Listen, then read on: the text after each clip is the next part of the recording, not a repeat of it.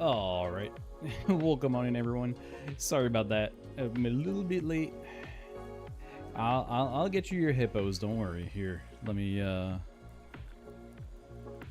get you your hippos. If they didn't play because of the starting soon screen here. Oh, it's on cooldown. Shit. Well. Huh. Oh, actually, I know. Hold on. I just gotta go in here. And then, where is it? Where is it? There we go. This. And I just gotta test. It's There we go. nighttime in a kitchen just I like got yours. you. It's he. All I is got quiet. you. Or is it? The North American house hippo is found throughout Canada what's up, and the Jay? eastern Also, hi, United Rainey. States. House hippos are very timid creatures and are rarely seen, but they will defend I their hate this, territory Rainey. if I provoked. hate that she has a 6 They come out at night to search for food, water, and materials for their nests. The favorite foods of the house hippo are chips, raisins, and the crumbs from peanut butter on toast. They build their nests in bedroom closets, using lost mittens, dryer lint, and bits of string. The nests have to be very soft and warm. House hippos sleep about 16 hours a day. There you go. Now you got your house hippo. Need 2? What do you mean you need 2? You only redeemed 1 of them. You can't have 2 of them.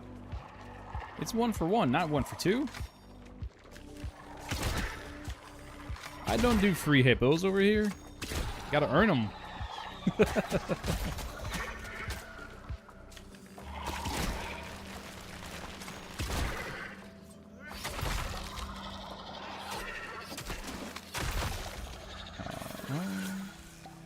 Alright, so what's everybody been up to lately? I know I haven't been on in almost a week now, but I mean, I'm here today. Wait, is that not the right? This is the right place. Why is the Mannequin King not back? Oh, I guess. Oh, I guess I just shot too high.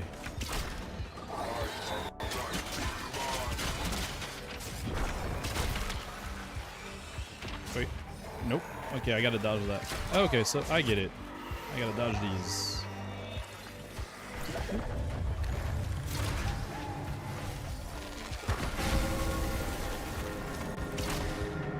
Wait, no. No. Jesus. Why am I so confused? Oh, he's right here. Well.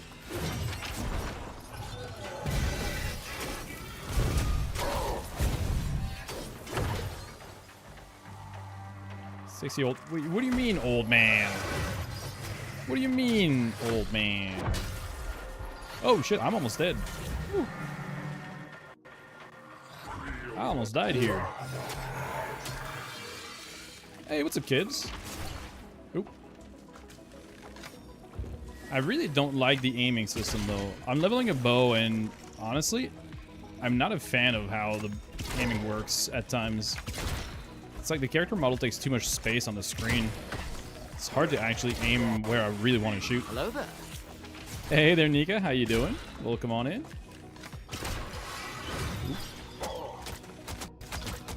So, is it just me or is the audio like cutting in and out? I might have to restart the game. There we go. Okay. He's out. And we're good. Wait, oh, hold on. I have the wrong chat window up. There we go. I have to be careful because there's the second chat I need to pay attention to. Bowser, please. Oh, I don't need that. I already got the Sabatons. I need the chess piece, not the Sabatons or the helmet. Hey, what's up, Jester? How you doing? Pen and Bowser? Yeah, Bowser's trying to be part of it as usual. He's always hanging around. And now he's trying to go where there's no space. No, stop. You gotta stop that. Thank you. I swear to God. He's always trying to go where there's no room for him. Yeah, so I got my... Wait. Oh, I do have the pants already crafted, I think. Yeah, I might have to restart the game because it's a bit choppy. Let me just check at the very least if I'm wrong. Oh no, there it is, Mendicant King. Yeah, I got my Mendicant King bottom pieces, so that's good. That's some nice looking armor. It is the founder Siren pack armor. So it's essentially the wild variant, so the equivalent to primes for Warframe stuff. I'm enjoying it a lot, Kibs. I'm genuinely enjoying it a lot. I've been playing it a decent bit. I'm not completely caught up. I know, like, I have almost 2.5 more levels worth of stuff to grind. I am in the process of leveling weapons and packs, really. Almost done with Wild Siren, and I think after that, yeah, I have the 2 Iseldas, and then Ode Tempest. So I'll be working on the Iselda pacts, and then trying to get Ode Tempest. I'm almost done collecting everything I need from the Kith of Kings, so then I'll be able to change to a different faction that has the Ode Tempest in it. But yeah, I'm genuinely very much enjoying it. There's a bunch of stuff I need to collect still.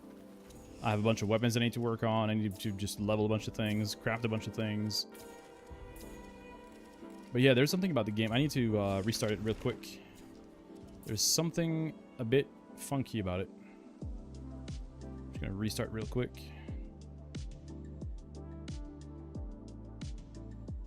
Yeah, it's been closed for like a minute, or not a minute, but it's been closed for a little bit and it's still open. There we go. Okay. Let me just relaunch. I'm just gonna turn to a different screen for a sec while I put in my password, because I'm still not there. I don't think they have a streamer mode for this one yet, so you know my entire email is up and visible, and it is my personal email because that was an account I made way before I became a content creator. Like when they first talked about Soulframe, I was not even doing streaming or content creation whatsoever. So I did create an account a while back, and it's on my personal email. I'll have to look with them if it's possible to transfer it over maybe to my creator email account, but you know, not a big deal. There we go. Game. There it is. Okay, perfect. You've been loving it too. Got an MR11 in 3. Damn. Okay, that's some very big progress. God damn.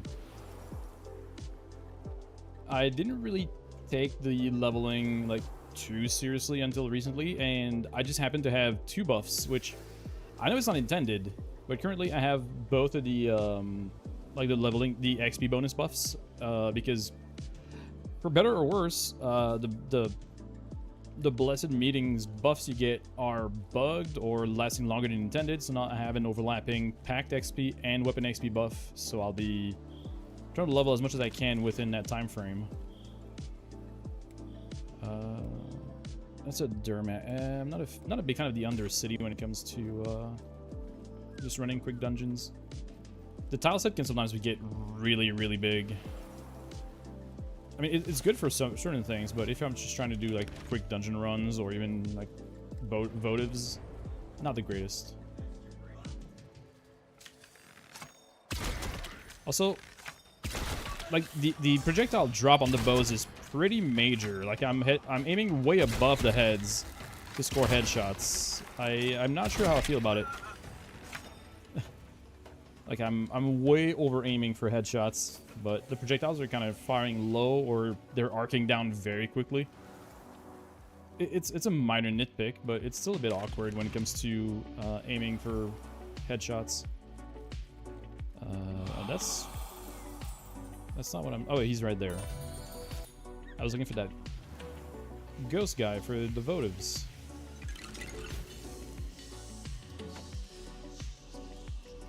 Alright, let's do that. Hopefully that works out. Wait, why are my alerts not working? Oh, there it is. Okay, so that could be many things, but is it jerk off? Oh. Okay, never mind. Saying it out loud, I just got it. Thanks for the follow. Okay, yep. Reading it didn't really just connect, but yep, good one. Thanks for the follow, appreciate it. Have you defend this yet? No, Jester. I have not finished farming Styanax's weapons yet. I have Styanax himself, but not the weapons. Spot on. Yeah, for some reason, like the thing about, like, you know, the OUGH in English is that it can be, you know, off or O or, you know, even through. Like, it can be said so many different ways. But yeah, the natural way is the best way, apparently. That's a clever one, though. I like it. You have it? How is it? How's it, Jester? Gotta go find a rune. Oh, there's plenty of places to get runes. Randy, you can find them in, like, these little chests right here. You can get them from, you know, certain bosses, from dungeons.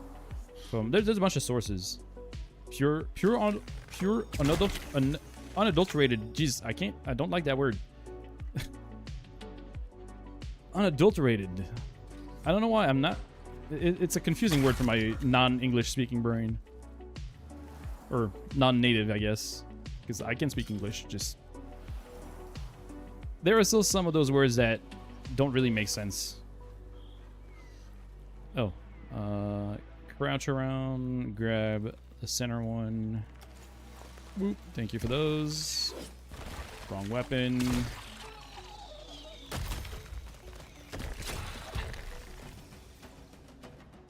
Oh, they don't really drop stuff if you just kill them. But, yeah.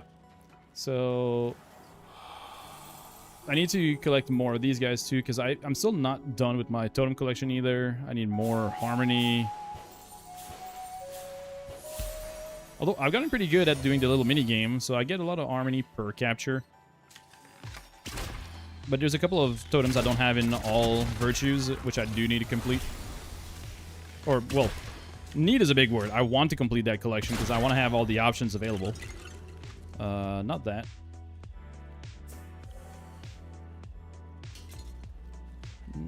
I'm completely off track towards where I need to go. But yeah, I will make room for some more Warframes soon enough. But you know, Soulframe had drops. I'm in the mood to just grind some Soulframe, so eventually I'll go back to doing some Warframe. But hey, what's up, Dirty Turk? How you doing? All right. Oh, that's the boss. Gotcha.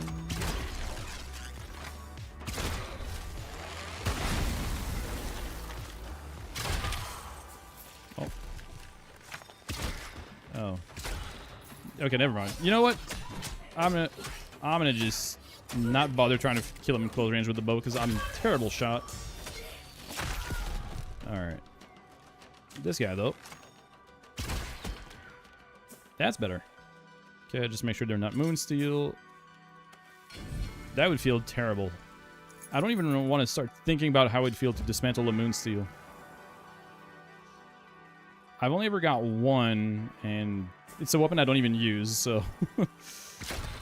Wait, can you actually... Yeah, you can break these. Okay, cool.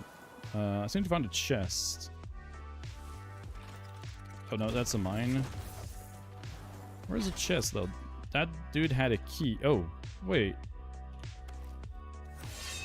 Oh, that was Bog and Myrtle. I thought that was weird that the bow didn't have the beam but had so many tempers on it. That Bog and Myrtle might be pretty decent. I do like the sword and shields. Still kind of looking forward to grinding for a good life wake. It's just my favorite design-wise, but that fire temper. Sorry, looking for a chest. Don't mind me. Maybe I just missed it, or I opened it already. I don't know.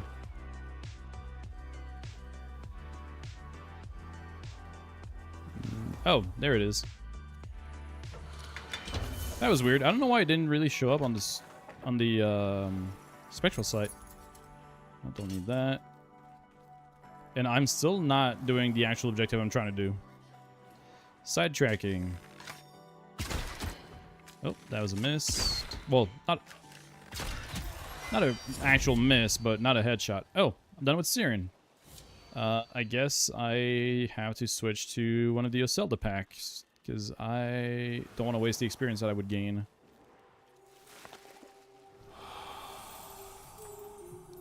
I really also... ADHD game? Oh, yeah, that's... I mean, I am diagnosed and medicated for it, and it still happens. It still happens. Even if games don't do it inherently. Like, earlier, I was filling up my water. I filled it up using... We have, like a filter water pitcher that we just keep in the fridge. And I, you know, fill up my bottle. And then I bring the pitcher to the sink so I can fill it up. Put it next to the sink. And then I go, what am I doing with this? Like, in the 2 steps it took me to take it from the counter to the sink, I forgot that I wanted to actually fill the water pitcher. That, you know, that's how it goes. Just average ADHD experience. So yeah, that was certainly a moment. Hey, nice.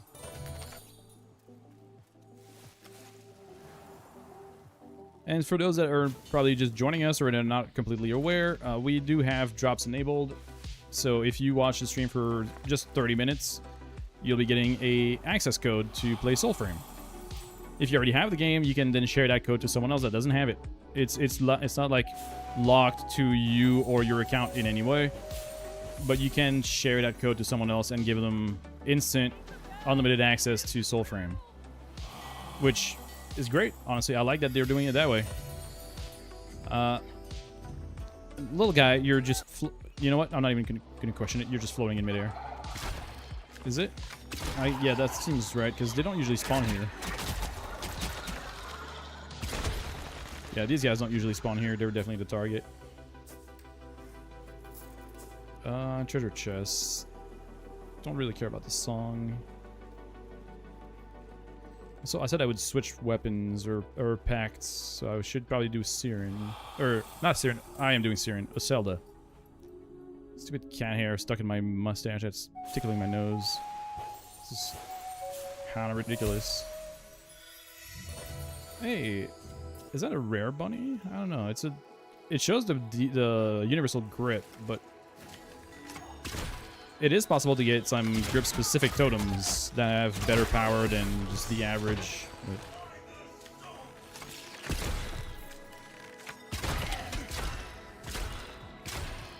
Okay, alright.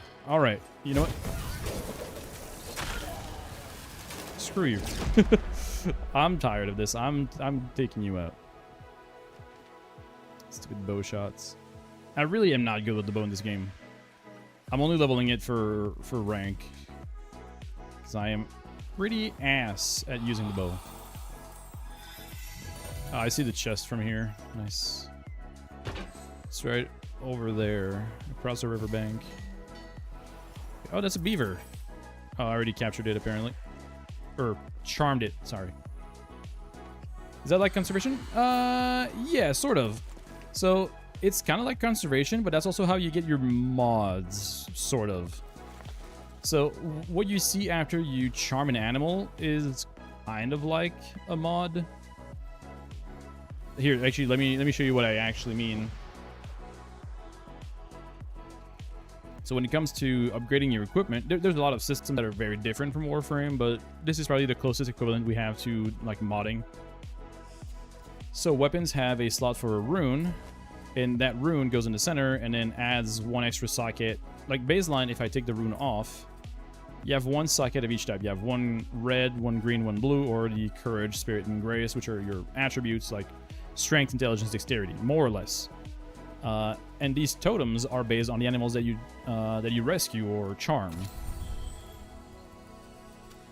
And so, you know, each animal has a certain amount of different totems they can provide. So, you know, all the fawns have different types, and then you have them in different colors. And if you match the color to the totem, it actually gives you some bonuses. So that's kind of the gist of it, or the simple side of it. Oh yeah, sure. increase that, and then yeah, no problem. I mean, I feel like I'm pretty comfortable with most of the systems in Soulframe. So if you have any questions, same as when it was Warframe, I'm happy to help and provide any assistance or any information. I'm not, you know, the most knowledgeable. I haven't done like everything there is to do, but I've done a good bit, and I do read a lot. I've been, you know, helping people out on their official Discord as well. Been giving some people some assistance when I can. So I've kind of learned a good bit throughout that process. Actually, do I not have a spirit loadout yet? I'm gonna do that just now. So if I switch to... I mean, it doesn't really matter which one I pick for now, because they're both doing the same, effectively. We'll start with the base or sell the pack. Now, I don't know which one to start with. We have the Earth route here. Oh, I have the base Gwilyn. I don't know how to name it, but I'm only missing one staff, I think, which is the Staff. Yeah, they did add a lot of stuff. It depends when was the last time you played Nico. It really depends on when the last time was.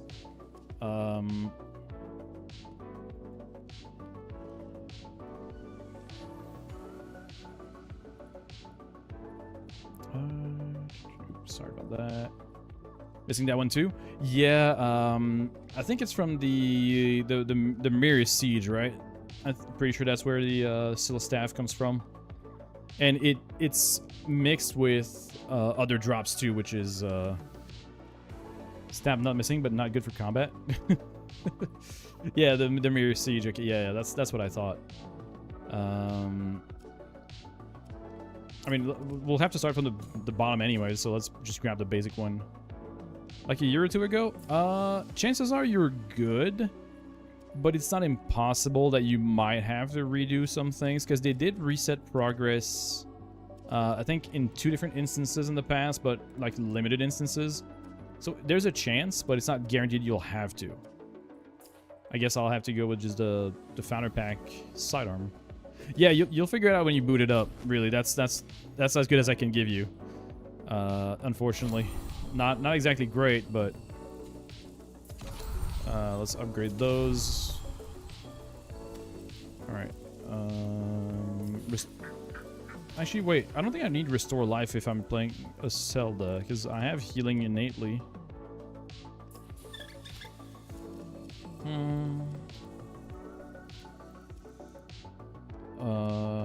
Runes deal additional damage.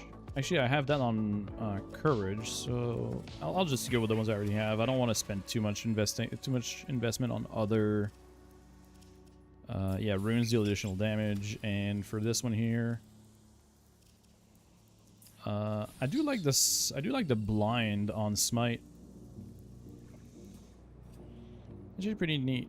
Or maybe I can do the like increased chance to smite on.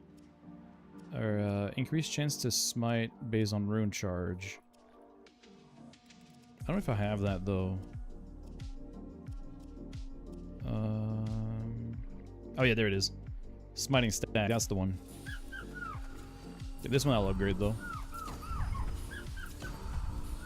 I should probably use that instead of that in the upgraded slot.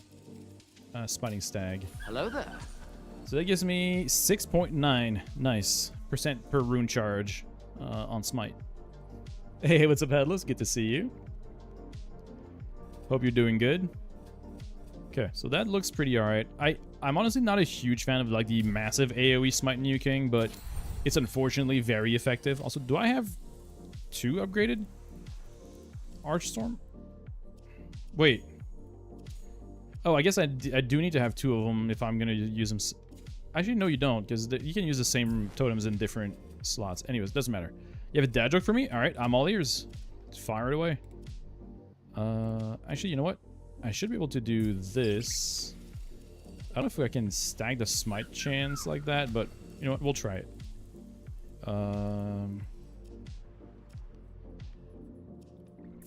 Yeah, let's just go for the actual pull smite. Yeah, let's do that on this one.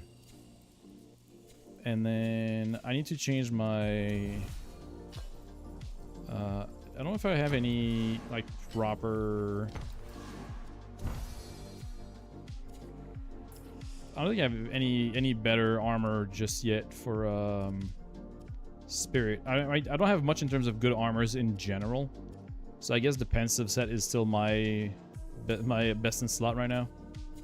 That's why I'm kind of working on that. It's nighttime in a kitchen just like yours. All is quiet. Hey, what's up, Null? Or is Thanks it? for that. Thanks for that, Redeem. The North American house hippo is found throughout Canada and the eastern United States. House hippos are very timid creatures and are rarely seen, but they will defend their territory if provoked. They come out at night to search for food, water, and materials for their nests. The favorite foods of the house hippo are chips, raisins, and the crumbs from peanut butter on toast. They build their nests in bedroom closets, using lost mittens, dryer lint, and bits of string. The nests have to be very soft and warm. House hippos sleep about 16 hours a day. I mean, with how many I have, I might as well just do it. Pensive is the best magic. Oh, that's interesting. I mean, I know there's a bunch of like hybrid options. I know there's a couple of... I mean, might as well just do the whole set at this point. Even if I'm not a huge fan of the element because of like the extra hair that's thrown on. That's fine. I'll just keep it as is. Just use the default. That's fine.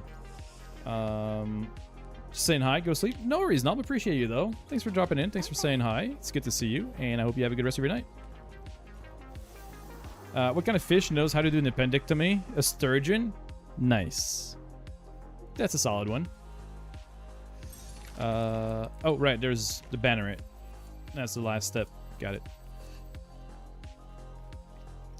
Yeah, I guess if you're going like pure spirit, it's probably one of the best picks, but there's a couple of like hybrids, like Spirit Grace or Spirit Courage armor sets. But I feel like for pure spirit or like very high spirit focus, it's probably one of the better ones. Which is a bit weird because you get it super early. Oh wait, that's not the enemy. Whoops.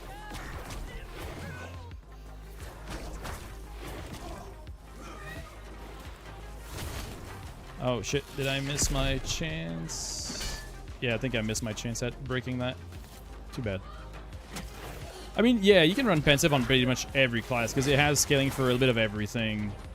It's just like not the like most exciting thing to always be running the same armor set.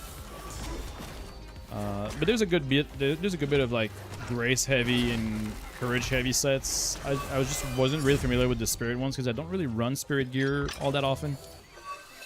I typically do courage as my primary attribute on most of my stuff, but when it comes to leveling gear, I just throw on whatever is matching the pack that I'm, or not even the pack, because I could run like courage of Zelda or like grace of Zelda if I wanted. I don't have to run spirit. I guess it just gives me an excuse to run the spirit weapons because I haven't done them yet, and there's not a whole lot of them either. It's a pretty quick process.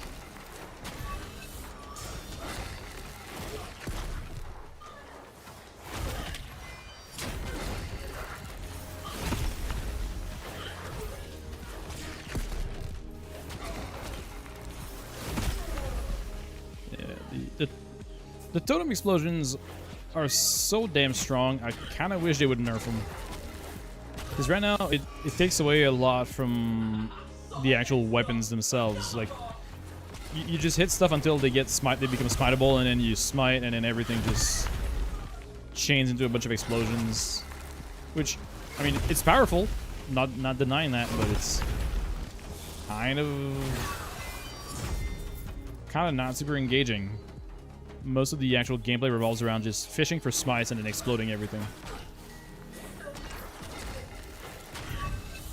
And I think the actual like weapon combat gameplay should be more prevalent instead of just like the fly blades for like super high smite procs, and then switch to a heavy weapon or whatever does the most damage, while the fly blades are just flying and ticking.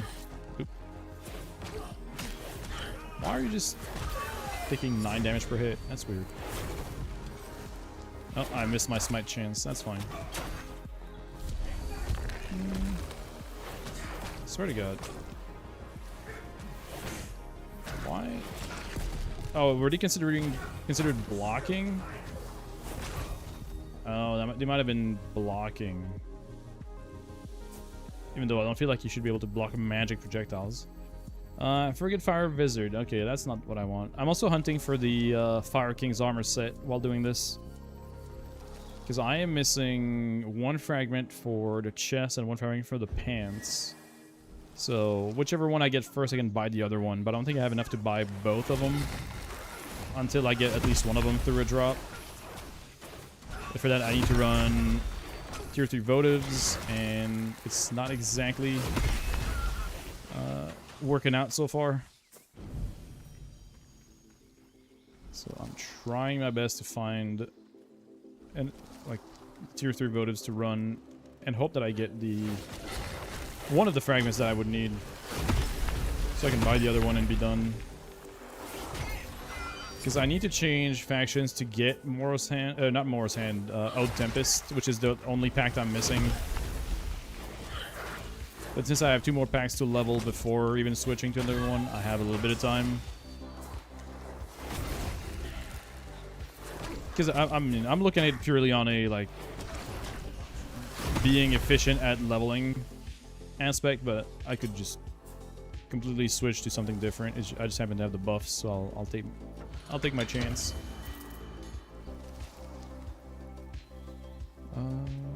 Okay, not a whole lot here. Oh.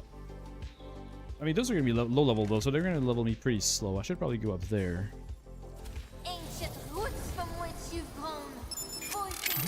Hey, Zombie Boy, thank you for the follow. Welcome on in. Appreciate it.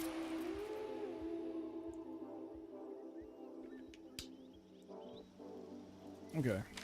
Oh, wait. Yeah, tree.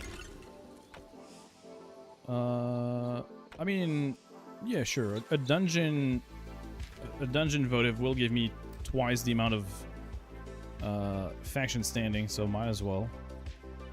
Should give me about 2,900 if I'm not capped. I don't know how close I am to cap or not, but oh, that's maybe a problem.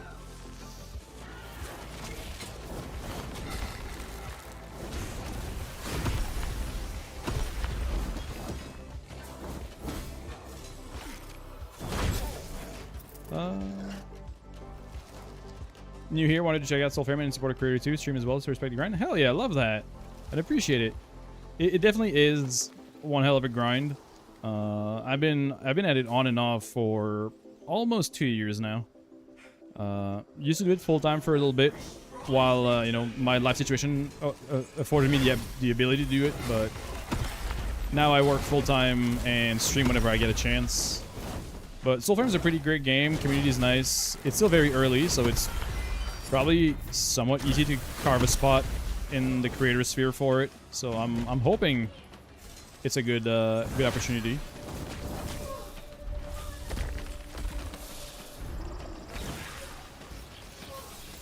Oh, there's a healer up there. I need to go get rid of that. Oh shit! Never mind. They have drop pods. Okay. Right. So the drop pod doors actually block me. That's funny.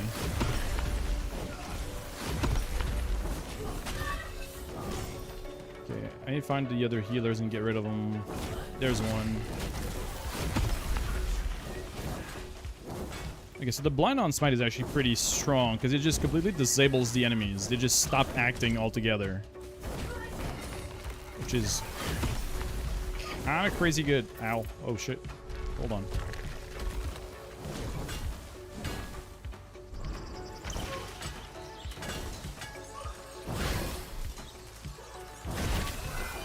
There we go, finally. Whoop. Man, I am not used to playing the magic classes or the magic weapons. I'm a big weapon unga bunga guy usually, so. Got it. Okay, so did he drop something over here? No, just some resources. Nothing major.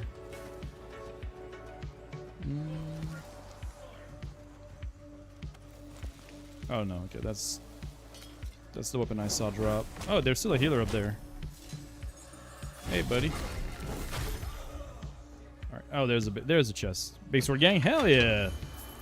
Yeah, I'm usually a all up in your face, big sword kind of guy, big weapon, like strength builds. Although I do sometimes mix a bit of magic. Like when it comes to Souls game, I typically do like strength faith. Like Elden Ring and Dark Souls, I was doing strength faith. I was running, you know, miracles sometimes, but or like the big holy damage weapons. Jeez, why can't I remember the name? There's oh yeah, yeah. Jesus Christ! How could I forget the Great Sword of Artorias? So there's two different versions in Dark Souls 1. There's the like the holy damage version and the like desecrated version, but I usually ran the holy version of the Great Sword of Artorias. That was one of my favorites. It was so damn good, and it looked dope. Because I mean, I would lie if I said I didn't pick the big weapons because they look sick. There's more weapon to look at, so they have more room to put some cool shit on them. You know, little daggers can be nice, but sometimes the little daggers just look very plain because they don't have a lot of room for details. 14 has been treating you well? Nice. Last I remember, you were leveling Monk, right? How's that going? You do like strength and magic builds and souls? Makes... Yeah, I mean, I typically do a little bit of everything. Like, I do several runs, or at least try to do several full runs. I've done a couple tries, but there's something about strength faith that just... I mean, I'm always a big fan of the paladin archetypes. So strength faith with holy damage or lightning damage or fire damage is always up my alley. So whenever I have the opportunity to do that, I try to do it. And in this, you know, we have the abilities on the packs that kind of feel a bit like paladin magic sometimes, but just big swords, big hammers, big axes. Just give me the big weapons. Just overpower the enemies. I'm not about that death by 1,000 cuts.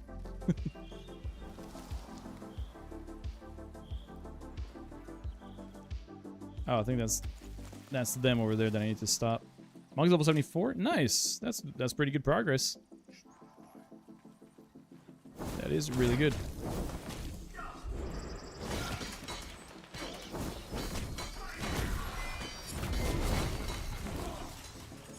I should probably go and invest my points too on the pact because I am still actively leveling him up.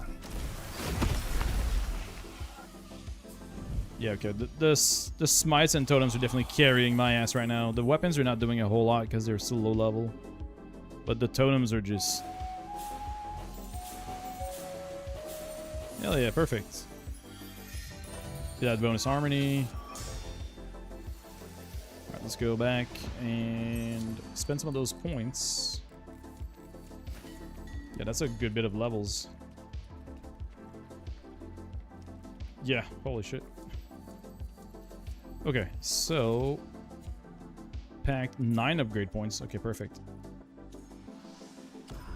Okay, I will get this one first because that is gonna give me more damage. And then one of each. Stormblood Extremes, nice. They're fun. The Stormblood Extremes are fun. Some of them are not soloable though. Like in particular, the first one. It just can't really be soloed since it has a mechanic where you have to interact with a mechanic, and then you have to have someone else doing other things while you're doing that mechanic, meaning that you cannot do it on your own, which is a bit of a problem. But you know what? It is what it is. Wait, I swear I know. Okay, wait, there's another patrol. Oh, don't mind me, guys. I'm just gonna play some music. Just Oh, damn it. That's fine. That's alright. Thank you for waiting. Alright. Yeah, okay, so you know. Okay, yeah. You know about Susano. Yeah, the Susano mechanic just doesn't let you solo it. Unless there, I mean, there's a very, very specific niche case where you can, but you have to have like absolutely perfect RNG on crits using using Pictomancer.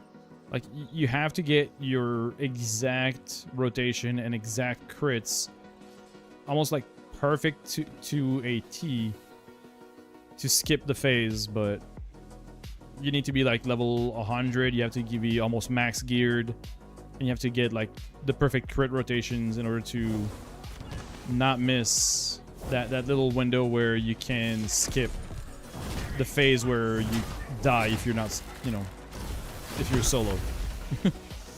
So yeah, I tried it, couldn't get it done.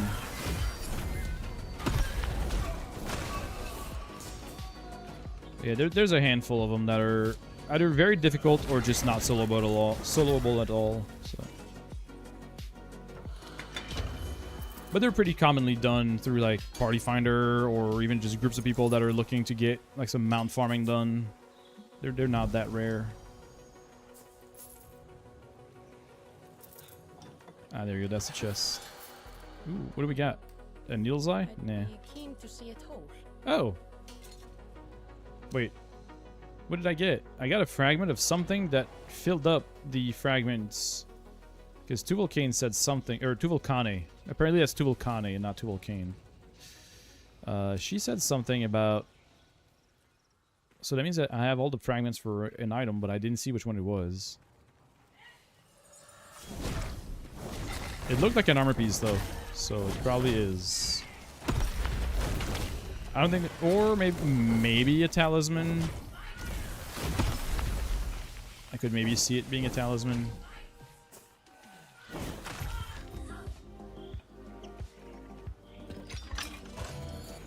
Alright. And another chest. Those dendrit chests sometimes can be good money. Well, not necessarily money, but you know, they can yield some good items, but not this one. Okay, give me whatever totem you have. Oop. Didn't get it perfect, but that's alright. During battle, where? What do you mean battle? There's enemies? Where? I'm sorry. Why am I in battle? Who am I in battle with? Or oh wait, is it the organ keeping me in battle? Oh, I mean it might be. That's fine.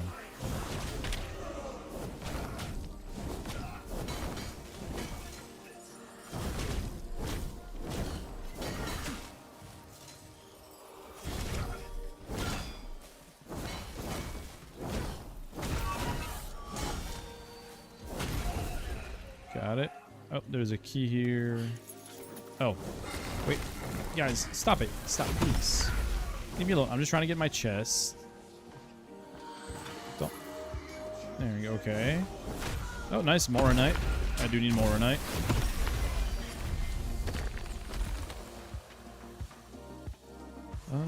You've been in Shadowbringers for the last month? Oh, nice. How have you been enjoying the expansion? Because I know Shadowbringers is a very popular one. One of the most highly regarded ones, but...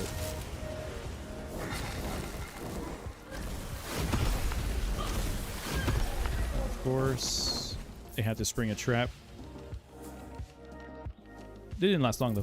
Lahi stuck in your head? Yeah, that's the classic. Yeah, that... Wait, is that the right one? Yeah. That's the right one, right? I guess zoning into here will clear me from combat and I can go back to the... Nightfold and check what I got that I can craft. Yeah. Okay, yeah, that was right under a city.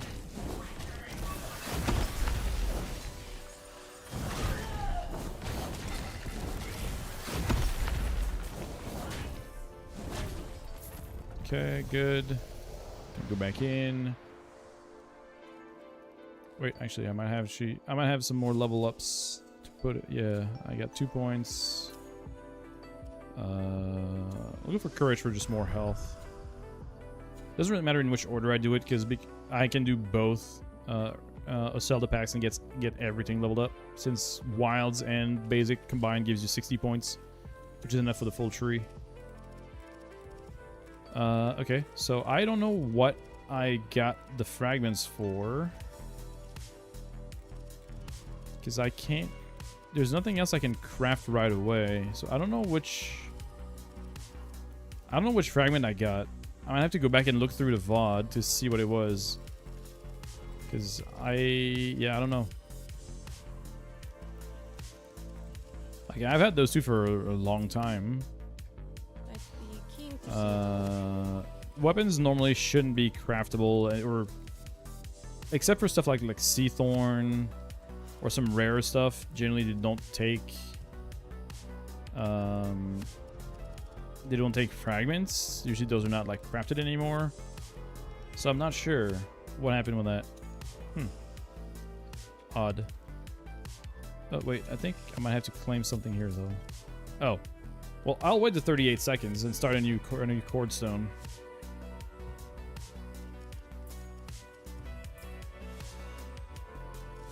Because I need to start using my lamperite, because I'm capped on that. Somehow I had 51 earlier. Don't know how that worked. I don't know how that happened, but I over-capped by 1. And I have to start crafting them on cooldown, but I will run out of Whispering at this rate. I can only do like 8 more.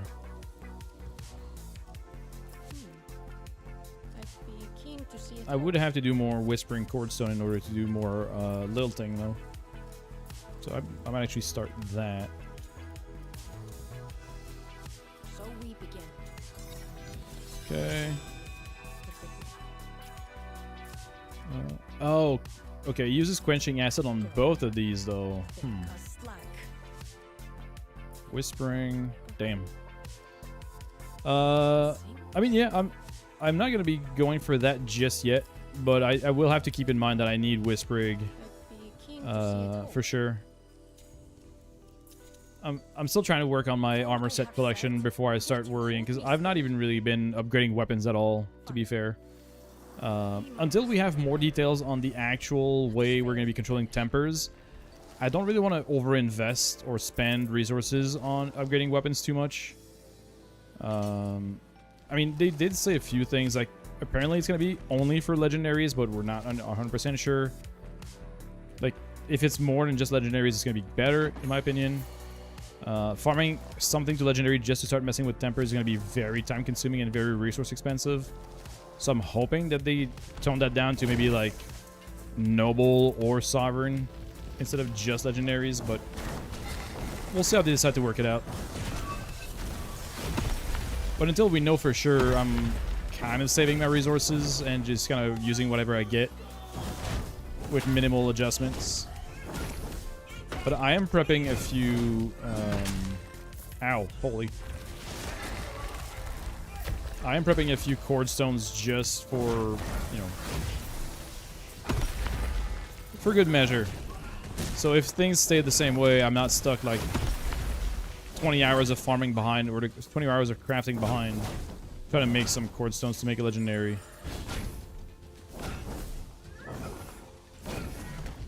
I mean, fighting it'll make is great. Yeah, I mean, pretty much all the zones in 14 are designed to be done once on foot, and then after that with flying.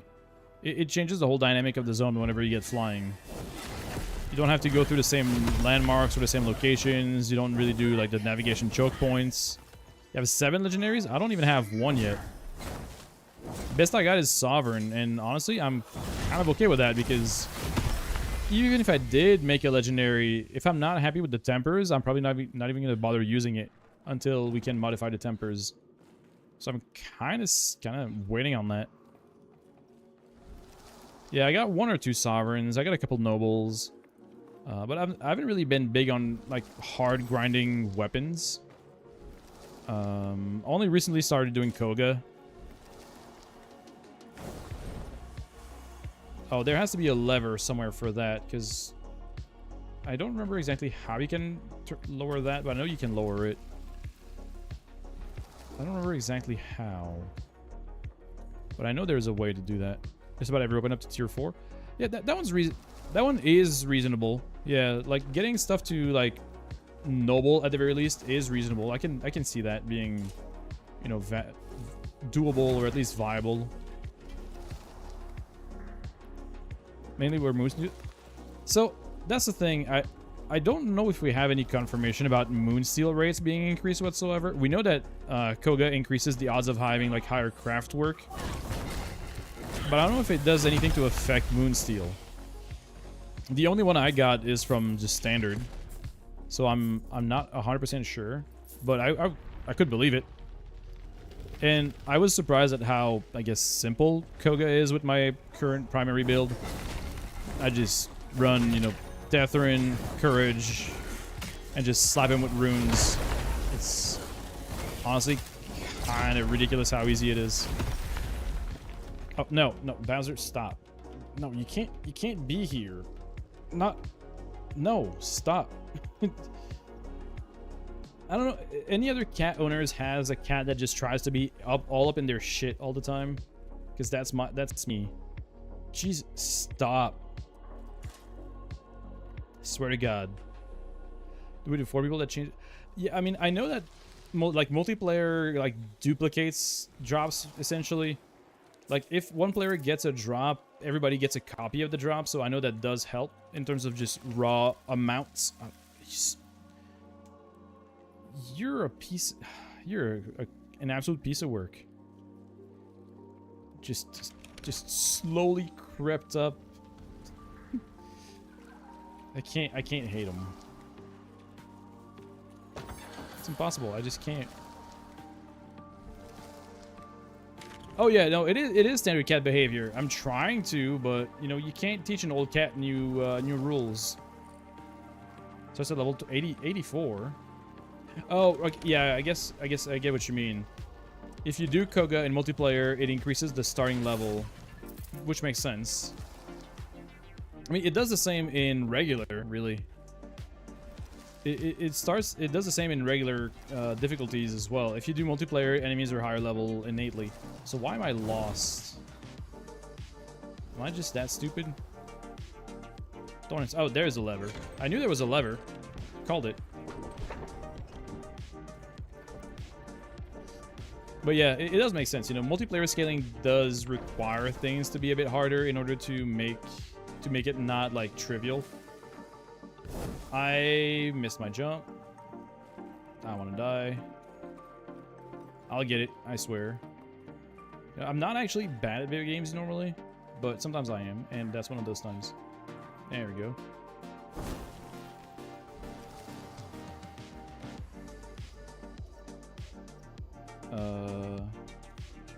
Hello? Door? There we go.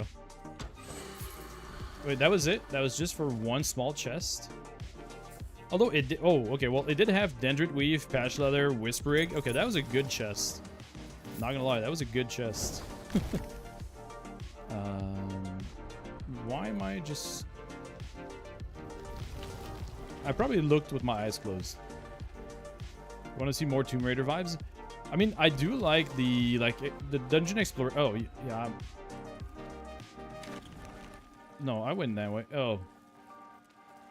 Jesus Christ. Yep. Like I said, I'm good. I'm good at games. I look with my eyes closed. But yeah, I definitely do like the dungeon exploration, dungeon puzzles a whole lot. Some layouts are very confusing though. Oh, I didn't mean to pick that up. I'll have to dismantle it later. Didn't mean to grab that. The dungeon maps, yeah, they are very varied. Each tile set is vastly different. The puzzles or the room layouts and the difficulty of each is pretty different. But I still think there should be maybe a bit more variance in some of them.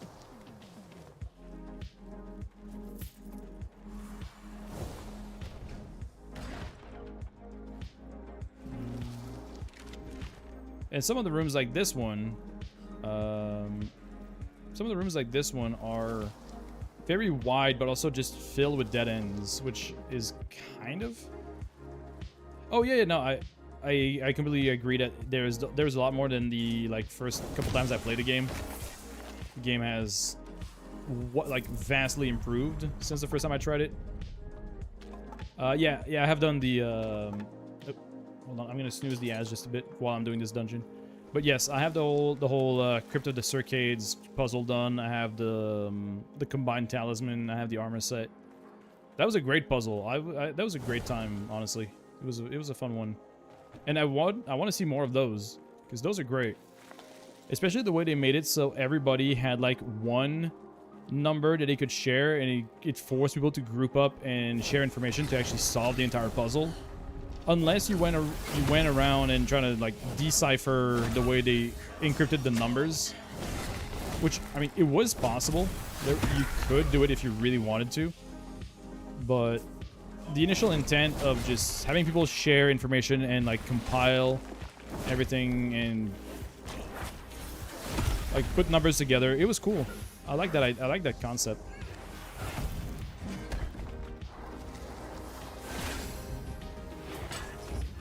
Really? Man, my Gwilyn, my starter staff is too weak to do most of these enemies. That's funny.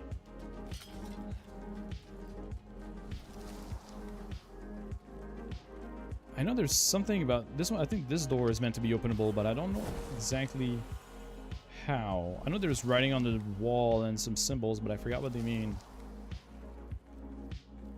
I'm not exactly sure how you actually get in there. Or it's something about... No, maybe not. I know there's something. With your weapon? I thought for sure there was... Oh. Yeah. Thanks. I don't know why I didn't even try that. So many times I just ended up kicking or swinging at doors hoping that it would open. And that was the answer. Thanks. That was the exact answer I needed. Wait, which direction? That one's probably not a dead end. This one has to be then. This is a hallway that looks like it should have a door, but it's, yeah, dead end. And no chest. Okay, never mind. I could have checked the first time I was here, but... Why would I? I have to run back and forth every 10 seconds just to look at other areas, make sure I didn't miss anything. Because, you know, if you go the right way the first time, you went the wrong way, because you have to clear the rest of the dungeon, so you have to go the wrong way first in order to go the right way second. That way you know you cleared everything. But if you go the right way the first time and you only realize it late, then you have to backtrack a whole lot and then redo the entire way again, back and forth, to make sure that you loot everything. So that was very satisfying. I'll say, I'm not a huge fan of the pulse smites for combat. It does trivialize a little bit combat, but when it comes to looting, God, it's satisfying.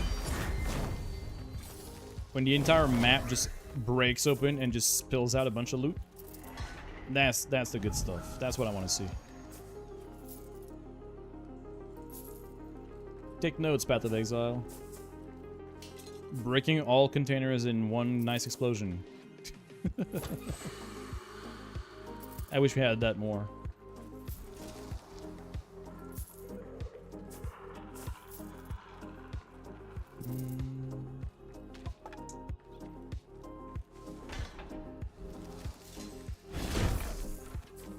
Okay. I need to break all of these, really, because there's a bunch of materials in those. And, like, on a daily basis, I probably see 20 to 30 people asking how to get some of the materials that you can find by just breaking the containers and the barrels. So, like... So this is breakable, I'm pretty sure. Yep.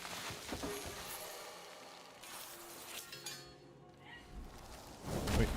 What? Where did you guys come from? I just came from this side and you guys weren't there. The hell?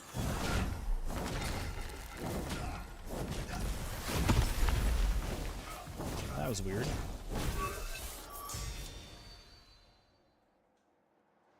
Odd.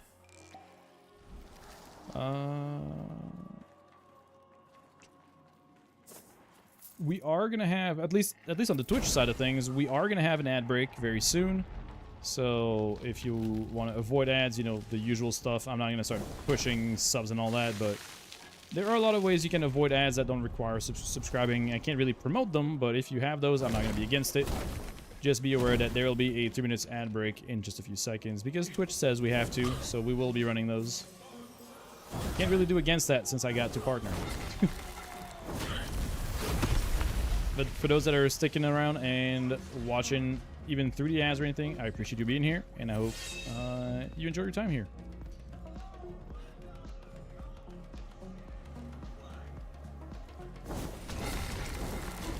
Or at least my subpar entertainment.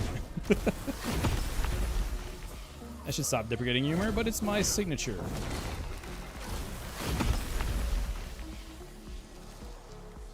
What secrets? What secrets in the hidden... Wait. What secrets in the hidden chamber? That seems like it's missing a couple words.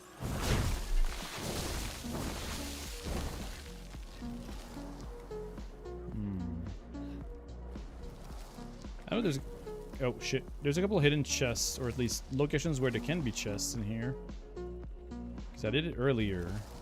Oh, there's one right there.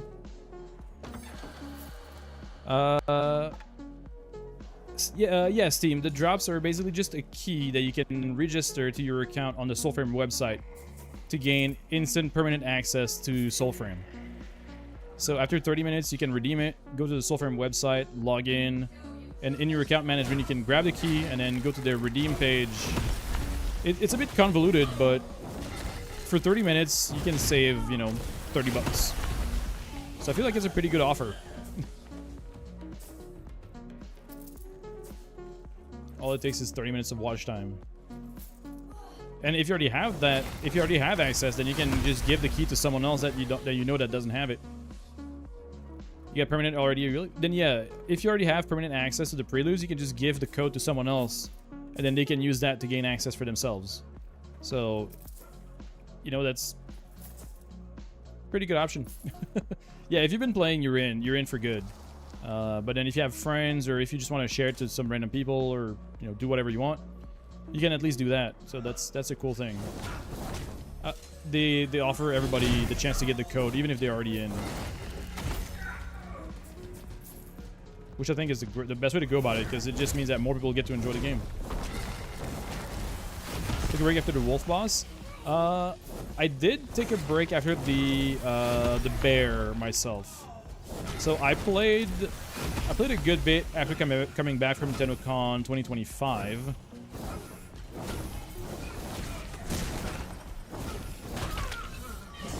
So, like, I went to TennoCon 2025, saw the gameplay demo of the bear live when I was there, and then I came back, tried it for myself, played until I got the bear fable done, and then kind of drifted off a bit. But I got back into it now, and I'm enjoying my time, and like I said, I do love to make content. I've been making some videos and shorts trying to help people get introduced to the game and all that. So I'm in more in the teaching and learning mind instead of just grinding for the sake of grinding. Two-handed weapon, blight something? Wait, blight something. Two-handed blight? Am I just drawing a blank? I mean, could be the purity, which is kind of the opposite of blight, but it's the mendicant two-hand sword. Purity would probably be it, maybe.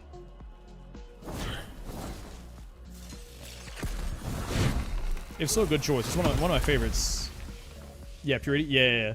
It's funny because it's the mendicant sword, so it's kind of like the zombie kind of rotted guys, but it's a very clean two-hand sword with a name that doesn't really fit. But yeah, purity's dope. I really like it. And yeah, I'm only one piece away from being done with the mendicant armor set as well. That's been on my loot radar right now. Been grinding to complete it. I think I'm missing like one chest piece fragment. 1 or 2. I'm not too sure, but yeah, I'm close to being done with the mannequin. Is that one of the best? I mean, I think it's one of the more popular ones if you're looking for great swords. There's a good bit of pole arms as well. There's the Gathanan, I think is the name. I mean, it's people just call it Gath, but yeah, there's another one. Oh, armor-wise. If you're going two-handed, I assume that you're going like majority of your attributes in courage, in which case, yeah. Either Mannequin King or the Arbear, I think. Arbear, the bear armor, the Bromius armor is fairly common too for high courage builds. Because ultimately, what you want is just you want your armor to scale off of the same stats as the weapons you use. So if you use mainly courage weapons, you want to have your armor scale with courage. Bowser, stop!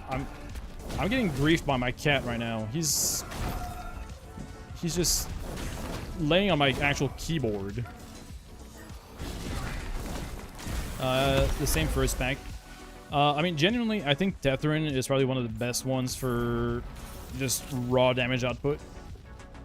It just happens to be really strong at doing large damage buffs. Yeah, Tetherin is my favorite still. I like Duello though. Duello is super fun because you just have the power of gun. You can just run around and ask. You can just tell people to just parry this shit and shoot them in the face with a gun. So that's also cool. And the gun for Duello scales off of your courage. So if you're doing high courage, you can do some funny shenanigans, but you don't really get the buffs that Tetherin gives, which is really, really strong. You need to make it two-handed mainly? Yeah, I could see it. Right now, packs are generally kind of seems more like a tank. Bromius would probably be more of the tank pact. Tetherin has probably one of the strongest like weapon damage buffs in the game, as it is right now. They make him seem like he's a tank because like he has damage reduction and kind of a taunt on his second skill. He has an AoE stagger and stagger resistance on his third skill. But his first and second ability just give him a shit ton of damage, which is really underrated. Or at least, not necessarily underrated, but like overlooked. People just read the second skill and see like, oh, it taunts and gives you like damage reduction. But when you pop Tetherin, yeah, it does, but it's also funny because he's still one of the best damage dealers, which is kind of ironic.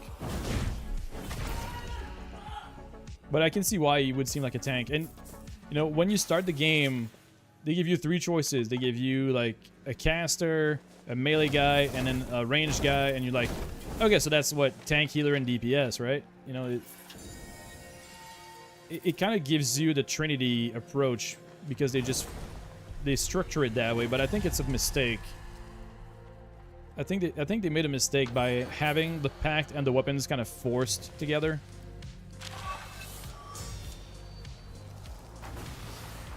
Because you can run, like, I'm running the Oselda Pact, which is effectively the kind of caster preset.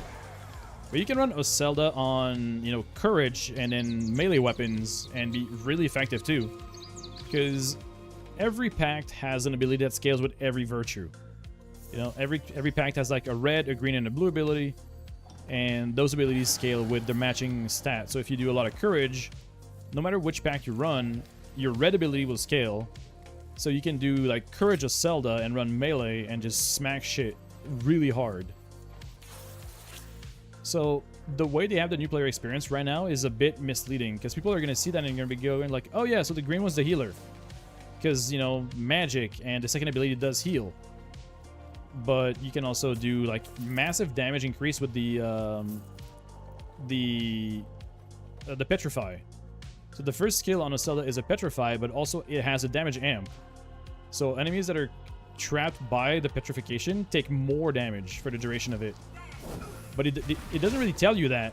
And it does more damage if you have more courage.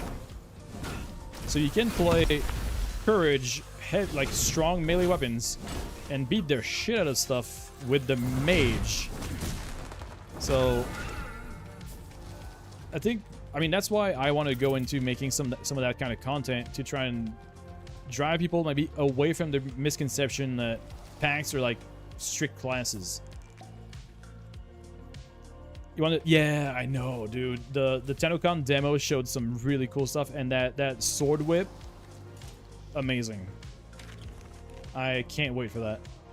It looks so damn cool, and I'm very excited to see how the new, you know, the edgelord packs are gonna work, because it essentially renames all the virtues. Instead of being courage, grace, and the spirit, it's some other terms that I completely forgot, but they're like a different style of virtues, or I mean they're not actual virtues in that case, they're something else.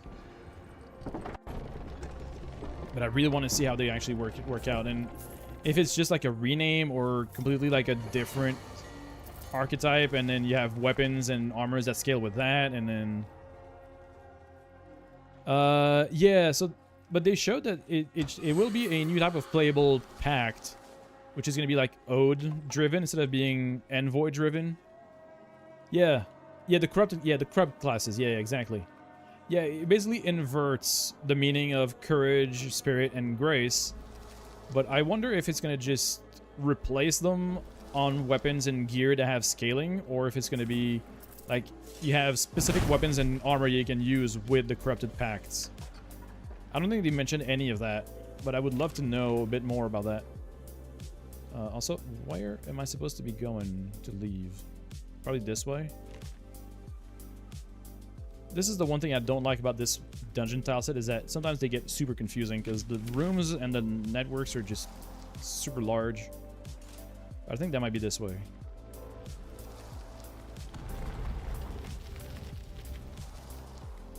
Yeah, definitely this way, because there's so much. Oh, wait, no.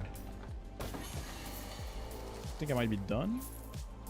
I don't remember fighting a boss, though, but I might actually be done. Who knows? There will be corrupted armors for sure.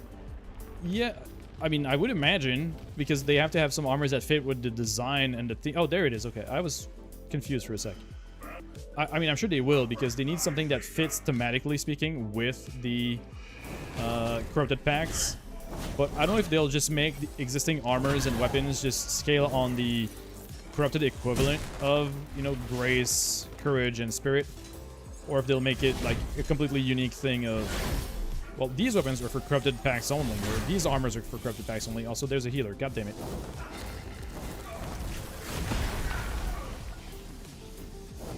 I knew it.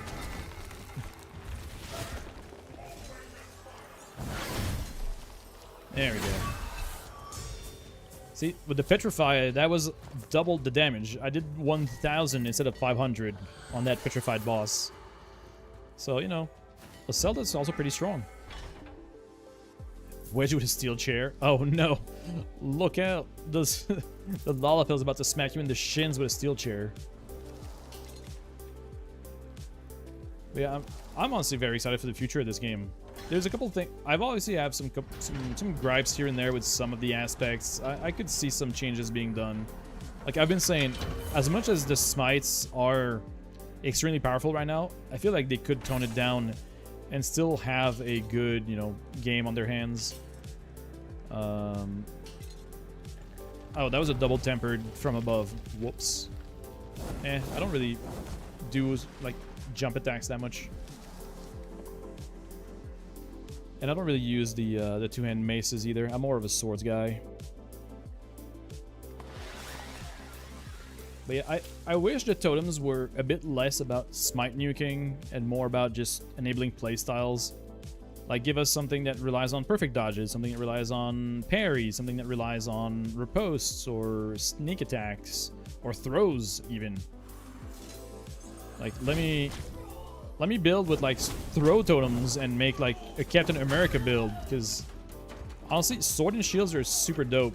Because you can throw the shield and still hit the enemy with the sword, instead of throwing your weapon and being stuck just kind of bashing them with your fists.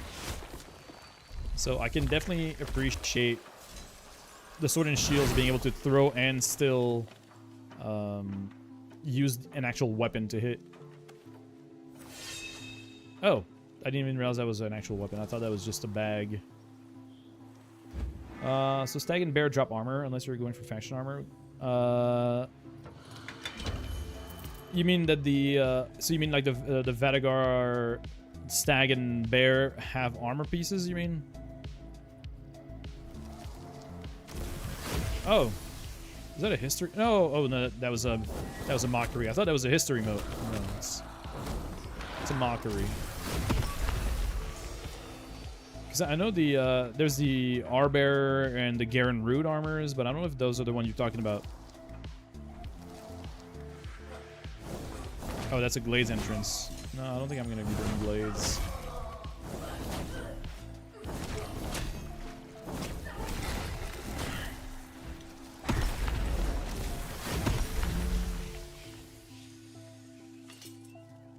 So right now, yeah, the Mendicant I'm almost done getting.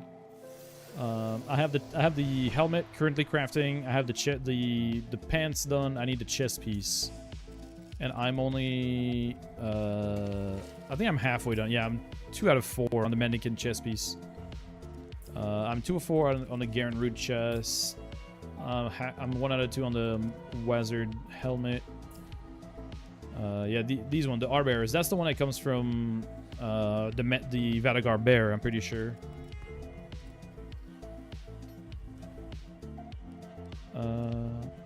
Yeah, I do have one part of the Steel Singer. Like I have actually I have a part of that too.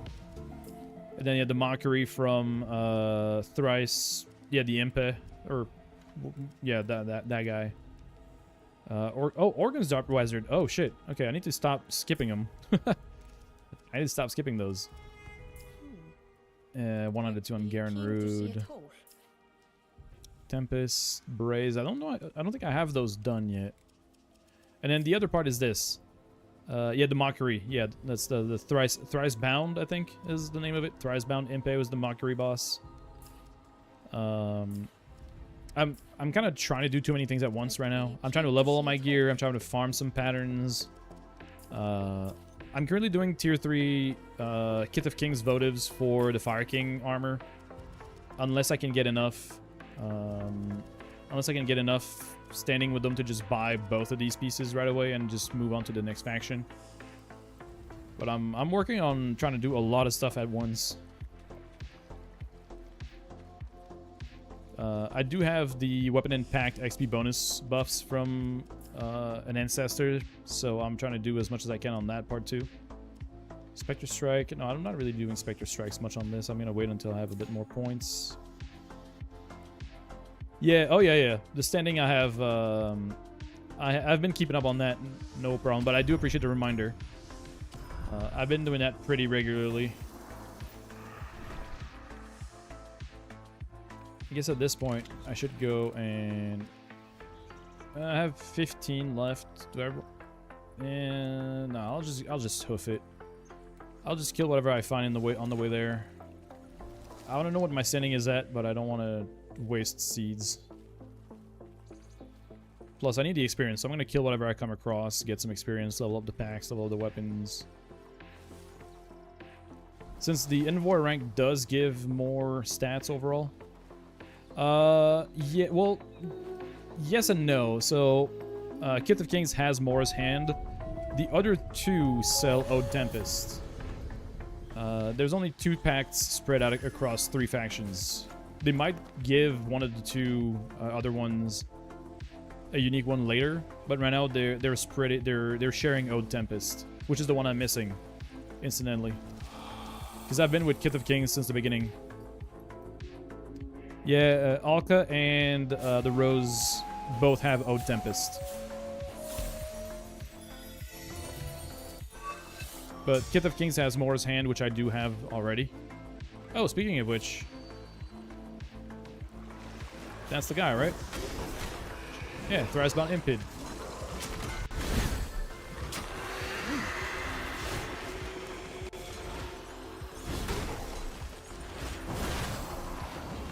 Oop.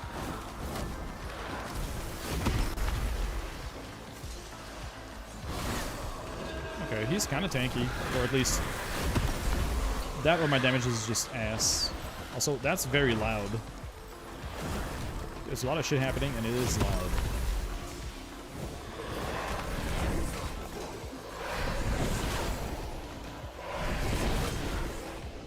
Whoa.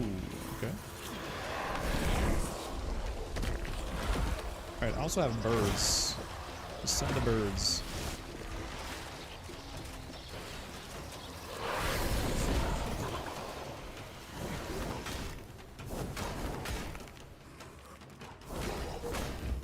Oh yeah. I guess I'm trying to get everything else done before just going into straight up boss farming, but that's definitely where I'm gonna probably going next.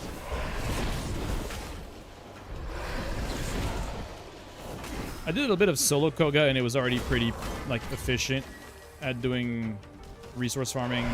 Oh, I don't have any rune charges.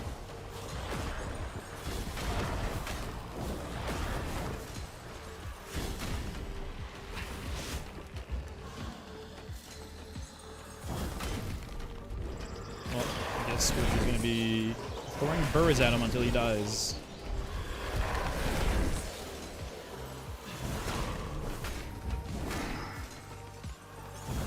Oh, we got the stagger on him too. Alright, nice. That was a very slow kill because that is not a build that I have optimized, but I got it done anyways. After one full run, it specs to one. Okay, that's not bad. Hey, look at that. Mockery Ilk. Didn't have that one. Oh, really? Okay, that I didn't know. I didn't really find, or I didn't really worry about like farming routes just yet. I've been mostly doing like, I want to farm this boss, or I want to do this content, or I want to do this thing, mostly by doing votives. So I've not really looked at, you know, optimized farming routes or any of that, or even doing like optimal farming strategies. But there's a dog boss in the Northeast Glades. I think I do remember that. Yeah. Wait, in the in the Glades. I don't remember that. I did remember like an open world kind of boss-ish dog enemy, but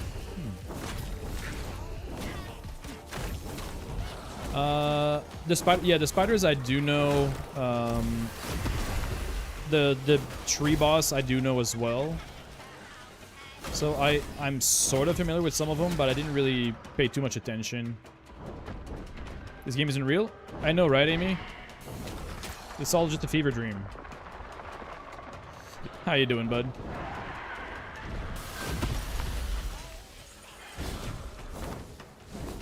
I think I farmed those specific bosses that you mentioned, Turk, because I was looking for runes. Shortly after coming back to the game, I was looking for runes to put on the weapons that I had that didn't have a rune unlocked yet. And I think that's how I got to find those bosses. Because they had runes for the weapons that didn't have a rune for already. Wait, am I missing something? Oh, there probably is one more that I haven't killed yet. No, don't really care about those tempers. What am I missing? There has to be like one more somewhere that I didn't kill for that chest to open up. Because it's just rooted shut. But it's right there. There has to be one more mockery somewhere that I didn't kill. Or I'm just looking for something that doesn't exist. That's also very possible. Oh, this guy up here? No.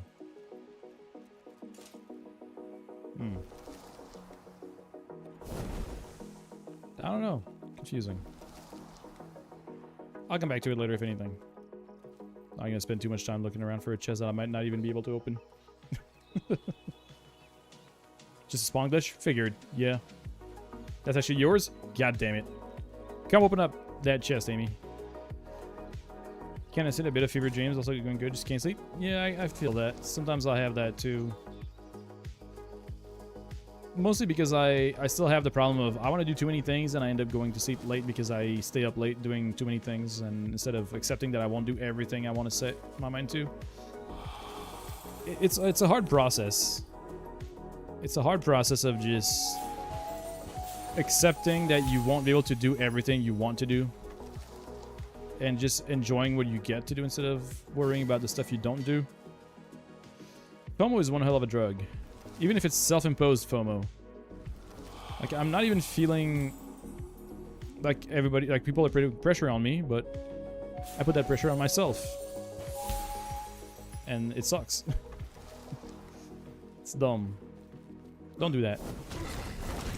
Don't FOMO yourself out. It's real dumb shit.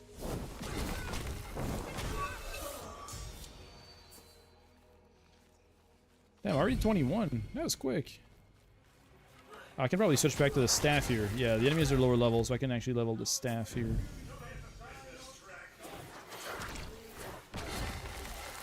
It's the beginner staff, so it's not gonna be that great. So I have to use it on lower level stuff that I can actually kill with it.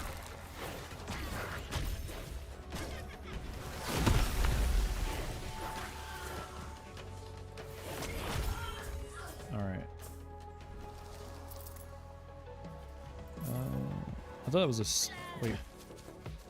What? Oh.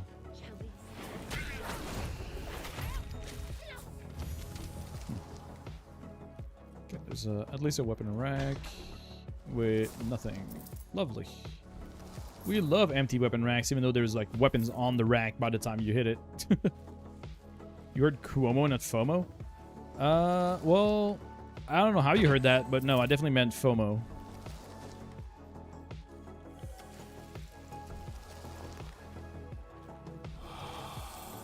There we go, instant.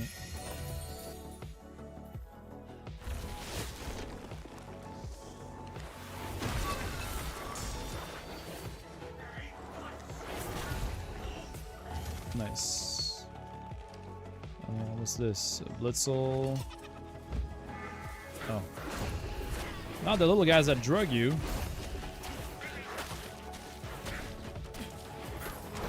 I swear, the first time I got hit by those, like, I guess, poison darts that they have or whatever, I got so confused. Yeah, these things, they just mess with your vision or the, like, the screen. You heard me. They actually, like, have some sort of, like, toxin.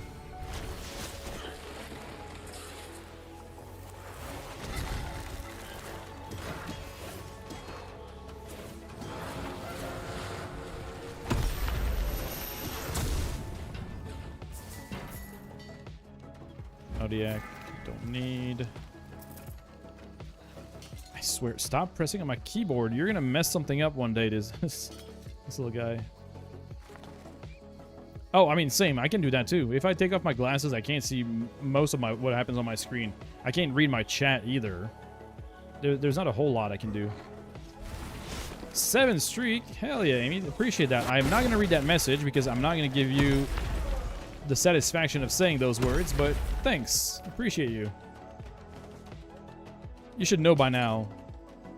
So why are there the rocks? What? I'm not even gonna question it.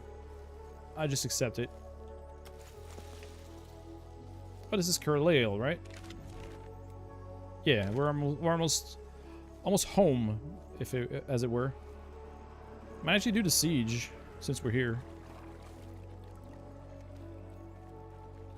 It's a low-level siege anyways, so why not? Should help me level up the... Actually, wait. Before I do that, let me go invest some points. Because I probably have a couple points I can put in both the Pact and the... I'm gonna wait until I have enough for the extra grace. 2 points. Nope. I'm probably gonna go for that. The increased chance of smite. Or, oh, actually no. Unhindered. I do like that for AoE. Alright, let's do that. The going back to hub? Yeah, I do like the fact that they worked in the Nightfold the way they did. It's a really cool, like, seamless transition. Well, the screen does go to black, but still, there's no actual loading screen really happening, so it's pretty seamless, pretty smooth, and it looks dope. So much better than Warframe? I mean, yeah, it's a bit different, I will say. Like, the dungeons still have the loading screens, or the, like, hidden loading screens, the way they did, like, Plains of Eidolon, or any of the open world zones. Like, you're in a... essentially like an airlock. You're caught in between two doors, and it just kind of happens before the door in front of you opens up. But, yeah, it's at least more of a seamless process than what Warframe is for the most part.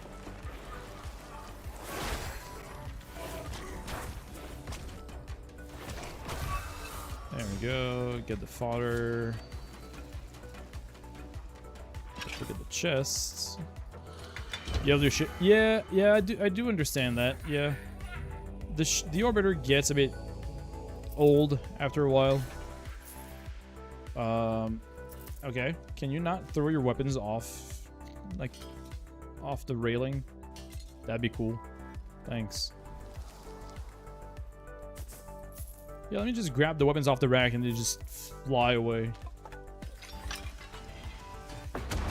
Yeah, that is a very new change, though. The weapons dropping as, like, pre-built items is a fairly new change, and I like it, honestly. It makes the game feel different in Warframe.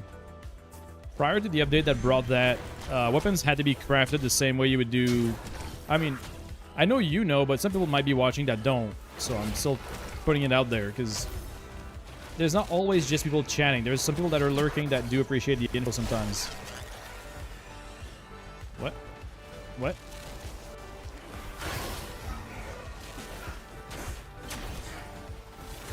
You owned like 2 weapons before? Yeah, no. Genuinely, I think the change is great. Are there issues with it, and could it be better? Absolutely. The game could definitely use, you know... Well, we know it's coming, but not having ways to control the tempers you get on your gear is a bit rough. And some people don't like the fact that it's currently pure RNG.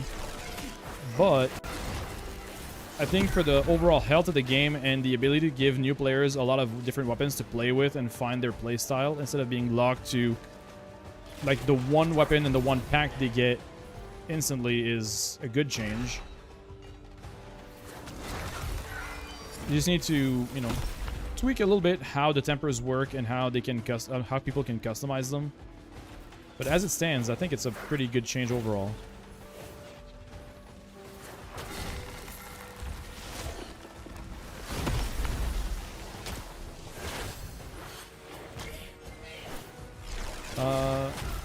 What lurk? Wait, what lurk? Which is what? Wait, huh? Oh, what lurking? Hold on. Sometimes there's emotes that change words, or like words that become emotes that I'm still confused about. So I'll have to check which one it is. Is it lurk or lurking?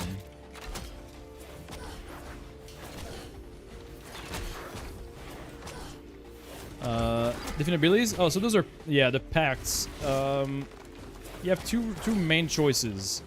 Either story quests / fables, or factions. Yeah, it's a 7TV emote, Rainy, yeah. So 7TV has like there's a couple of custom 7TV emotes that would replace words entirely with just emotes. And sometimes it makes following conversations or reading certain sentences kind of tricky. What?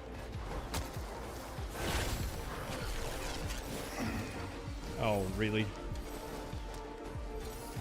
I swear to God. That would have probably killed him. So I don't know where the other bonus objective was, but whatever. Let's just go up. Yeah, exactly. Oh, well, I never saw that Scrivener, so... tough shit, I guess. I have no idea where that Scrivener was at all.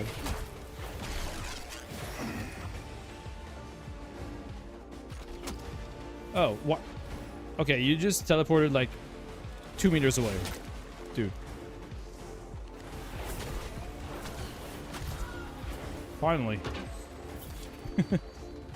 I love big fat tacos. Oh, hell yeah. We love big fat tacos. Oh god, no. Please don't do that. The hell? I'm just kidding. You do whatever you... No, okay, never mind. No, you don't do whatever you want. That shit's cringe.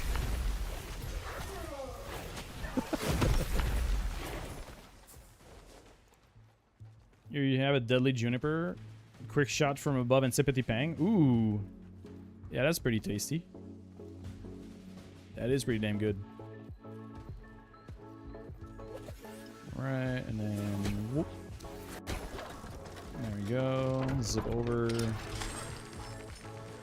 Yeah, I'm not a huge fan of the caster weapons, really.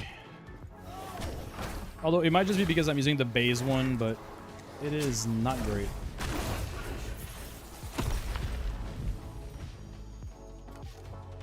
Alright, and we go down. Don't forget to grab any loot. And then light it up. That was a pretty slow start.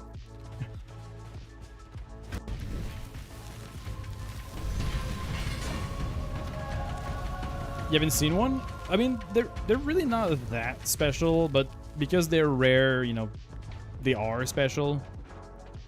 Just kind of weirdly special. They just happen to be shinier. Do I not get the siege completion? Guess not. Whatever. We'll just leave. Oop. Almost fucked up my fall damage cancel. Oh, there it is. Siege completed. Why do I have the Estelle twice and not... You know what? I'm not even gonna ask. Game does game things.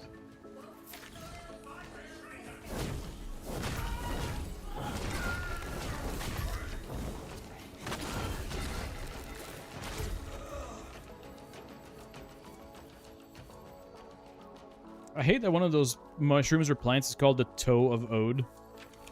I don't want to collect people's toes. What the fuck?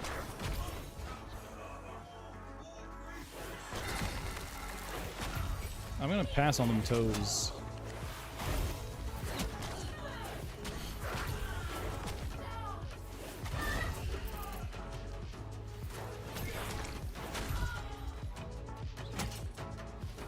How many of you guys are here? Jesus. What? What is going on? I just want to leave.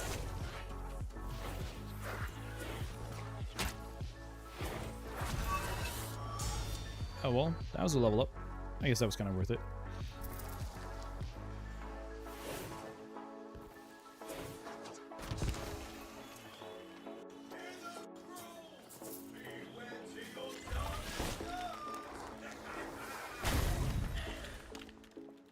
Oh, that guy dead. Let's get those guys out. Okay, am I far? No, I'm almost there. I decided to hoof it, and I guess it did pay off because I got a bunch of XP, but man, it took a while. I do wish, or I do hope that, I guess, that the mounts are going to be fast enough to make it, you know, worthwhile. I mean, we know they're coming. I just hope they actually do good at being faster. And not just kind of faster.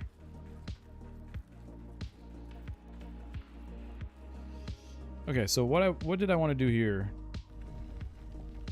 I guess turn in tokens and see if I can get the 2 Fire King armor piece fragments instead of farming votives endlessly.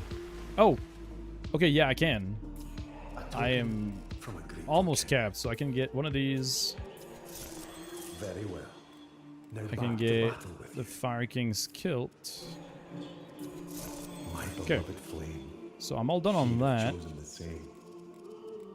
Okay, so the only thing I haven't bought yet... Okay, I need one Sacred Shimmer. Laura bless you. The only thing I have not done yet is get the Baze armors. So the Baze of Zelda, the Baze Syrian, I've not gotten those yet. But I don't know if it's worth getting those before I change factions or not. 'Cause I'm probably not going to use them. They're almost 100% just for fashion. So I think I'm going to put that to last, because it's really just fashion. And I'm not sure how many fragments we need for those. I'll have to look it up. Because if there are multiple fragments each, I'm going to wait. Because I'm looking at, like, a good chunk of standing just to get all those done. Okay, so I'm going to save that. I'm going to go back to the Nighthold. Or Nightfold. Wait. Okay. Jeez. That was a lot of words in a short amount of time. Okay, so Fire King's Kilt. Oh. Well, I'm glad I have those farmed.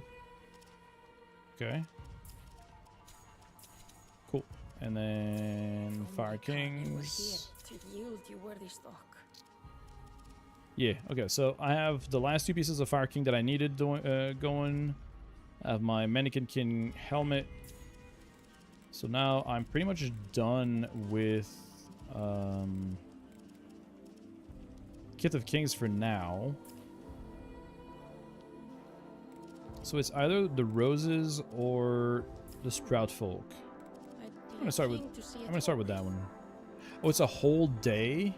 All I have said, yet you Oh hold shit. me still. It's a whole day of crafting? Fine. Huh. Be my vessel then, envoy. Let us fail together. Oh, I appreciate it, Turk. I kind of am the type of player to want to get stuff on his own. At least for now. Like, once I have a good, like, a copy of everything, or I'm pretty much settled, I might be open to doing more trades, but I like acquiring my first copies of everything. I like acquiring my stuff on my own, or figuring out stuff initially. That's part of the fun of newer games, or just games in general for me. Because too many times people just come in and just give you a bunch of shit, and you're like, okay, well, what do I do now, right? So if you have good stuff already on your hands and you just don't need to work for it, it feels like it's taken away from the gameplay. The same reason I don't really buy on the store. Like, I have a bunch of stuff from the Founder Pack, but I don't really spend it on skipping. I use it on fashion, I use it on slots, but I don't really use it on buying gear outright. Because otherwise it just means I don't get to play the game to get those things. And that doesn't really make sense to me.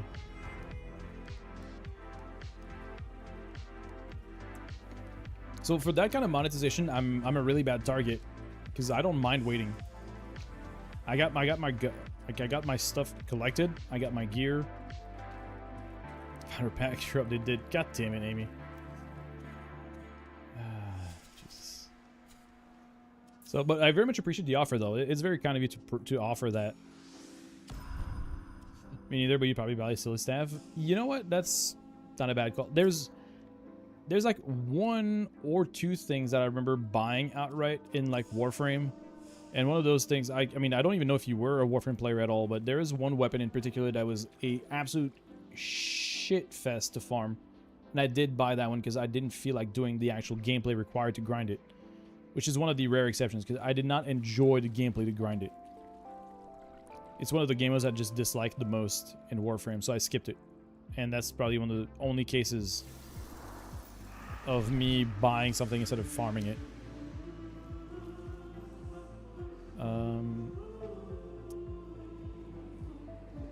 So, also, the other thing is... Wait. I'm not sure if I want to wait, or if I want to just start doing votives for the other faction just yet. Nope, this one. I mean, it would be 20 arcs to skip the craft. You've been there with most faction grinds? Yeah, I feel that. I don't mind doing votives because, you know, it gives me a good opportunity to level up gear. gives me a good opportunity to level up pacts, because I need to level up a bunch of things still for my envoy rank. Not this one, but my actual player rank. So I need to do those activities, really. You have to complete any factions outside of the ones in the relay. Oh, okay, we're talking Warframe. Yeah, okay, Warframe. Yeah. In the case of Warframe, for me, it was the Hespar. The heavy thorax sight from the Zeramin. If you're that far, if you're even that far in, that is from the Void Armageddon, which is one of the game modes I enjoy the least in Warframe. So I chose to just skip that entirely. I just didn't like the game mode. So and it was like very long for a super low chance to get the blade, which is like the important part. And since it was that tedious to get, I just said fuck it, no, I'm skipping that one. But that is probably the only one that I've actually purchased instead of farming.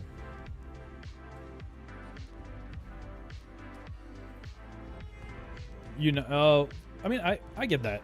I get that though. Like, Steel Path is a bit of a jump. The mod, yeah, I mean, the mod math makes no sense. I'll give you that much. The math makes no sense in that. It just is. It's kind of fucked up. But once you understand kind of what is important when it comes to making builds, it's really not that bad. Like, I've been playing Warframe on and off for over 10 years, and it took me a while to really start going into doing my own builds. But nowadays, you pick up a weapon, you kind of know roughly what you need to put on it, you build it, and then you just go to town on Steel Path, and it's really simple. No, not the he's part. Jesus, Amy, you're gonna make me pop an aneurysm.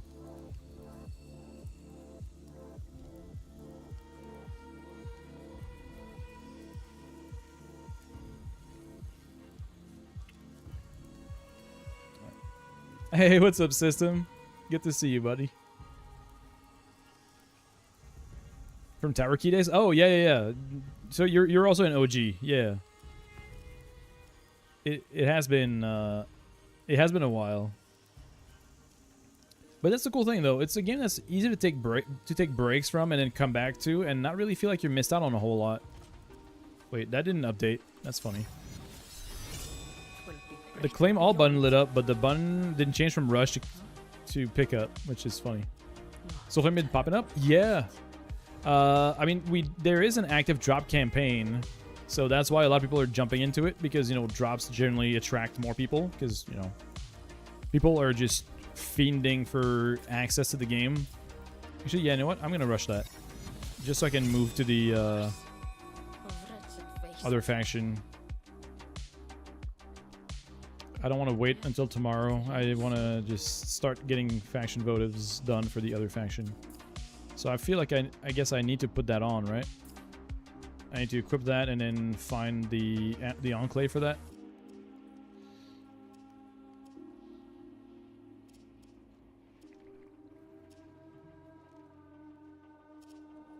Okay, so that talisman is just the same as the founder one, stats wise at least. That's not too bad. The Lua mods were only acquired while doing puzzles. Oh, yeah. Yeah. Yeah, the Lua puzzles were... Wait. Oh, you mean like the Lua spy, right? Not just the... Yeah, no, I got you. Where is... Oh, no, I know where it is. I know where it is. It's near Soulframe. That's cool. Good days. Yeah, I mean, it depends who you ask, but yeah. The drift mods. Yeah. Wait. Oh, no, you were talking about the drift mods. Gotcha. I mean, some of them are more like spy-like and Avara, but there's a bunch of different tests. Although, maybe I don't remember the old versions. I kind of remember what we still have currently, which might be inaccurate. Wait, yeah, up there. Yeah, there it is. Silent Rose Enclave. That's what I need to do. That's where I need to go. But yeah, system, that's basically the orbiter. Like, this is the world, and then this is this is kind of the orbiter equivalent. So you have your armory, your foundry, your fashion, your store. So this is the hub. This is where you get your stuff managed, and then you just go back to the actual area where you go play. Corrupt mod farm still works. Yeah. Or he's just walking on water. I mean, I can see it. Yeah.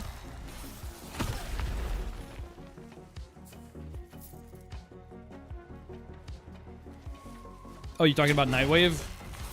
I mean, Nightwave is not really that difficult to grind even. Like, if you play somewhat regularly, you can max out your Nightwave without even trying to do it.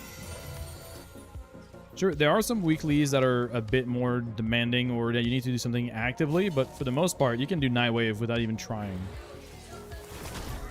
You have some very generic, like, repeatable dailies and weeklies. You have some super simple, just play the game and you'll get it kind of shit.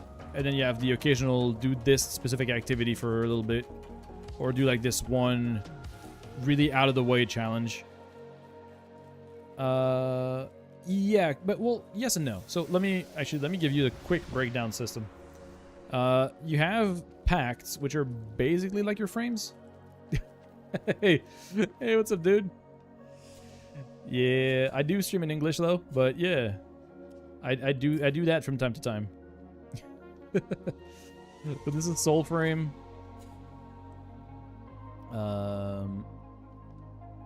It's the in-development game from the same company that does Warframe. You have to you're about to download the Pokemon and Pokemon roguelike. The one gacha character RPG that was on mobile. That's very vague, but I mean that sounds pretty cool though. So as you were asking, yes, system. So pacts here are essentially your frames. So you know you have a preset of 3 different abilities. You have your equivalents. These are also like basic versus prime, more or less. So these two are the same, but kind of a bit different. And these packs also have little passive trees, which as you level them up, you get points, and you can invest those points in those passive trees that give you little bonuses. These 3 up there give you like main stat. These things here give you little other effects like resistance to stagger or more time to get back to your body if you die, which is kind of whatever. You know, resist knockdown, that kind of stuff. Also, thank you for the follow. Appreciate it. I do remember, I don't think I spoke about me doing streaming and content creation much in the past, but yeah, I do that on my off time sometimes. So yeah, and then the other stuff is your weapons are your, well, weapons. So much like Warframe, your frame and your weapons are completely independent. So the same here, your pact and weapons are completely independent.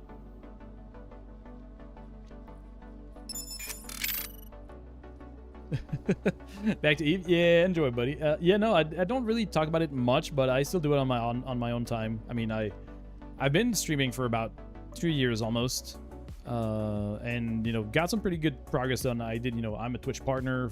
I used to stream to about like 100 something people when I did it full time, and now I'm doing it casually part time when I can. But I do some streaming. I do some videos here and there. So yeah, but enjoy. Kind of like on commission of frames and the weapons you need to farm and upgrade. That when you upgrade them, you get buffs on them. Yeah, pretty much.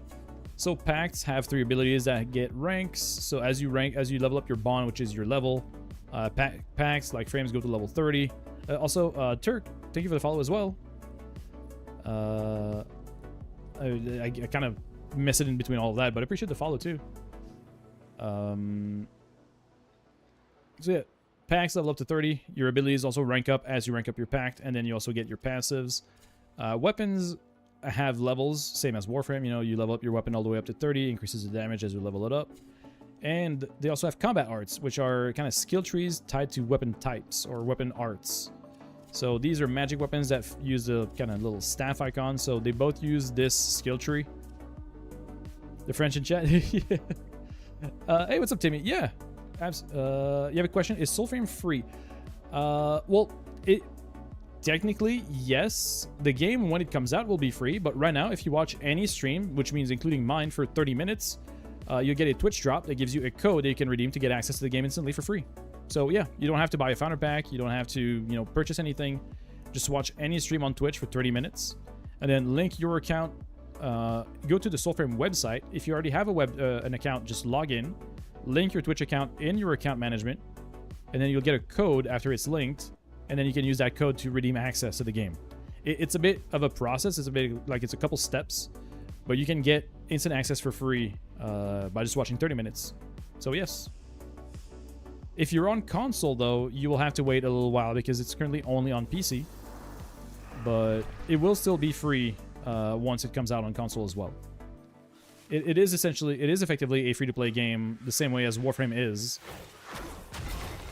Just that it's currently still in development, so not completely out just yet.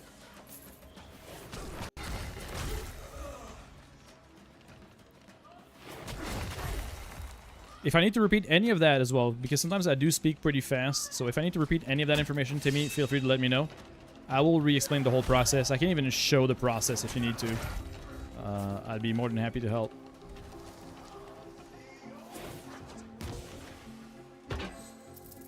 Grab that. Just Drax. Not yet, no. So here, let me show you. So this pack here has this, which places down a plant that heals. So this is a kind of heal AoE. So anybody that is in your, either me or in my party, would get healed. Is it just auto attacks? So for weapons, it's mostly auto attacks, but you have heavies, and you have the runes, which are like an added extra special attack on it. But for the most part, your weapons have like light attacks. They have a heavy attack. You have jump attack, jump heavy, but that's kind of more of the same. And then if I find more enemies, I'll use a rune, which in this case it's more of just an enhanced strong attack, but it has extra properties and extra damage on it. The first skill petrifies enemies. So enemies are petrified, they take more damage while they're petrified, so you get like a damage buff on them, or like a damage vulnerability. And the third ability essentially spawns a swarm of birds that will start attacking enemies.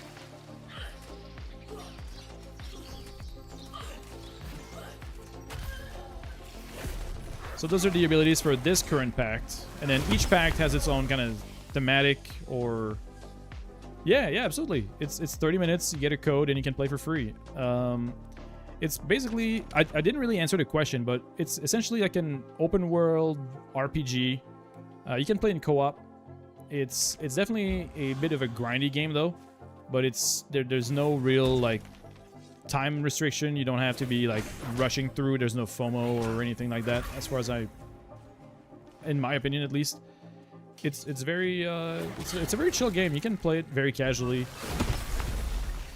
And there's a bunch of different play styles. You can play with like magic, you can play with bows, you can play with swords, hammers, you know, staves. There's something for pretty much everyone.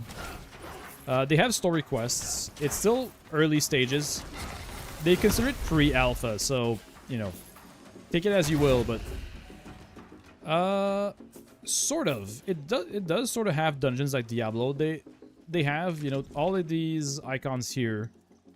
They're different they're different starting locations for similar dungeons, like Durmak Undercity, Glades of Enderin, Neathans, another Glades of Enderin, and Neathans, another Durmak. But all of these have like different levels or starting points, but you can absolutely run those in a kind of Diablo-ish fashion.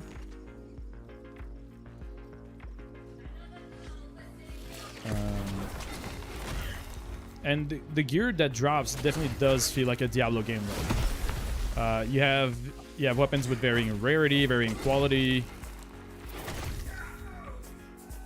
It's not as deep as Diablo in terms of the character customization or class skills, really. And yeah, I do understand that currently stabs are more like just magic projectiles. They're not exactly like big caster things. It reminds you of Diablo in some way. Oh, that's, you know. Oh, you are looking at the map and not you have looking at. Yeah, no, that's fine.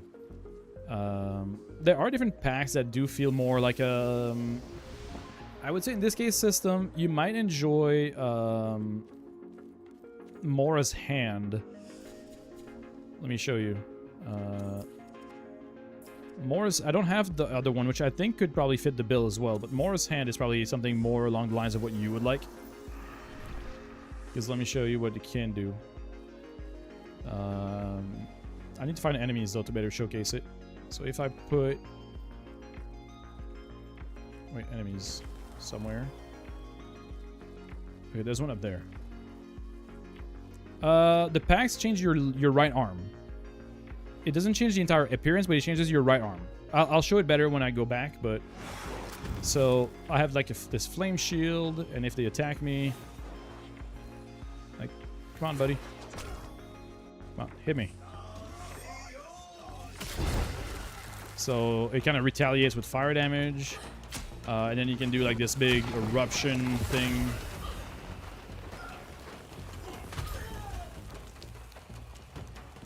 Well, weird. It didn't do it as large as as I've seen it. I've seen it do like bigger effects, but still. And then the last one is like you chuck a kind of flame projectile, but if the enemy is already on fire, it will take more damage. So the third ability is a projectile that hits enemies, but if they're currently burning, they take more damage. So you're incentivized to use your other abilities and use that as like a finisher. But yeah, that one is pretty cool. Kind of just erupts fire all over the place. It burns enemies, creates damage over time. It's pretty cool. I like that. Why is it saying your email is wrong? You got it right. That part I don't know. That part I do not know. But hey, let me show you what I mean with the arms. So, like this one has like a very like padded arm and chains. It's almost looking like a fireproof vest or fireproof like garment. The way it's like super padded. And if I switch back to like the caster one that I was using, you see that it's actually very, very subdued. It's actually, the armor is taken over for the most part. If I switch to another one, like the bear, you have this whole like plated armor and then bear fur and very, very intricate design. And if I switch to, let's say, the wolf. So the wolf pact, kind of same thing, slightly different design in terms of armor. You have the wolf fur, you have the claws, you have the little like wolf fangs. So yeah, your character doesn't change, but the pact is, updating in real time due to how the arm is changing. And then this one, Duello, is kind of a duelist. It's kind of a corsair / pirate duelist. So it has that very simple clothing, but with fancy armor plates like you would find on a fencer, stuff like that. Yes, yeah, you only get packed progress for the pad you have currently equipped. This is kind of like I said, this is the equivalent to having a warframe equipped. So your pact that you have equipped is your warframe. It determines your passive and your active skills. So whenever you change, you start earning experience and points for that one specifically. The only exception is that the primes of this game work a bit differently. So if you check here, let's say I use, a Zelda. I'm currently leveling a Zelda, so let me show you. I have, a certain amount of points available. Right now I've spent probably like 20 points. I have 20 points available right now because I'm level 20. But if I were to go to see like Tethrin and Wild Tethrin, which is basically like Tethrin and Tethrin Prime, whichever one I pick, if I go to the upgrade path, I have everything unlocked because you have 60 points. The base and the wild version share the passive tree because they're essentially the same pact, just a fancier version of it.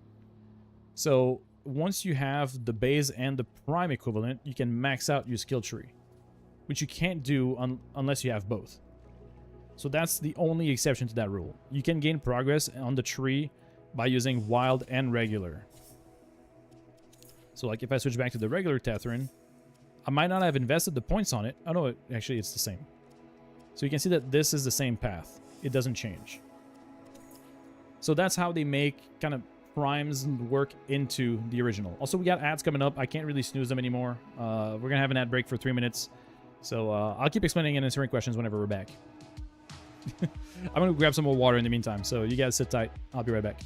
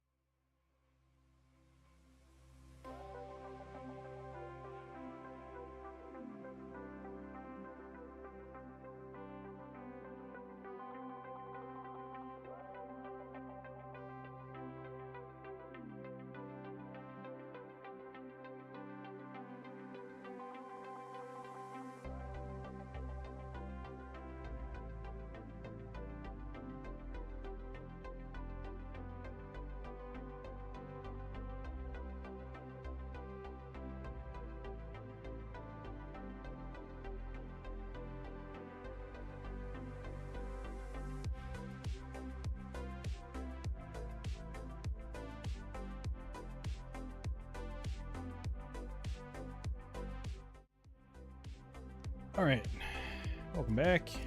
That was, I think, just on time. Yeah, there we go. Perfect. As just got done as I sat back down. Perfect. Let's go back to the one I was leveling. Nothing yet to add there. Okay. Ah, you're fine, Shaq. Don't worry about it. Miss. That was 3 minutes. That was all of 3 minutes. Can't possibly have missed me that much. Longest 3 minutes ever. Jeez. Yeah, okay. I do remember where this one is. Good.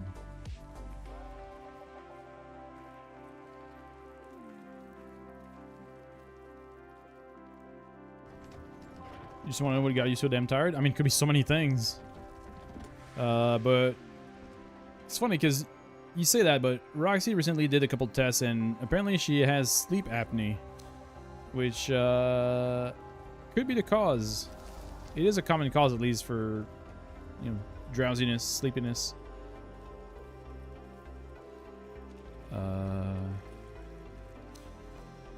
So how does this one work?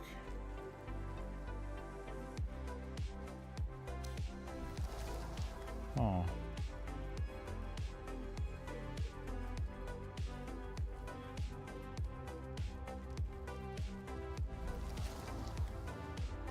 Wait.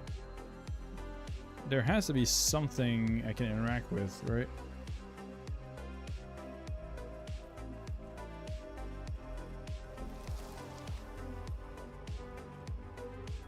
I feel like I'm missing something really obvious.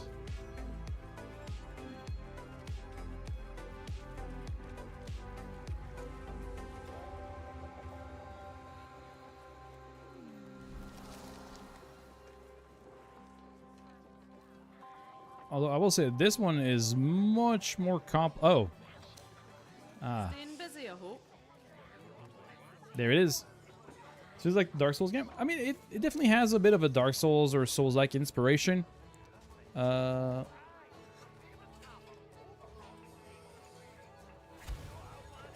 Fancy a draft? Okay. Hey, no more gloaming, Philip. You've had enough. Very well. All right. Assume your position. Beautiful. I can rank up. Well done, envoy. Your triumphs lighten Yeah, the I'll grab that silent because I already have those weapons anyways, so that'll work. I can't think.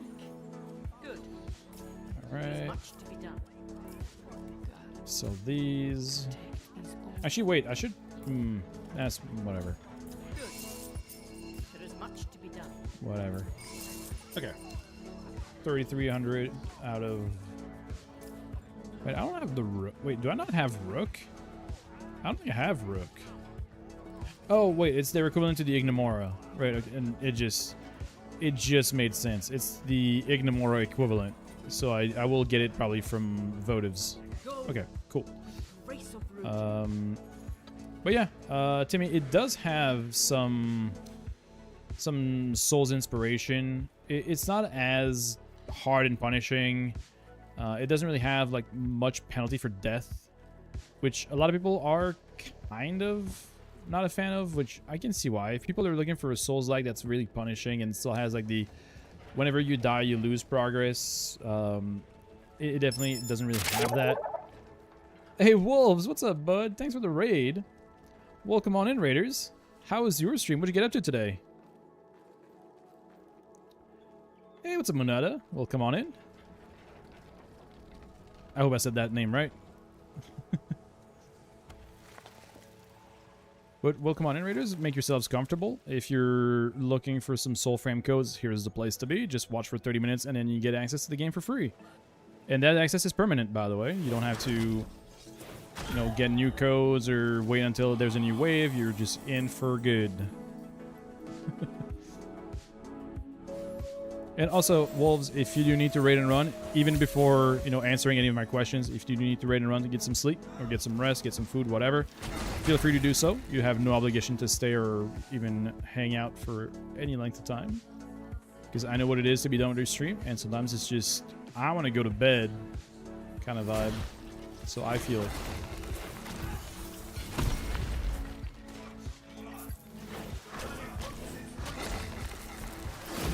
But if not, feel free to hang out. And that goes for all the raiders as well, if you guys are new here. Yeah, no worries, Wolves. I get you. I get you. Totally understandable. I you know, you typed enough that I can understand what you meant, so you're all good. You're totally fine. But I very much appreciate you coming in here after your own stream and bringing your people over here. It means a lot that you trust me with your viewers.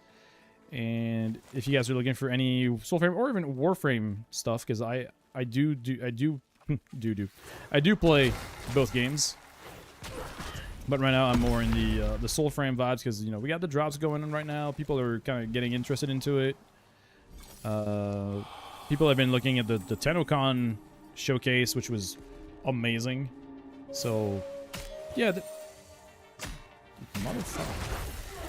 There's a lot of hype surrounding Soulframe right now, so it's understandable. People are hyped about it. And I'll do my part to try and help get more people into it, because it's a damn great game. Just needs a little bit more time in the oven on some aspects, but they're cooking. Just gotta give them the time to cook.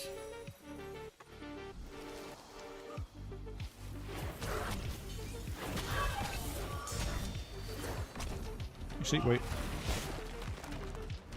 Did I miss the bunny? Damn it. I lost the bunny. I don't know where it went.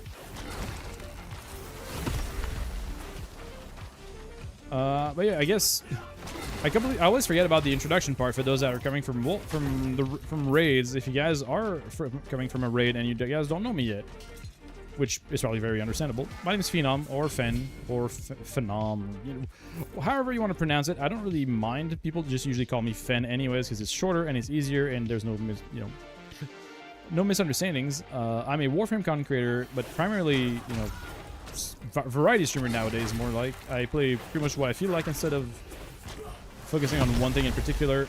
But these days, I've been feeling very Soulframe. Been producing a lot of video content for it, producing shorts. I got a ton of ideas, ton of videos, a lot of new player content to go through, and a lot of gameplay to look at. So if you're down for that kind of stuff and just chilling, talking, I yap a lot. I do yap more than I actually play games from time to time at least. So if any of that sounds pretty good, you're right at home here. And if not, that's okay. I can't please everyone. That's just the nature of it, really.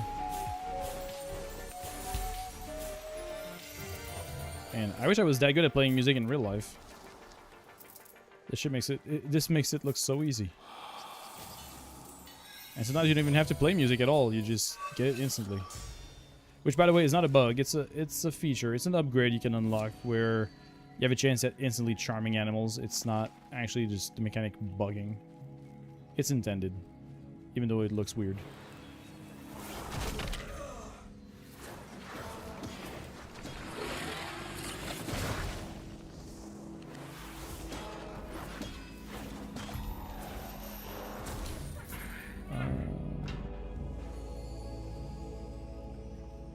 Okay, I need to go and hit the Mendicant King again. But I don't know what else do I need armor-wise?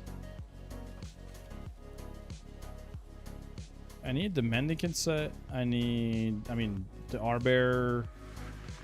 I need the Garen Rood, the Orengal. I need so many armor sets, really.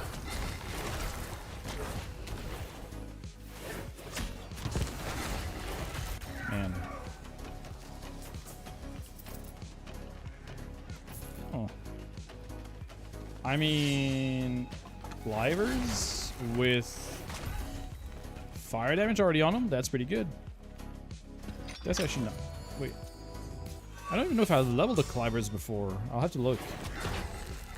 I don't recall the dual daggers icon whatsoever. So I'm a bit confused by that.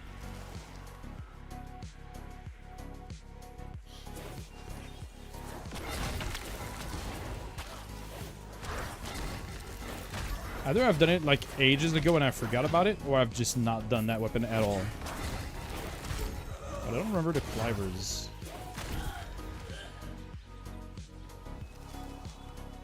Oh yeah, there it is. Your chest. Okay, let me go check, because I don't remember that whatsoever. I guess it's a sidearm, right? Oh, wow. I've never had those. Huh. That's crazy. I've never had Clivers before. Well, that's one more sidearm to level up. All right, cool. I like those kinds of surprises. That's pretty neat.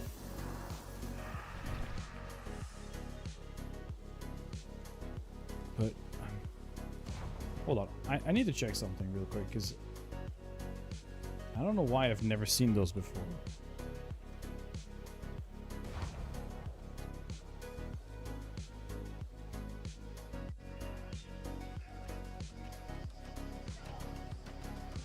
Oh, yeah. There's nothing that would explain why I've never had them drop until now. Oh. Well, I'm not gonna complain though.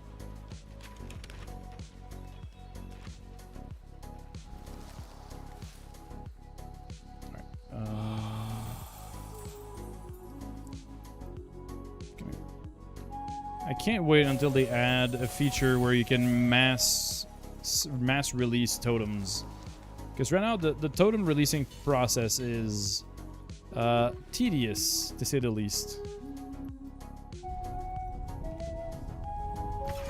Jeez, the grass is spazzing out. Holy shit.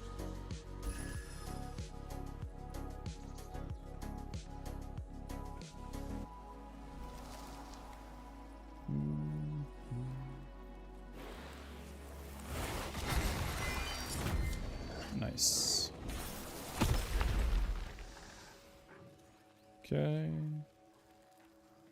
So I love that they don't let us kill dogs. We actually release them.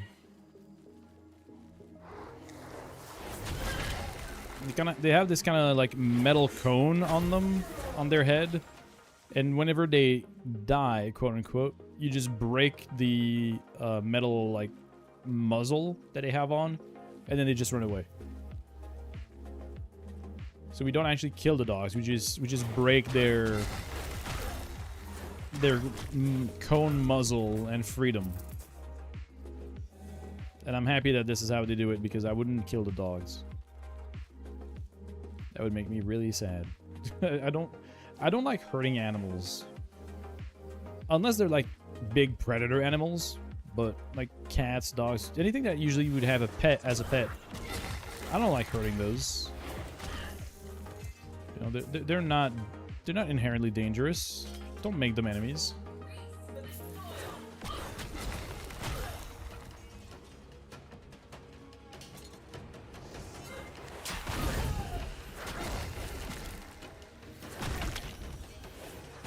Like if it's a bear, or if it's a rabid wolf, or if it's a saber-toothed cat, or some big ass dangerous animal, that's a bit different. But even then, if I can avoid it, I'd rather avoid it.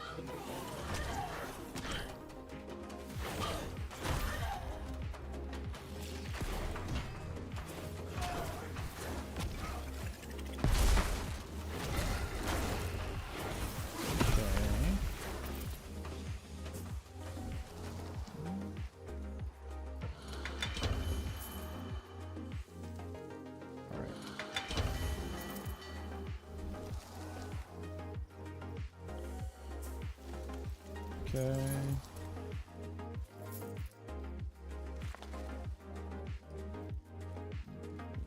Where am I heading?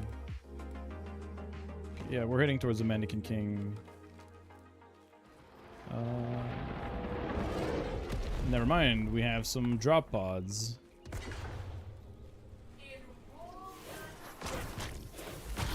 This is literally just like Space Marine drop pods.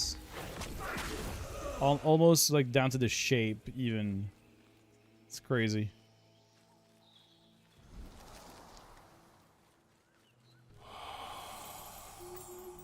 Right, charm a little more, because I need a bunch of harmony. Whoop! Didn't hear that mistake. There was no mistake there. That was the song all along. Don't mind me. Just a little, taking some liberties, just adjusting a bit.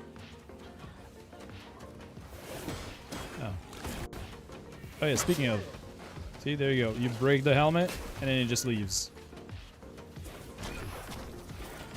Some crazy shit, turning dogs into like attack weapons.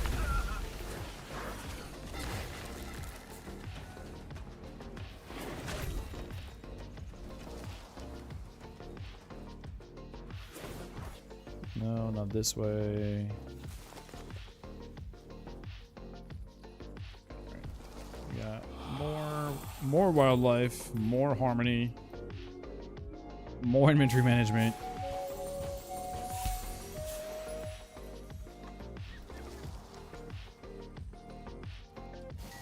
Come on. That's a lot of people.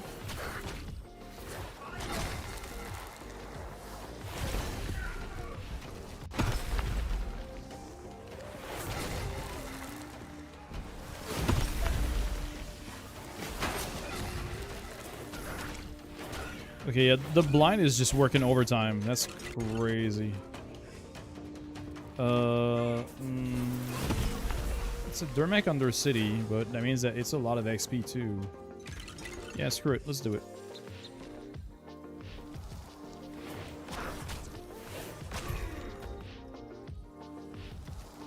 Let's do it while we're also heading towards the Mannequin King. It's in the same region, roughly. Yeah, it's close enough. Yeah. That's fine. We'll do two birds with one stone, really. Oh, hi.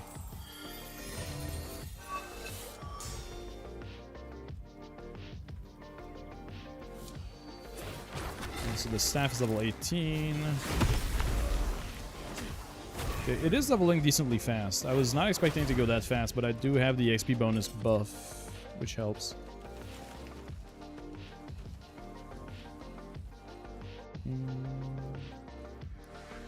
Wait, I want to break that before it leaves to the stratosphere. Got it. Okay, cool. Ooh. See, there you go. Breaks the helmet. Just leaves. No animal harm.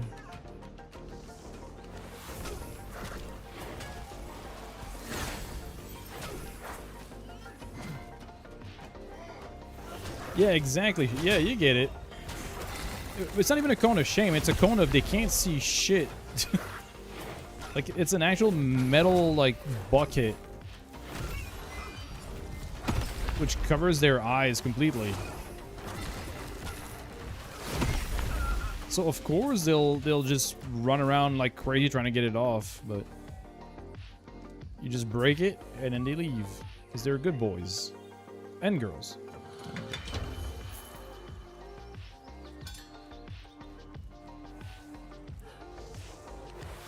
Let me step envoy.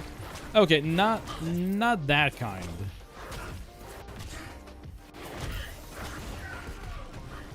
It's a dog, dude. Come on.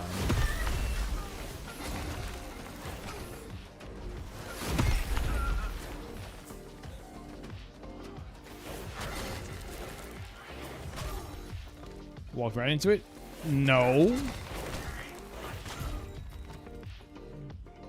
Why? No. Why would... No. Also, did I say no?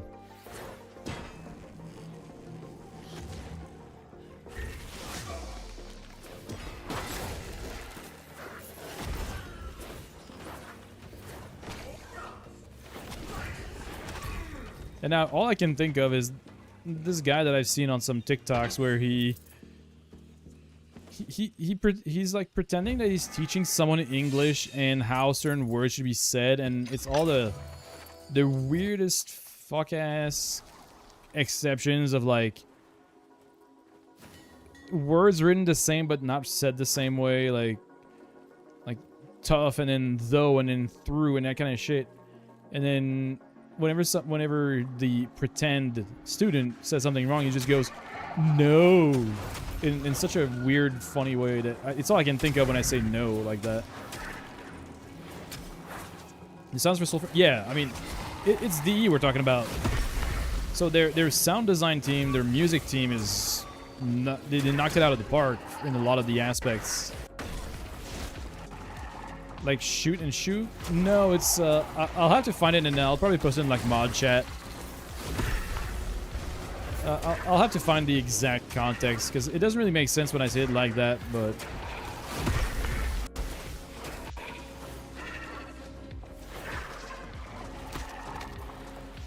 I don't have like a good example off the top of my head right now, which is kind of silly.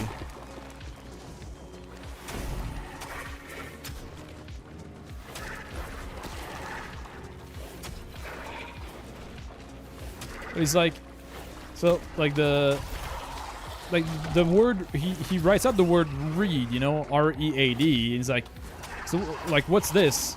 Read? All right, and then the past tense of read is written like this and writes R-E-A-D again, and he's like, so what would that be? Well, read? No, why would you think that? It's red. And I don't know, that it just cracks me up because it's the dumbest examples of the English language. Like it's exactly what you expect English to be like. Oh, okay, gotcha. Appreciate it. I'll take a look at it. Because, you know, Oh, okay, you know what I mean. Okay, you know. All right, gotcha. And so he does a bunch of these little skits with different words and different spellings of words that should make sense, but they don't.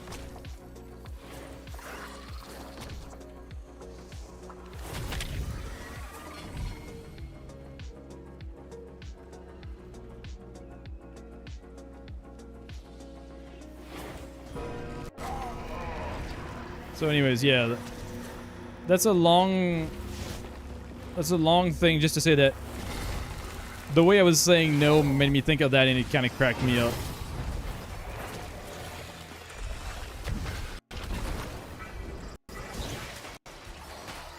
Hey, no problem, Timmy.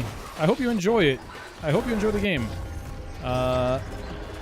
Just in case, if you're not sure where to go next, just go to the Soulframe website. Create an account if you don't already have one. If not, just log into your existing account. And then in the account management tab, you can link your Twitch account to your Soulframe account, and then you get your code that way. And then that will let you redeem the code to give yourself access. If you already have that done, then ignore me completely and just enjoy the game.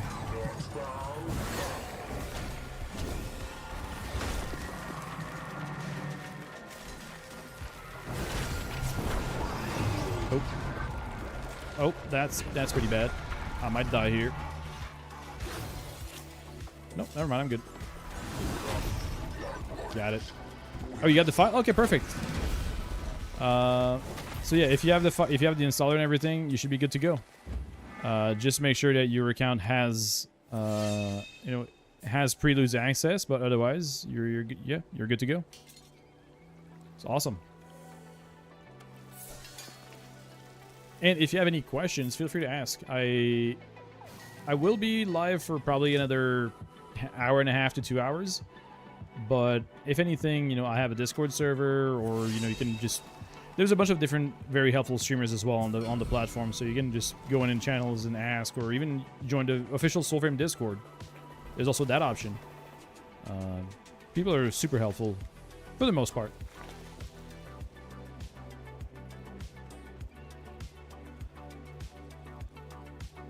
There's always a couple of exceptions, you know.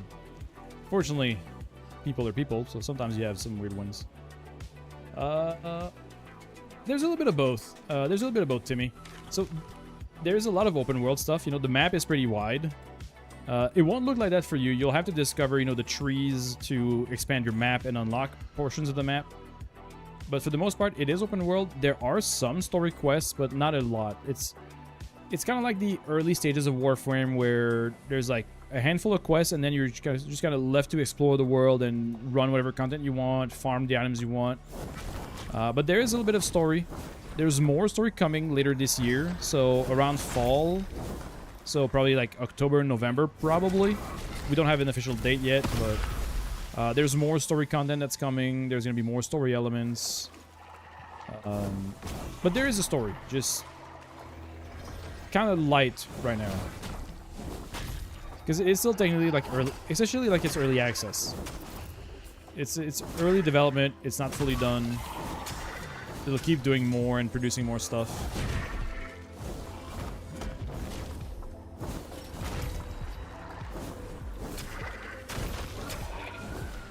But you can play it the same way as you do Warframe. You can play in full co-op. You can play with 4 players.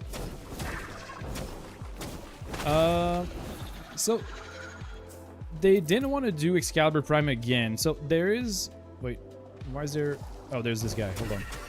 I can show you what is in the Founder Packs if you want. I have the Founder Pack that has everything, so I can show you what it is. So then you can decide for yourself if you would like to eventually get it or not. But they didn't want to do it in Excalibur Prime again, so they did reduce the amount of exclusive stuff, so it didn't feel like everybody had to get it. So there's the 3 different packs. They have like so you have a guide bird that you can summon that shows you the path. So you have 3 different ones. There's the green, the blue, and the red one. Those are all tied to specific packs. So this is the Tetherin pack. This is the Siren pack and the Shilda pack. This is the Paragon one, and it has a little Paragon sword on its back. So that one is on the the biggest pack. So that's one of the things that is in the packs. You get 1 weapon per pack. So you have the one of the staff, the staff comes with the Oselda pack.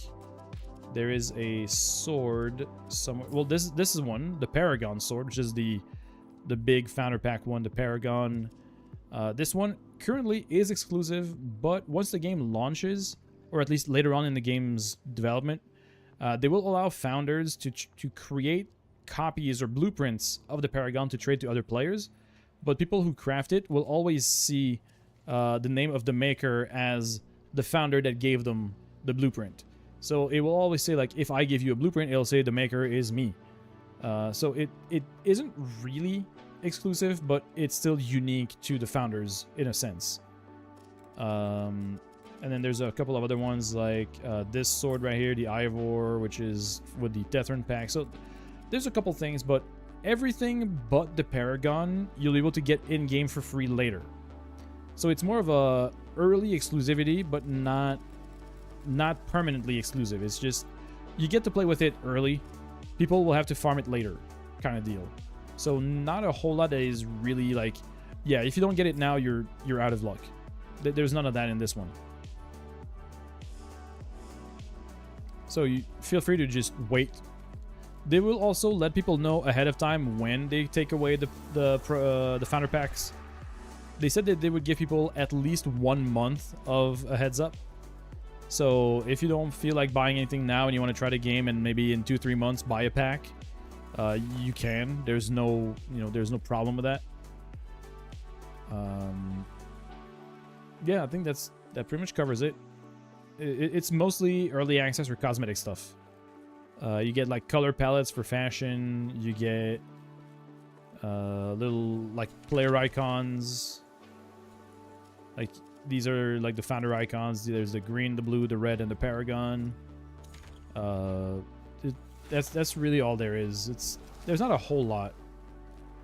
You get your money's worth in premium currency. That's at least that. You get a good bit of premium currency and cosmetics for the price. But the gameplay stuff is not going to be exclusive.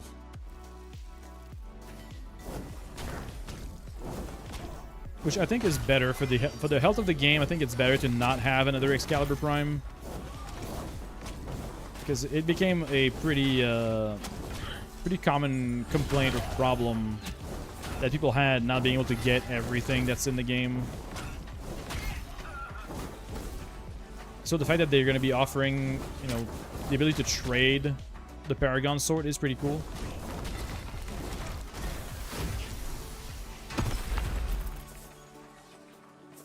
So even non-founders can use it, but they can't make it themselves, which kind of makes sense.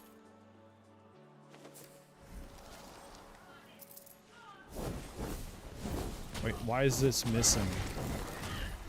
I was looking right at him.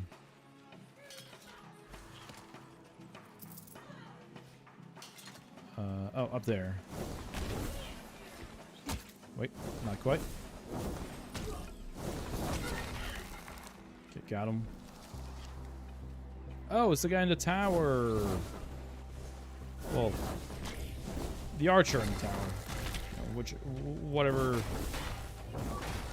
Whatever you are.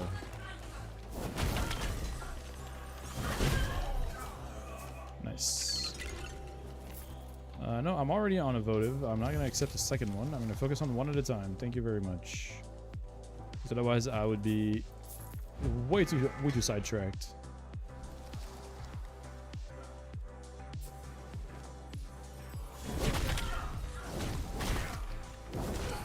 Yeah, I kind of like the kind of big punch through AoE projectile that I can do with the charge attack. That is pretty sick.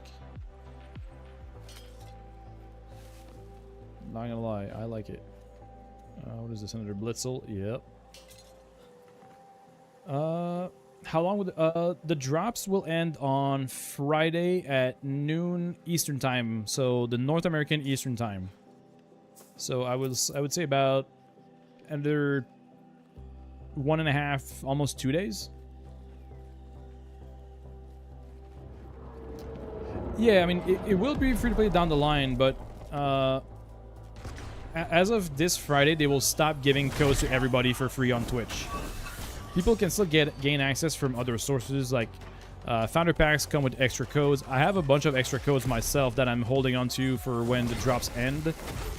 So whenever I stream Soulframe and people come in, if they need codes, I'll have a handful to share. People can sign in on the website, and there is a chance that every week they get invited. They invite about 2,000 people every week from all the people that have a registered account. So people can still get in. They will just stop giving out free codes to everybody on Twitch Friday.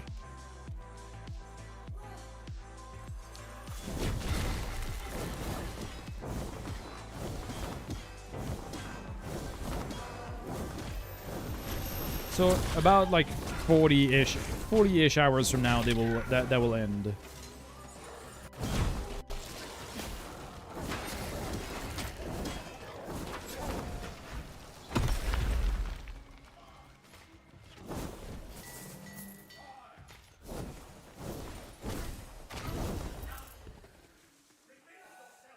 I don't even know where I'm going anymore. I'm just killing whatever is coming my way.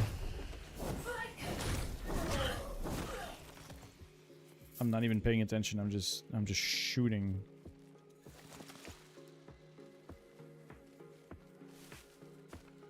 So I probably should use my staff if I'm in lower zones, because enemies will die easier than if I go to higher level zones.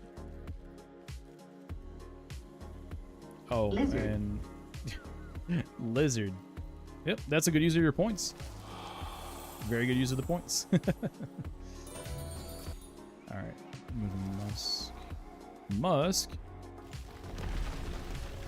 Get out of here, Elon. It's a joke. I know Musk means more than just Elon Musk. That's kind of silly.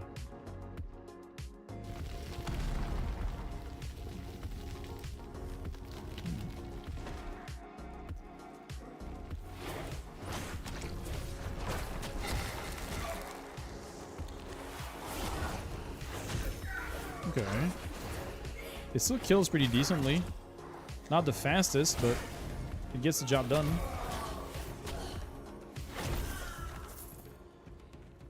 Plus...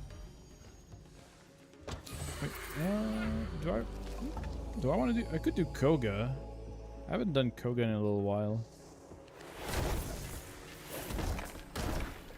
But I'm not exactly looking for weapons just yet. Still trying to just level everything for mastery purposes.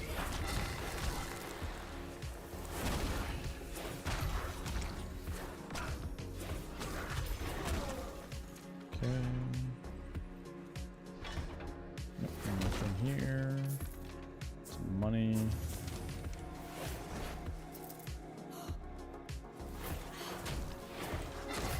Okay, so now the Sinner's Stratagems is the one I'm looking for, because they're worth the most for this new faction I joined.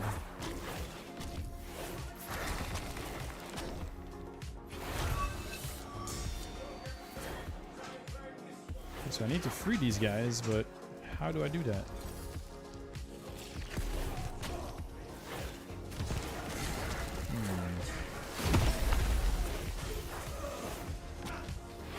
I have no idea how to free these guys, so I'll have to figure it out.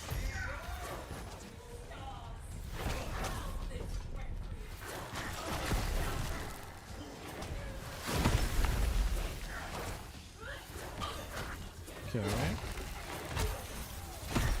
Nice. Perhaps this cage can be grappled. Yeah, hold on. I'm trying to get rid of everything that's trying to fight me for now, please.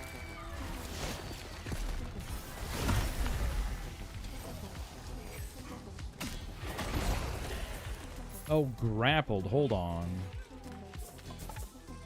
Oh, hold on. I got an idea.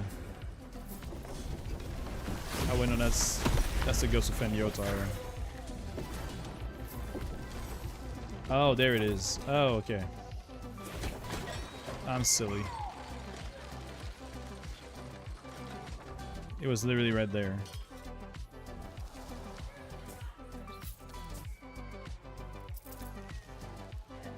Wait, what do you... Oh, I have to go open the cage now? Yeah, okay, I have to open the cage. Noted. Okay, I don't know who and where you are, but I'm gonna... Thank you.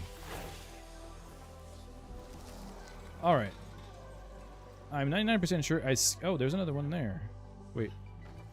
How do... Oh. There we go. Oh, I was on the right side. There. Okay, cool. Okay. Get the loot inside. There's a chest. Everflame. I don't need runes, but that's still good for harmony. Because runes sell for about 2,500 harmony apiece. That helps a lot with totem and rune upgrades. Because, goddamn it, do they get expensive. It's like, I think like 35,000 to get one rune from unupgraded to max. I think it's like 5, 10, 20,000. So yeah, 35k seems about right. Which is wild. Open the door. Thank you.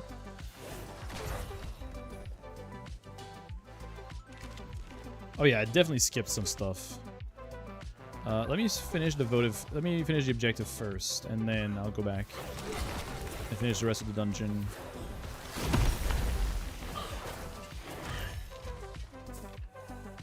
Okay. So that should be the end of the faction objective. Yep, there it is. Okay, cool.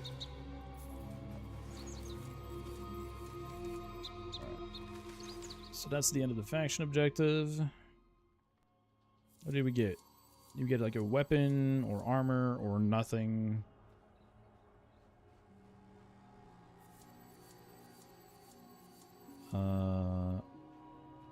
Wait, when did I get a... Oh, I got a mendicant. Oh, I didn't even notice that. Apparently I got a mendicant fragment for the armor piece, which I don't need anymore. Okay. That's a lot of resources. None of which... Okay, so cordstone... Wait. Huh? Weird. Hey, what's up, Paladin? Just looking, doing morning stuff? Oh, well, I appreciate you. Hope you have a good morning and a great day going forward. Appreciate you stopping by and saying hi, and enjoy your lurk. You know, lurkers are the absolute MVPs, so never feel like you're lesser than the other viewers just because you're lurking. I appreciate you all just the same. It's actually crazy how much people are lurking nowadays. Like, I was watching someone yesterday streaming to like 1,000 people. They made a poll, and out of 1,000 viewers, 15 people answered. That's a 1.5% participation rate. 1.5% participation rate, which is crazy low. But then again, people just love to lurk. Not everybody has the chat open or wants to interact. Some people just want to have like background noise, and I'm guilty of that. I do that a lot. I open streams that I don't even like chat in or participate much. I just listen and sometimes watch, but it's crazy how, you know, 1,000 people just had 15 answers to a poll. And that also makes me feel a lot better about, you know, interaction and just participation in a much smaller channel than 1,000 people. So you can only play for a limited time. Should you play Warframe, Soulframe, or tabs? I mean, that's a question that only you can answer really. But I would say, if you only have a limited amount of time, I would say wait until you have more time to fully enjoy Soulframe, because you probably will need a little bit of time to get through like the introduction, make your character, you know, go through the little introduction sequence. So I would say if you only have a small amount of time, wait a bit and maybe do some other Warframe if you have a lot of stuff to do there, or just mess around in tabs, because tabs is good fun. I did mess around with it a bit, and it is pretty funny.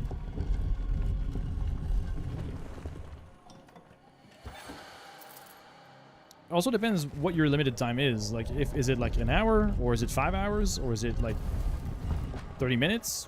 It really depends. Because limited time can mean so many different things.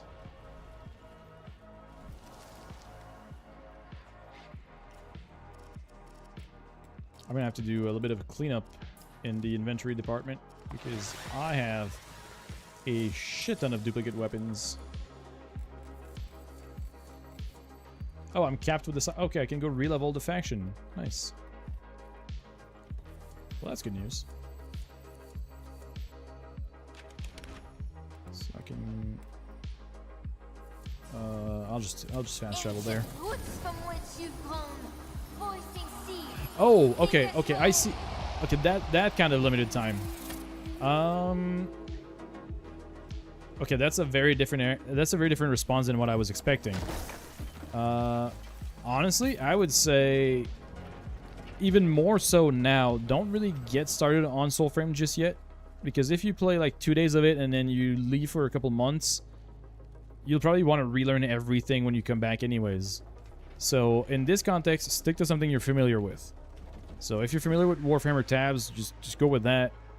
And whenever you come back and you have a longer stretch of time where you can spend the time to really dive in and learn, then probably go for Soulframe at that point. Because 2 days you're gonna barely scratch the surface, and if things change before you come back in a couple months, you'd probably just relearn. You'll have to relearn and redo everything anyways. So yeah, that'd be my answer. You only been lost this day. A rite of atonement. I hope that makes sense.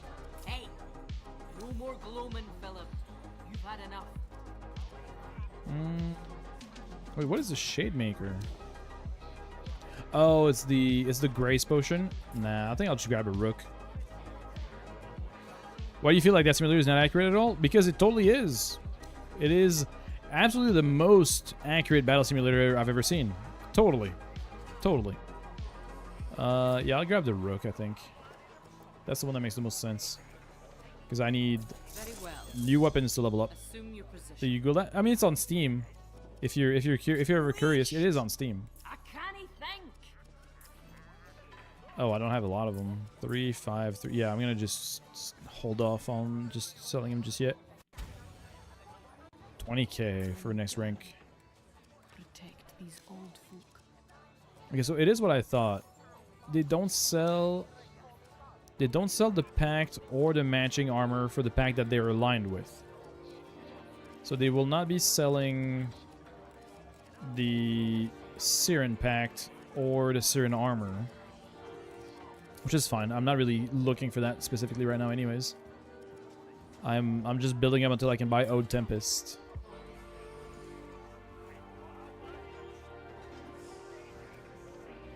Okay. Garen's blessing. I just wish there was a faster way out, you know? Let the sinner in. That's the thing I liked about the Kith of Kings, is that it was rather compact, so leaving it was pretty quick. But this one is a lot livelier. It's a lot larger. There's a lot more to like just mess around with and look around. Cooler design overall, but it's very large and it takes a while to go in and out. Just a very minor nitpick, but still.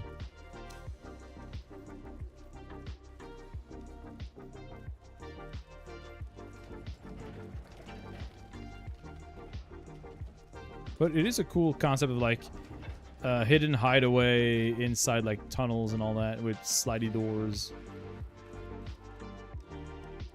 Shot balloons to a mammoth and it went up flying. Yeah, see, it's totally accurate, right?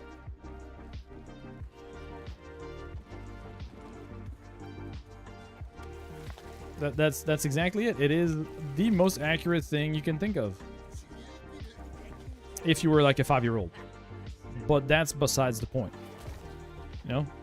The point is, it is accurate to whatever you set your mind to. It's a goofy game, but it's good fun. It's silly, but also still has strategy to it.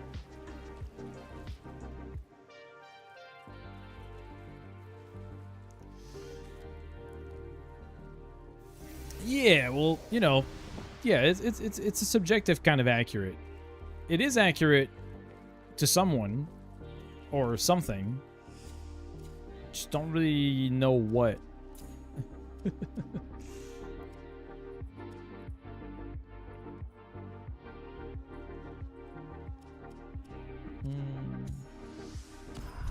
Tendril. Vernal Pool is very limited. Like, your cooldowns recharge faster if you're standing in water, which is very specific, might I say. So Estelle's 24, Gwilyn's 20. So I'm almost done with these guys. So oh, that's just a fan beeping. Man, I'm so glad it's cool outside and I can open my window. For the past couple days, I've been just kind of roasting in my own office. But now I can actually open the window and this cool breeze coming from outside. It's so nice. It's so nice to finally be able to just not be sweating while streaming video games. It's not actually that demanding, but man, sometimes it's just so hot that I'm sweating buckets.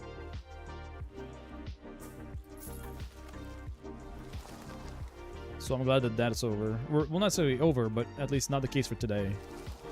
And hopefully it's the same tomorrow, because I will be back tomorrow. I didn't get to stream yesterday, because usually I do Tuesday, Thursdays, but yesterday I had a financial advisor appointment, and it ran long a bit. So I had to push off the stream to tonight instead of yesterday, but yeah, absolutely. Yeah, absolutely. You don't have to speak. You don't have to talk about just the game that's on screen. I can talk about anything. Gotta go? Hey, it was nice to see you too, System. Appreciate you. I hope you have a good rest of your day, night, you know, whatever time of day it is. Appreciate you, and thanks for dropping by, though. Always good to see you.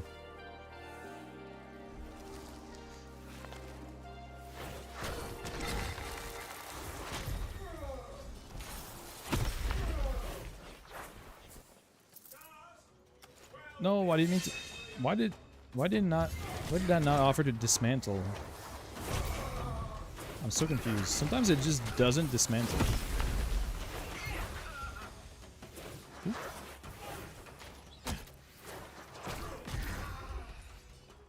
Should you helmet optimize into Excalibur or Wrathful? I mean, I guess it depends what you feel like you're missing. Optimize is more of a defensive, whereas Wrathful is more of a mobility and offensive ability. So it really comes down to what you feel your Excalibur build is missing. Personally, I think Wrathful is very funny if you're doing an Exalted Blade build. Gives you like insane crits, which you can use to scale even further with like influence. Because melee influence Excalibur is insanely busted. So if you give yourself a ton of crit through Wrathful Advance, then you can make like a heavy status build that still has a bunch of crit. Yeah, it does strip armor. Yeah, it is also offensive in that sense. But with the amount of crit you get from Wrathful, you don't really need the strip in exchange, right? Optimize also does like slow enemies. It puts heat statuses on them. It's very utilitarian, but it's not going to be the damage gain that you get from Wrathful Advance, because Wrathful is just a ton of crit for free. Or, you know, you could do both. You can do like one configuration with one and one configuration with the other. That gives you a lot of flexibility. You can pick based on what you feel like you need for that specific mission or what you feel like playing. Like, I have builds like that where I have 2 different helmets for just whatever I feel. Like, one day I feel like playing this day, another day I feel like playing that, and I just switch builds. That's the fun part of it. And that's what I like about Soulframe, is that it's very encouraging to just experiment and make builds and just change things to your preference, really.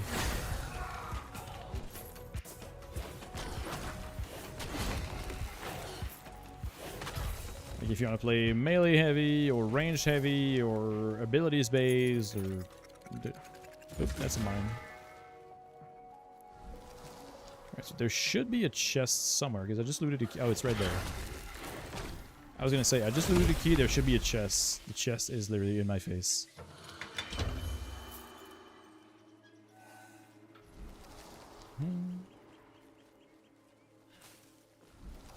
But yeah, also, don't ever feel like you have to ask if you can talk about a different game or a subject whatsoever.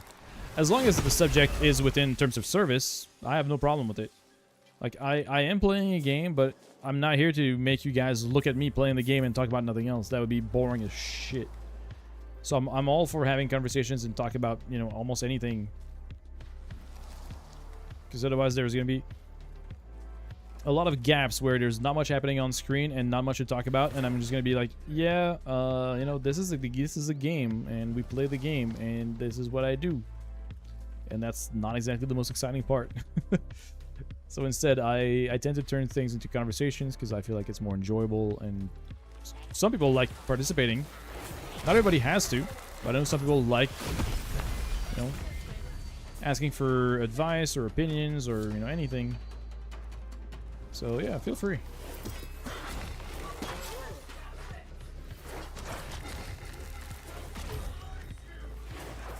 I started streaming first because I was home alone, out of work, and hated being alone. So I started streaming so I could have conversations with people and create like a community and socialize. So, you know, it'd be pretty weird if I didn't let people talk.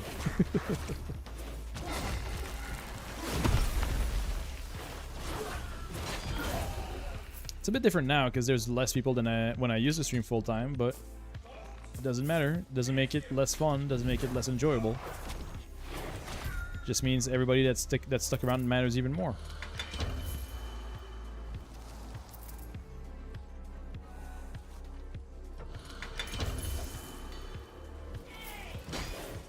I might not make a living out of this, but that's alright. That's not the goal. If it happens, cool. But if not, I'm not going to be mad. Because going into streaming for the intent of making money and a living off of it is the wrong way to go about it. Because it's going to be obvious that you're kind of begging your viewers or your audience for something that you don't deserve if you have to ask for it. Like, come on, guys, I got some bills to pay. If you don't give me this many subs, I'm gonna stop streaming. Like, these kinds of people are ridiculous. Like, what do you mean you watch and you can't afford a $5 sub? That's so bad. Like, come on.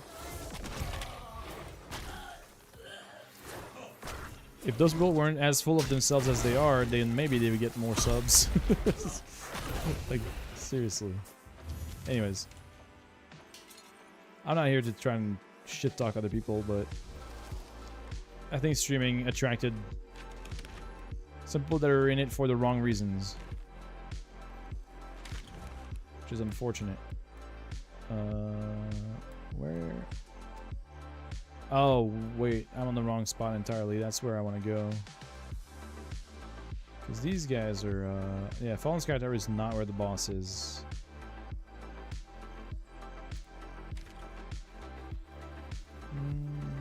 Alright.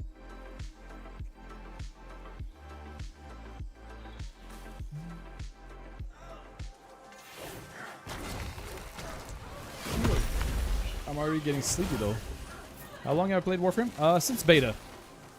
I have the beta tag on my account. I didn't have the money to buy a founder pack because that was like 13, 14 plus years ago. I was still in school and I was not really, you know, I didn't have that much money to spend on video games, so founder packs were a bit out of reach. But I did play since the founder packs were available for Warframe. I've been playing though on and off. Like it's not a constant. Oh shit! Can I? Oh, I think I managed to get it. Nice. Okay, I think I managed to snipe the snooze button. Cool. There was almost an ad break popping up. But yeah, so I was playing on and off. It wasn't like constant for 10 years, but like every now and then I would go into Warframe, do a bunch of things, go back, do some other games, go back to see the updates. And then I started playing it kind of full-time 2 years ago. And then about a year ago, I became a content creator, like official Warframe content creator. So like my name's on the DE website. Like my stream and my YouTube links are over on the DE website if you look at the creators panel. So, you know, I did make it in a way. But then shortly after that, I had to stop streaming as much and go back to work full time.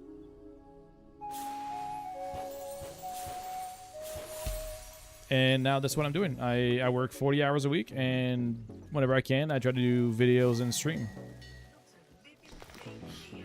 So it's not as often as I used to, but I still play it from time to time, and I still stream and still do content from time to time. But it's a side gig, really. It's a part-time little thing.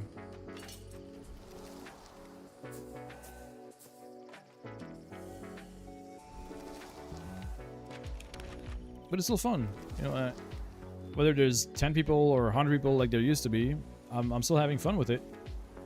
Because to me, it's more about developing a community and just hanging out with people than trying to break into making it huge and super popular. I don't know if I would even enjoy having like that many viewers. Like I see chats with like thousands of people and it just flies by. It's impossible to even have a conversation with your chat. So I don't even know if I would like having too many viewers. That'd feel probably overwhelming and impossible to keep up with. Like, just pick whichever stream is at the top of any big game, and it's just messages that fly by and you can hardly read anything. So I don't think I would like that. Because then it stops being about the community and it just starts becoming about just the streamer. And yeah, I don't like that. I don't like that format. At least not as a streamer. I can enjoy watching some of those streams sometimes, like especially when it's either big events or, you know, special things, but I don't know if I would ever want to be like a 10, 20, whatever, 1,000 viewers, because then viewers stop being community members. They just start becoming numbers, and I hate that. I don't want to start thinking about viewers as numbers, because that's not what they are. They're actual people watching and interacting. So anyways, all that to answer your question that yes, I've been playing Warframe for a long time. See, when I said that I yap, that's what I meant. Sometimes I just take one question and turn it into like an entire yap session. So sorry about that. I get sidetracked easily.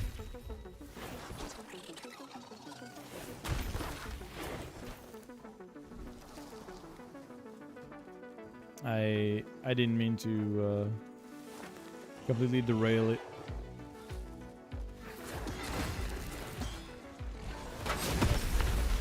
Okay. Oh, it's... Wait, oh, no, okay.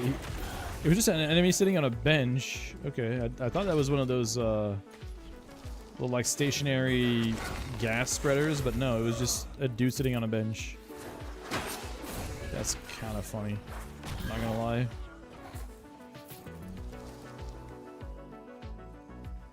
Weapon rack.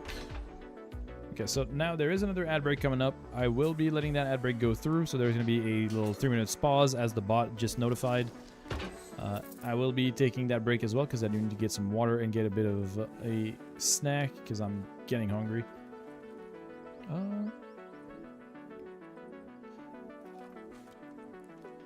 Actually, wait. I do like your comment, so I will snooze and then run the ad break right after. If your whole goal is a small community, then posting content on like YouTube or social media could be bad because those videos stay and gain views and become popular. But no, I mean, I get what you mean, and I totally understand I understand where you're coming from. And when I say small, I don't mean like I wouldn't mind going above, you know, what I have right now. Like on average, I do like 15, 20, 30 viewers maybe, which is still, you know, good. Like I said a bit earlier, when I did full-time streaming about a year and a half ago, I used to get around 100 to 125, which was still very manageable. Like, I could get 125 viewers and still manage to read chat and acknowledge people and follow with conversations because it was a lot of people in chat, but not all of them were like active chatters. A lot of them were just lurkers or people that would just drop in like one message or two. It was not necessarily like every one of them being super active at messaging all the time. So I understand what you're saying, and that's not wrong. But also the conversion of people coming from videos and like shorts don't really drop into chat too often when it comes to Twitch. People that consume YouTube shorts or TikTok shorts and stuff like that typically don't really migrate over to Twitch, which is fine. And it allows me to still contribute and put out content without having to always live stream. Because sometimes live streaming is not possible because of, you know, real life, you know, some other engagements or some other activities, or, you know, just not feeling like streaming one night, but I can feel like recording and edit something.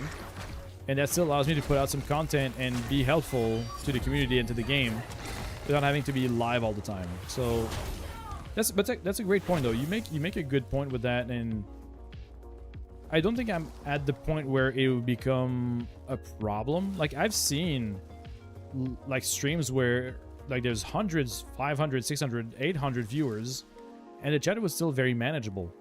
The problem, I say problem, but the ones that I don't really feel like I would enjoy is if you like at the big names like Queso or you know, whoever other big name is out there, like XQC when he was still on here, or, you know, whatever.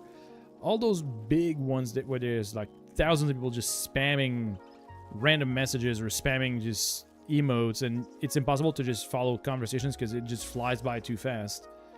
But even in the hundreds, it's small but still large enough that you could probably make a living out of it. Like, I see people that live off of streaming full time, and they average about like what, 400 to 500 viewers. And their chats are manageable. Their chats are readable. You can have a conversation with someone else in chat and not feel buried by a bunch of random spam. So that's kind of where the line or the balance is, in my opinion. So, like, I'd be okay staying at where I'm at, but I wouldn't mind having, you know, a slightly larger reach and still be able to manage, you know, the community just fine. So it's a fine line, and everybody has a different line. Everybody has a different tolerance for the amount of people they would tolerate in a chat or that they feel that they could handle. So yeah, but that's a very good point. I appreciate the way you formulated it, because it's very true that it could be a problem.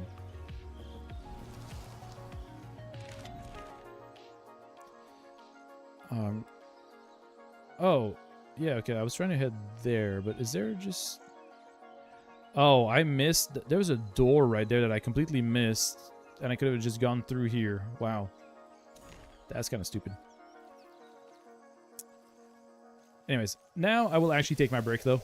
I'll be back in 3 minutes. I do need to go grab some food. I am a bit hungry, and... I mean, we gotta run ads anyways. Twitch says we have to run ads every hour, so we'll do that, and I'll be back in about 3 minutes. So, see you then.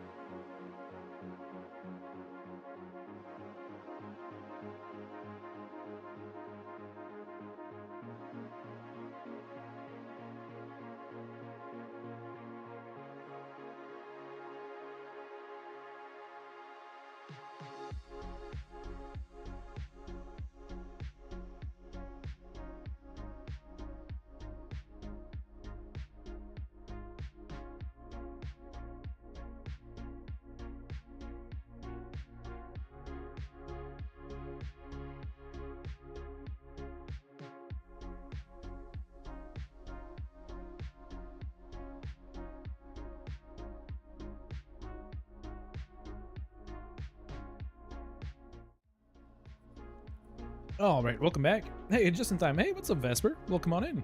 How you doing? Came in just as the ads got done. Couldn't have timed it better.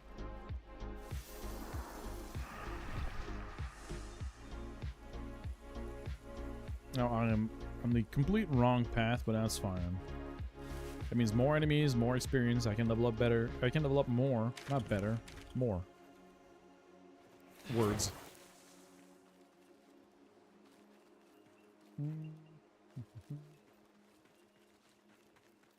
Okay. I forgot to look at the levels that my stuff is at, but I can look at it from here. No, actually I can't. I lied. It doesn't tell me my level. I can at least look at the weapons, right? I have this one on, which is 25, and then the other one is in the G's. 23, almost 24. Okay, I'm almost done with leveling this set. So at least I can move on to something else after that.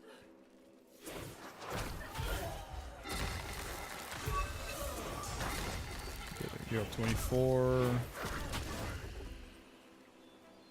What was that? Oh. Okay, it was one of the hunters. I don't need that. It's money. So I'm looking for the boss that's over there.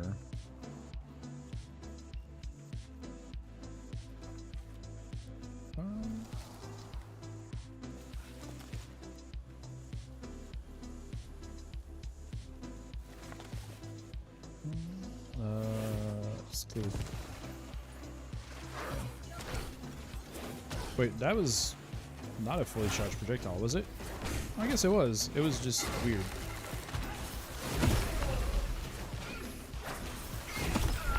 God, smites are so overtuned, it's crazy.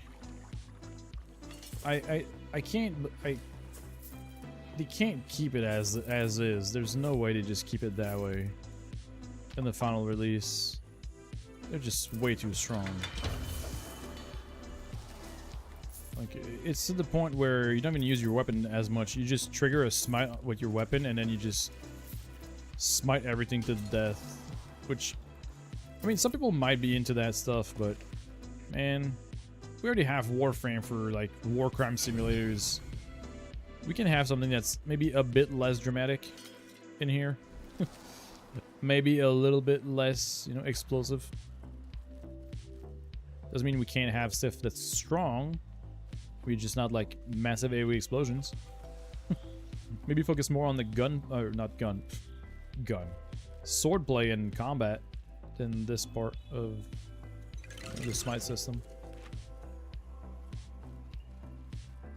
We'll see. I mean, people have given feedback on that enough already. I'm curious how that's going to turn out, but I'm not too worried about it. I can ignore it if I need to. Like, I don't have to run the explosive smite setup if I don't want to. It does make things a lot faster, though.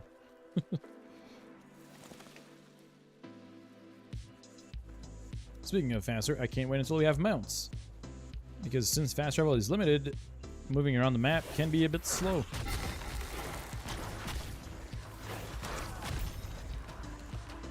You can only get so many fast travel tokens per day, so you can't really fast travel to your heart's content. You have to kind of ration your usage. Oh, that's a... Oh, wait. What is that? Oh, that's just a... Yeah, it's an echo stone. Is it? Why can't I find a proper angle to rebuild it? I swear, normally you should be able to just sing a song to that and rebuild it, but...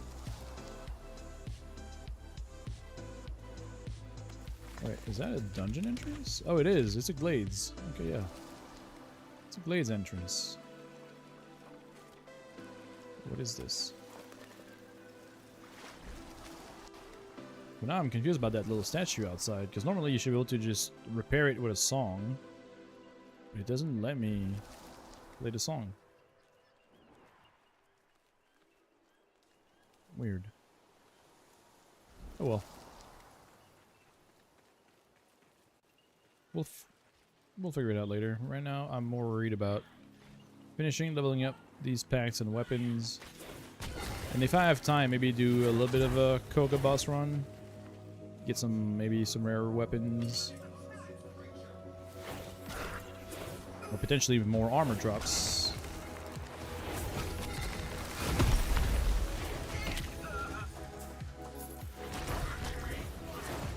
Wait, that was a pretty large level difference. It was like a level 20 and level 9. That was weird. Let's see here.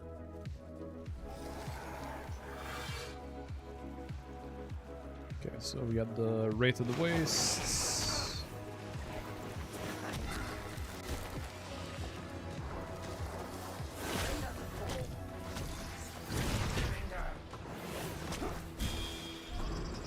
Send the birds. Oh, I missed. Oh, okay, it's a... Oh, okay, that's good to know. It's a skill shot. I thought it was just like target and it homes in, but no, it's actually a skill shot of sending in the birds.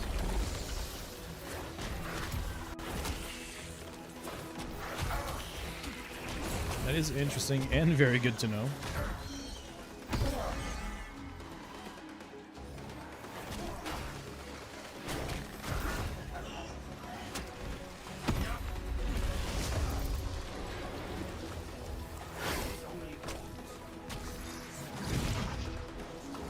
Oh.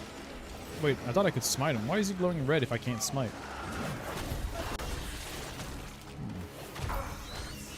Odd. I miss my melee weapons, really. I'm not usually a magic player, and I'm just leveling up the weapons for rank experience, but man.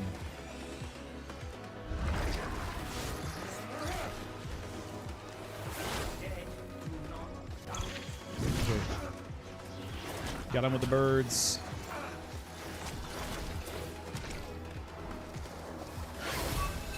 There, nice. Come on. Give me your armor set. Well, can't give me the full set, but at least give me one piece of that armor set. I would love that. Actually, you know what? I'll take an earth root. Oh, it's not good. I already have the earth roots. I don't need that. But, damn. Unlucky. Where am I at now? Appreciate the lurk, Timmy. Appreciate you being here, and thanks for the good talk. It was fun. Appreciate you, and hope you have a good rest of your day or night or whatever time zone you're in. But appreciate you being here.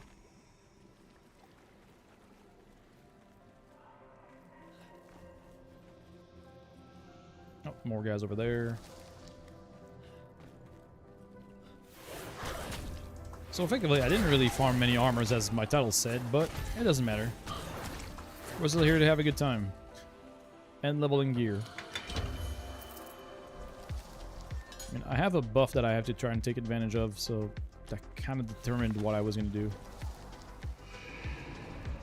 Oh, Vadagar Stag. Where is he? He's got to be somewhere close. Somewhere in that pool, but where exactly in the pool? Oh, over here probably, right? No. No, those are just mannequin enemies. Where the hell is the stag? Oh, that right here. Yeah, there we go. It's that puddle.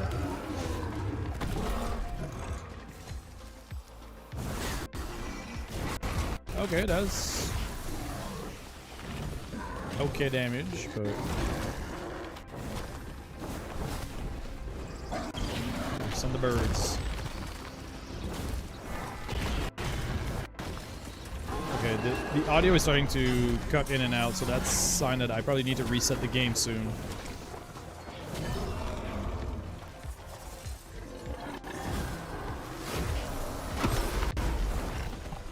It shouldn't be doing that, so I might need to relaunch the game.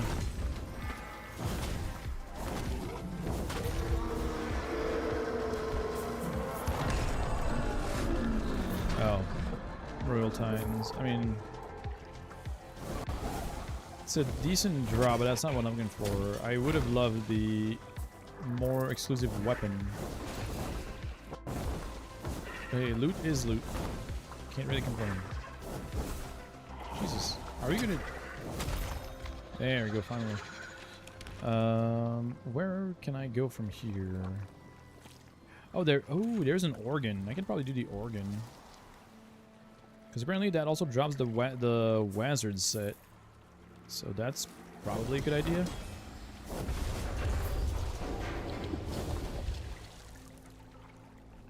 And I think I could use a Wazard set for a spirit build.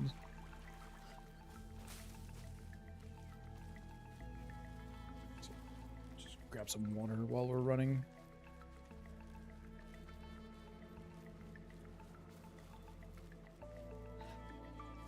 My arm's a bit in the way when trying to drink, but that's alright. I can make it work. It's far from being the perfect layout. My desk is kind of a mess too. Nice haircut. Hey, thanks. That's been like about a week off. But yeah, thanks. When did I go for a haircut too? I forgot what it was. It was, yeah, I've been watching a week. Yeah, well, it was, I forgot which day it was, but it was about a week and a half ago. Before we went to the wedding, actually, because we had to attend a wedding. Actually, no, that was way longer than that. That was, the wedding was on the 11th. So that was on probably the 4th of July, actually. It's already been that long? Jesus. I think it was, yeah, I think it was the 4th of July. So we haven't been watching much longer than that. And you call yourself a friend? Jeez. No, I'm just fucking, I would never act like that. That's so not me. Okay.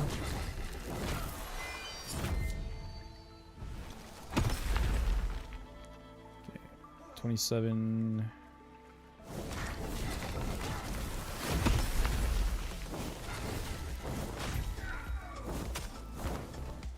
That would be so toxic of a thing to do and say. Holy.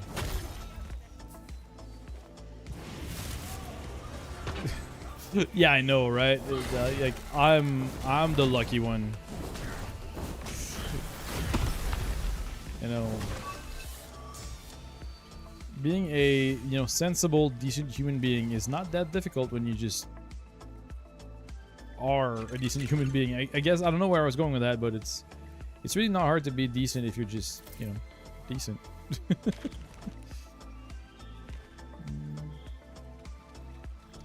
Ooh, do I really want to do the organ with nothing? Ooh. Hey there. Okay, so that's the Glades entrance down there. Could do the organ. Where is it? There should be a stack of smoke coming. Oh yeah, it's right there. Yeah, I wonder where the organ is. There's a gigantic stack of smoke coming out of it.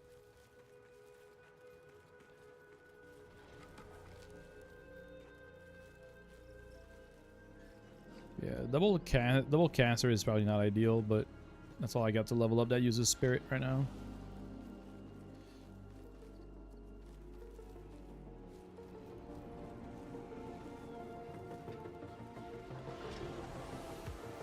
Okay, there's a pile of sludge there.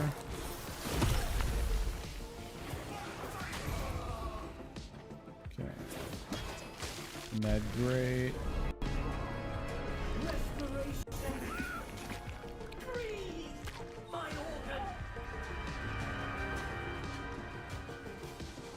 Alright, so that's one pile of sludge.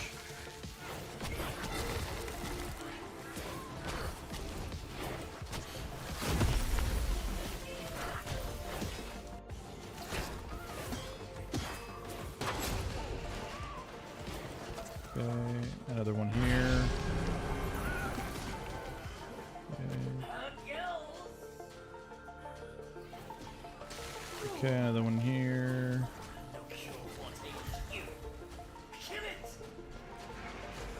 Okay, another pile of sludge here.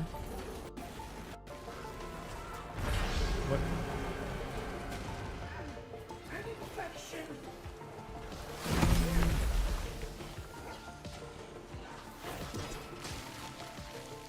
That, and then one more pile of sludge. Oh wait, dodge that. Just don't stand in that because that kills.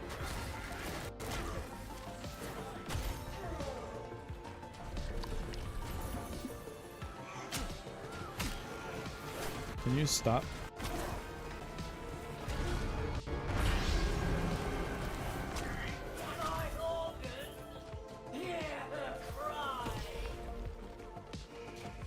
Yeah.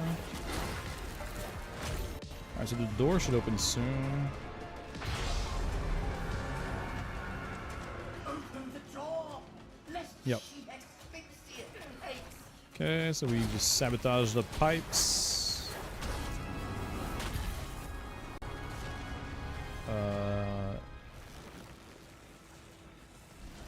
Wait, oh. There are too many doors. Yeah, that's the main door.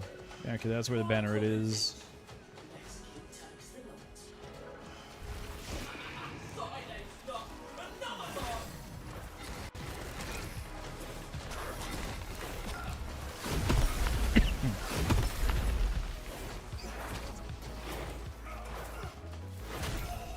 Okay, some of the birds. Oop, nope.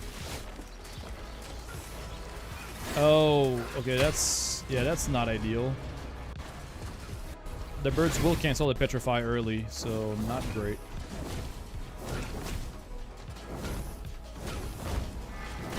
At least it feels like it. I don't know if that's the case, but She's dying. okay.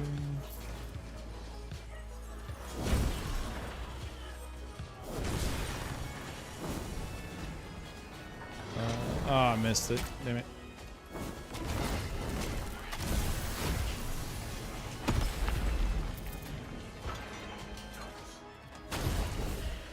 Wait, did I miss one? No, I think that. Yeah, okay, they're all broken.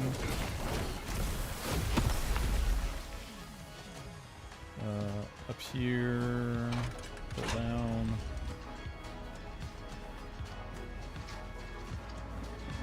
Come on.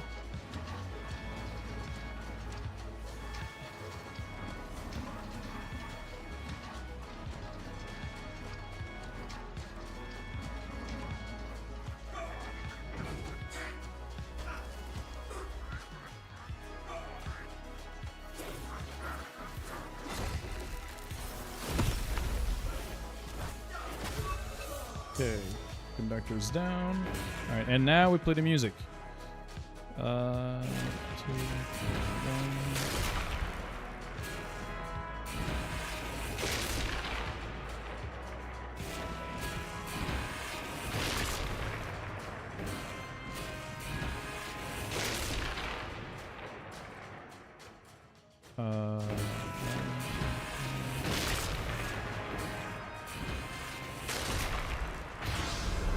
There we go.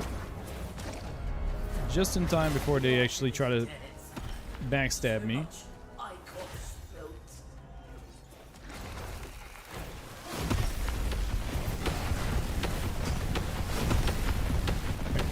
Now we leave. Good thing we can reset fall damage. I'd be pretty dead if not for that. That would have been pretty awful. Okay, that's a lot of joineries.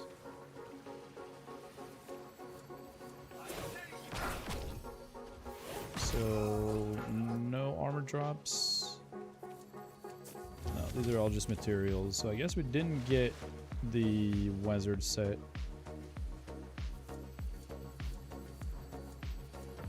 Got a bunch of stuff, but not what we were looking for.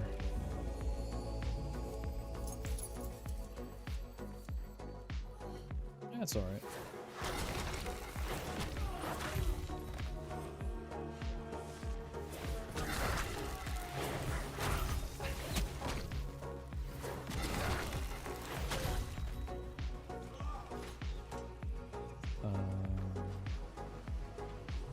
Oh, right, this.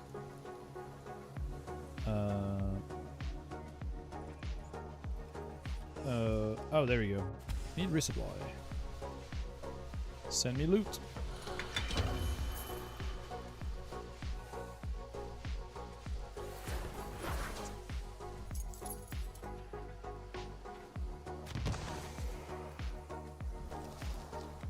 Yeah, there it is. That's very subtle, but they still dropped a coffer with some loot in it.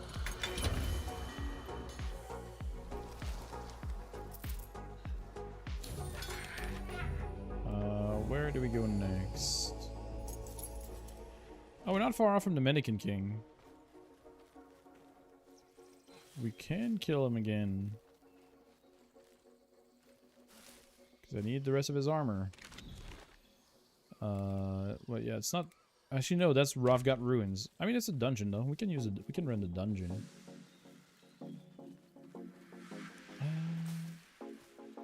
How far am I from being done leveling up these things? I don't even know how much... Oh,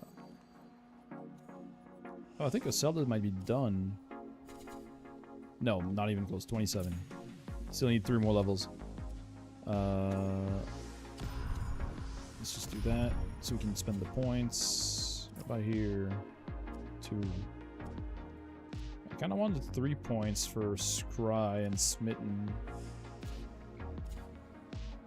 So Estelle is 26. Oh, they're both 26. So I won't get any other leveling. I won't get any other combat arts point until they reach 30. So they're both 26, which is odd that they're so synced. But I guess I've used them somewhat equally.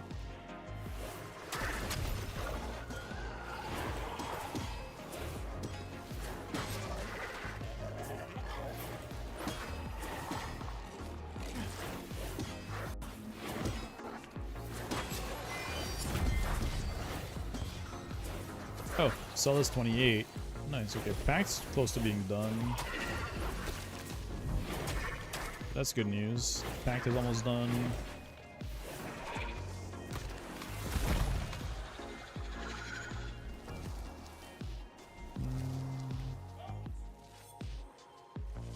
Oh, right.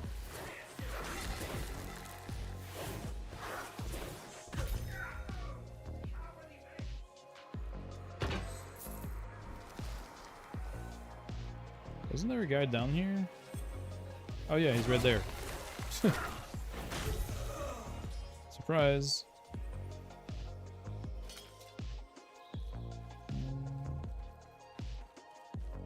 How close or far? I mean, let's ping the ruins.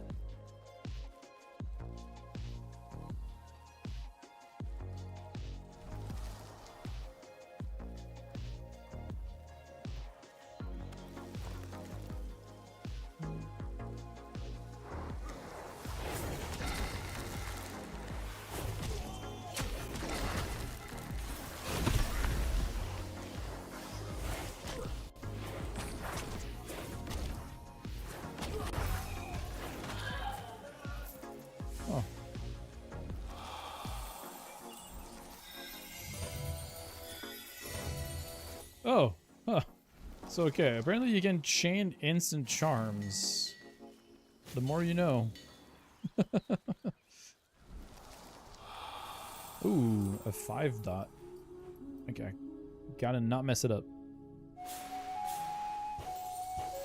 I did mess it up. And it's still 300 harmony. Not a perfect one, but still 300. It's a good bit of harmony. Doesn't matter.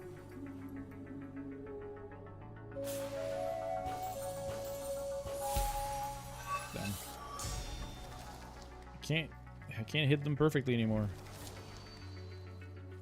Also, apparently charming animals gives experience, but it's very inconsistent, it feels. Like, I just leveled up using charm, but I don't know how I can see if it actually provides experience. I mean, I have the gauge at the bottom right, but let's do a charm, see if it gives me any experience.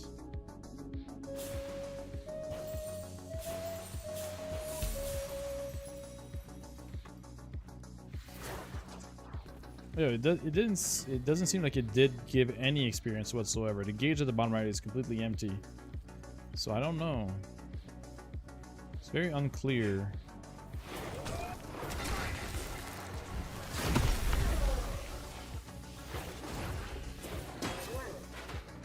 I mean, even killing these dudes doesn't make the bar... I mean, it doesn't fill up the bar at all. So I don't know. It's... And now I leveled up my sidearm for some reason. Killing with my primary leveled up my sidearm.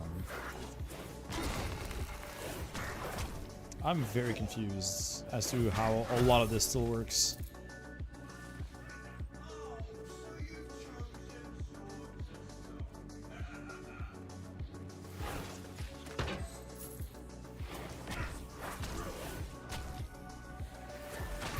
Okay, now the gauge is progressing. I guess there might just be a portion of the gauge that's just not visible inside the progress bar, which is might be why when you just leveled up, it doesn't seem like it fills up because it's kind of hidden off outside of the visible gate like portion. I don't know. Could be so many things. I have not a single clue what it is. But I'm already like a third of the way to the next level, which is pretty good. Oops, sorry. You guys are not bad guys. Well, I mean, you're mind controlled, but you're not bad guys necessarily. If we do break the mind control, you guys are not going to be bad guys. Oh, hi.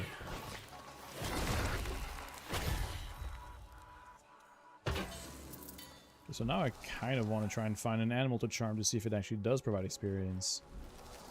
So I've leveled a couple times charming something, but I don't know if it was just like coincidence or like backfill experience of some sort. It's really hard to tell.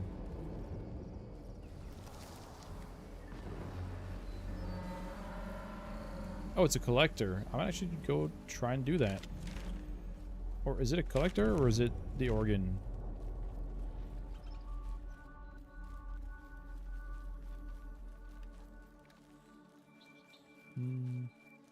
It looked like a collector, but it's in the location of the organ. Hey, what's up, Unexplained Bacon? How you doing? What's up, dude? It's been a while since I've heard or read that, for that matter. Okay, it was a collector. It's just behind the organ. And just like that, I'm heading away from where I wanted to go, but that's fine. Getting distracted is part of the game.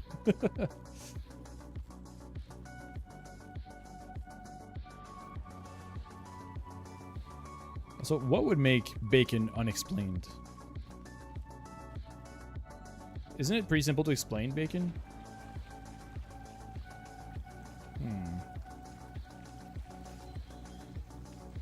Yeah, yeah, no, that you're totally right. I knew exactly what it was. I knew exactly where it was going. So, even though it's been a while, it has never really left. Oh, these just don't reach. It's too late. I'm already in battle. Damn it. Whatever. Is that smell of bacon in the middle of the day? You mean the best smell ever to smell in the middle of the day? Dude, if I were to smell bacon in the middle of the day, I would just leave my... I would just stand up and just go get whatever bacon was cooking that smells baked, that makes the smell... I don't know. I'm sure you get it. The atmosphere is ours. Alright, well, I guess I am not going to break those containers because I don't have a good...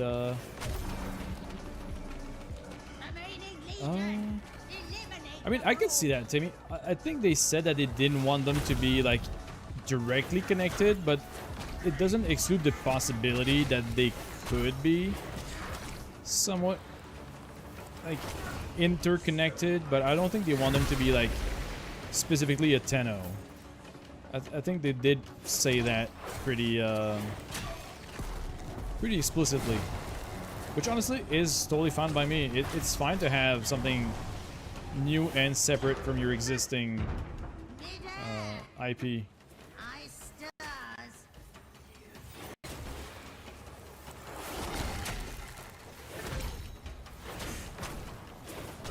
But I mean, both are both are very good too. Like, it's nice to have like a singular kind of continuous universe where everything kind of connects as much as it is to have completely separate entities where you don't even need to care about, you know, what happens in one or the other.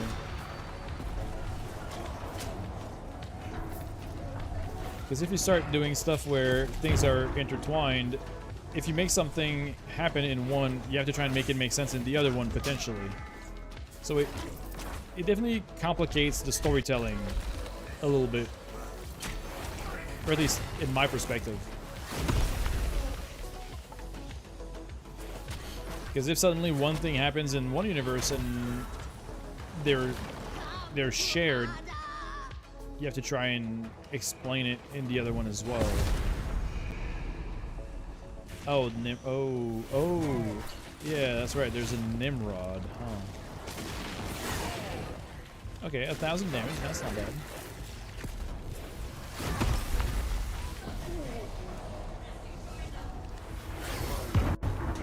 Oh. Enjoy your garbage, crew.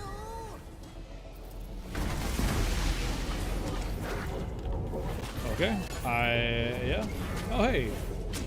2/3 of Garen Rude. So I wanted to pop in for a minute, but you'll be like, yeah, no problem. No problem, Bacon. You enjoy your lurk. I'm probably gonna be going for just a little bit longer. I'm nearing 4 hours, and on my weeknights, it's usually around my top end, like 4.5. Because I do have work tomorrow again. I have work on the morning. But I will be back tomorrow night, though. I try to do at least 2 nights a week. I couldn't be there last night, so I moved the stream to tonight, and then I'll have another one tomorrow night, which is my other usual stream schedule, because usually I do like Tuesday, Thursdays. But I'll probably go for like probably like a half an hour, just to keep doing a bit more things, because I would at least want to be done with leveling this set before going offline. Because I want to take advantage of the fact that I have buffs that increase my leveling speed on packs and weapons. So I want to try and use that as much as I can. One of them is definitely lasting for a little while. The other one is about to expire. Yeah, I can imagine. I don't even have kids, and like 4 is about the max I can do. It's mostly while streaming, because, you know, playing without streaming is less taxing.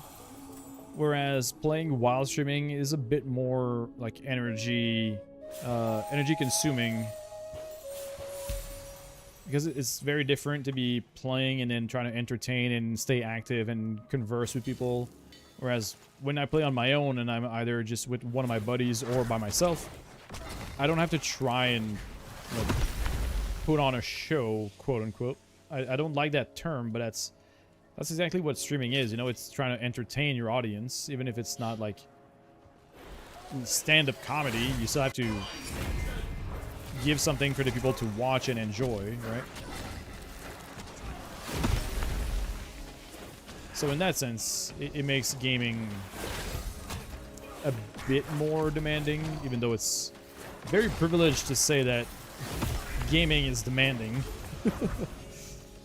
Like a lot of times when I talk to people that are not really familiar with the streaming scene and the streaming, you know, I don't want to say business, but the whole business of streaming, yeah, it's a business, quote unquote. Like telling them that spending a certain amount of time sitting at my computer talking is ultimately exhausting after a while, and they're like, but you're just playing games. Like, what's so demanding? What's so difficult about that? And then you explain what it is to try and, you know, maintain sometimes multiple conversations at once and make sure that you always keep things, you know, active and ongoing. Because if someone comes in and you're just kind of silent and not talking at all, well, it's not exactly inviting for people that are just now tuning in, you know. So it's a whole thing, but people are not really aware of that if they're not completely aware of what gaming is as a whole. And what's up, Xanther? I am still on for a little while, yeah. Yeah, been on the Soulframe grind for a bit. That bag is now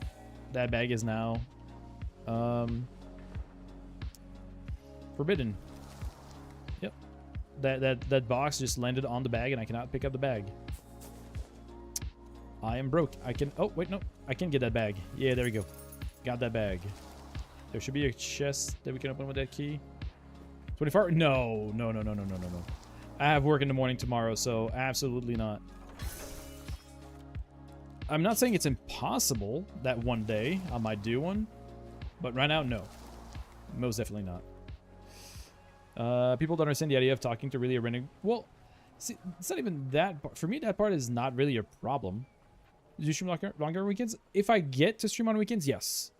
So, like, I used to do 7 hours a day, 5 days a week when I first started because I was unemployed. I was laid off.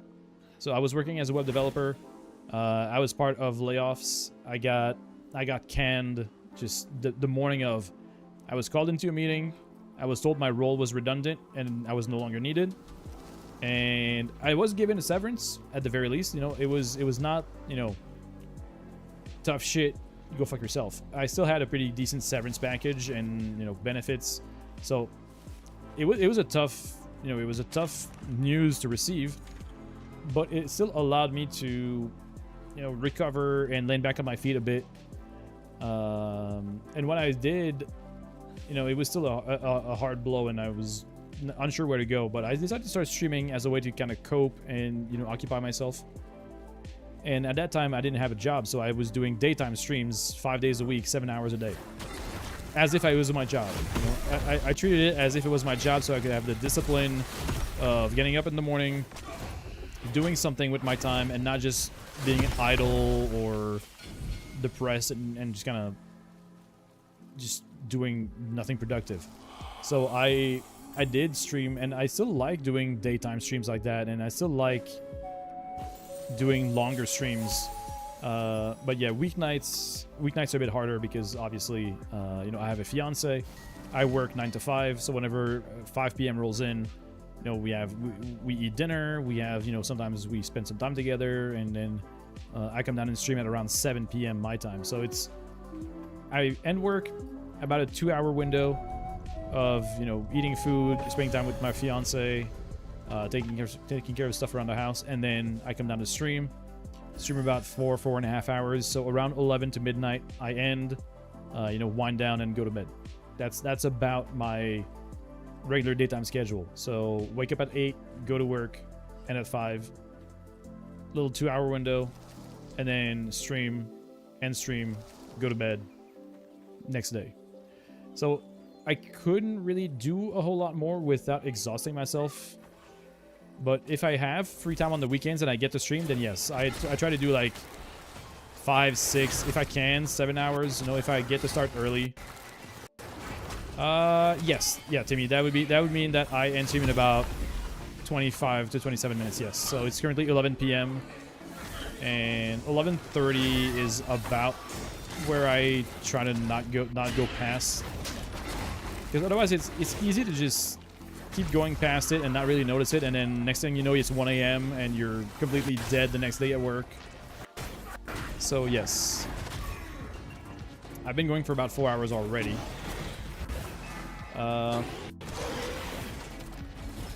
Oh, hold on. I'm gonna try to keep up with those chat messages in just a second. I was in a fight that I...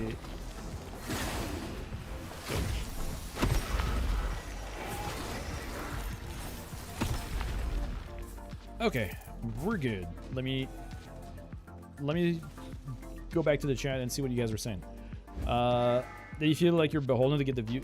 I mean, yeah, that I do understand. I did come to terms after a while, Bacon, that I don't have the stream and the audience that I used to have, and that's okay. We had that chat earlier with Timmy where I did come to the realization that I am now a part-time side gig streamer, so I will never really go back to what I used to have when I was full-time, because I can't expect to keep full-time numbers doing part-time. But what I did instead is I started doing some non-live content. You know, I do some recording, I do some videos here and there. Started doing some more for Soulframe since, you know, there was a pretty big resurgence in popularity lately. I put out like 2 or 3 short videos. I have 1 more in production. I have like 2 or 3 more that I have ideas for that I want to put out. So I still do content, just in a different format. And obviously recorded videos are a lot easier because you can do it on your own time in little bursts of like an hour here, an hour there, do like 30 minutes of editing on my lunch break. Because I do work from home, so at least there's that. I work from home, so I can use my lunch breaks to do some of the like the content editing, recording stuff. But that part is I'm not trying to grind for views and subs and money. I'm doing it because Bowser, that's my escape key. I do content and I do streaming because I enjoy it and because I like what it gives me in terms of community building. I like the interaction, I like the development, I like what it gives me in that sense. You can work and stream at the same time. I don't think that would work, no. I don't think my company would like it if I streamed while I was working. It's a bit of a tough one.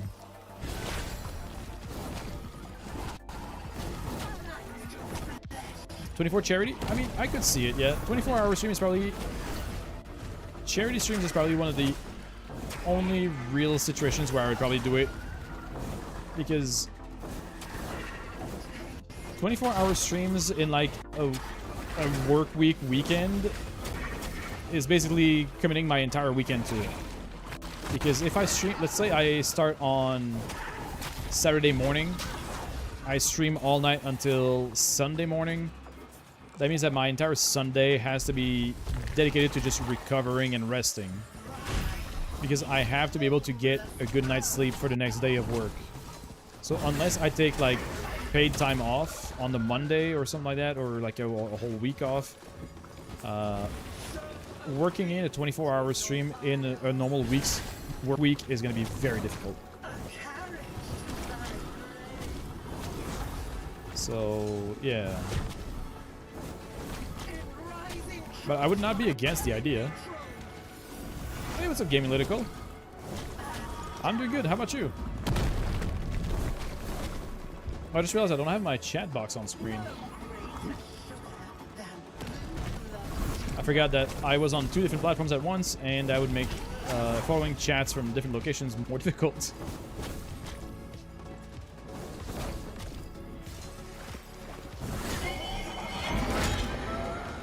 But also, it does mean that my multi-chat is working. So that's good. So that's a noble. Hey, I'll take the noble. Doing well? Glad you're doing well. Well, that's good. I'm glad you're glad. We can go like this for a long time.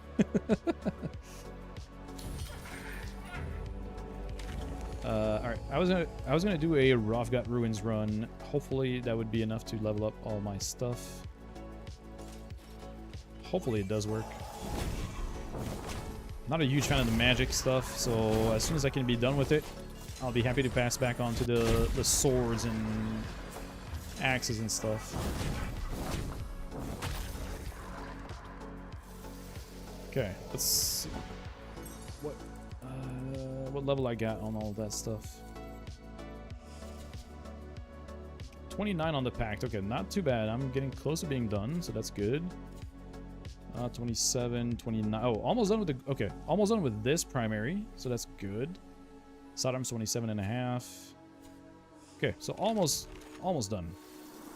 That dungeon run should do it, depending on what depending on what kind of enemies I get inside. Pact. Okay, pact is 2/3 done. Weapon is about halfway. Okay, cool. Try to get into Soulframe. You feel like there's probably not enough content. I mean, you're not entirely wrong. It depends what you consider content, really. Soulframe does have a pretty limited amount of directed, questline, story content. Content where if you open up your quest log, you'll you'd see here, that kind of stuff. it is a bit limited in that sense, but it does have a lot of like gear to acquire, weapons to get, armor, collect, like stuff to collect. So it's in a state where the content is more what you want to make of it. But in terms of raw gameplay, it's a bit, or raw like directed story scripted stuff, it's definitely a bit limited. But they're working on a pretty major story-based update coming at the end of by the end of the year, so around fall. Speedrunning Kugane Tower. I mean, yeah, that is an actual speedrun category. Jesus, Rainy. People have been speedrunning the Kugane Tower jumping puzzle for sure.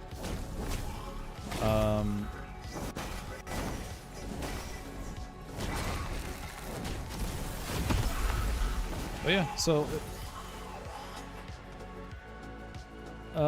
yeah, if you did watch ShadowCon Gaming Local, yeah, that is exactly what you saw.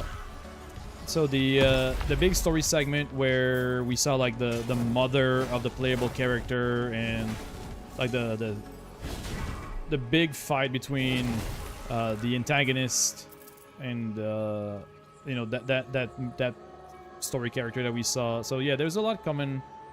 We have mounts that are going to be coming soonish. There's going to be a lot of stuff coming up. So I'm on the wrong weapon. I'm trying to level the staff and I'm using the wrist casters. Oops. One thing you like about Soulframe is where you don't one-hit everything. I mean, there's definitely builds where I would do more damage. Like right now, this is my... I'm just kind of worrying about leveling it up, so it's not exactly optimized or very strong. But yeah, there's definitely a lot less just one-shotting everything that Warframe does in Soulframe. They have the same approach when it comes to flexibility. You know, they have archetypes, I want to say, but you can run almost anything you want with anything you want in terms of like packs and weapons and all that. So you're not held to strict presets. You can very much play the game however you want and be successful with it. So I like that a lot.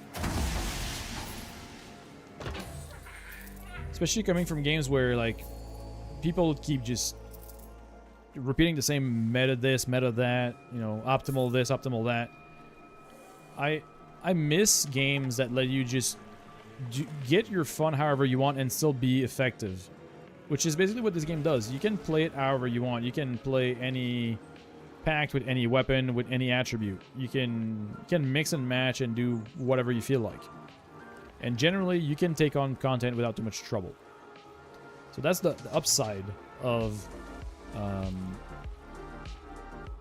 the build system that they have in place. I guess the downside is when it comes to co-op, which is optional.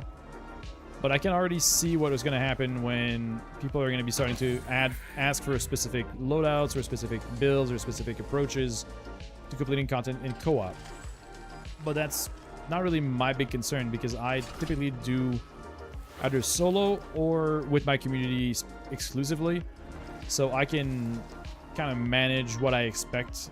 And if I don't want people to go in with like either abusing like unintended mechanics, one-shot builds, or anything that would take away from the fun, I can kind of, you know, request that, and people are generally okay at understanding that, because ultimately it has to be fun for everybody involved, and there's no fun involved if people are just going around one-shotting everything and other players can't even interact with the game, right?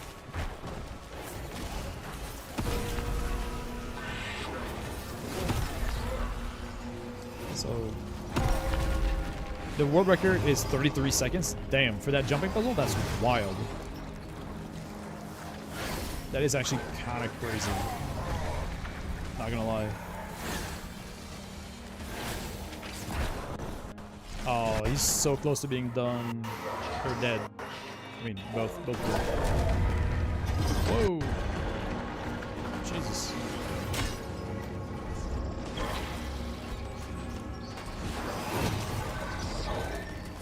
Hold on. I'm gonna be back to you, chat, in just a second. Unless I die here. Ooh. Okay, now I managed to put my heal flower down at least. He's literally one hit from dying.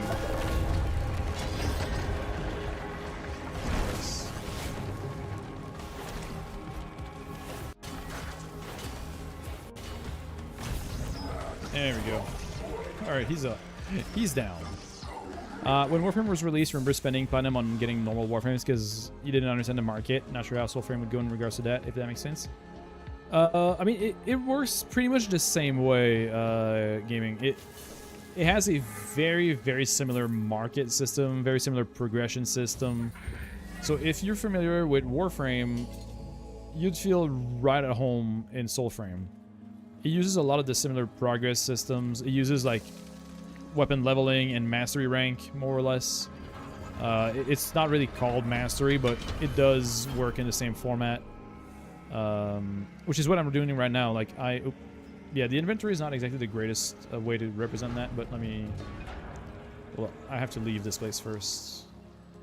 These are like the hidden loading screens that we also get in Warframe. The same concept. It's kind of like an airlock, so you deload the dungeon and then you load the open world back again. And the Wizard of a Mushroom, D stands for doesn't explain. I mean, sometimes yeah, sometimes that's true. So, you know, Pact, this is essentially your Warframe. It's a combination of 3 different abilities and also a passive skill tree, which is honestly very straightforward. You know, they have 2 different unique passives to your Pact, and the rest is all generic. So you have 2 unique passives to this Pact, and then the rest is the same as every other one.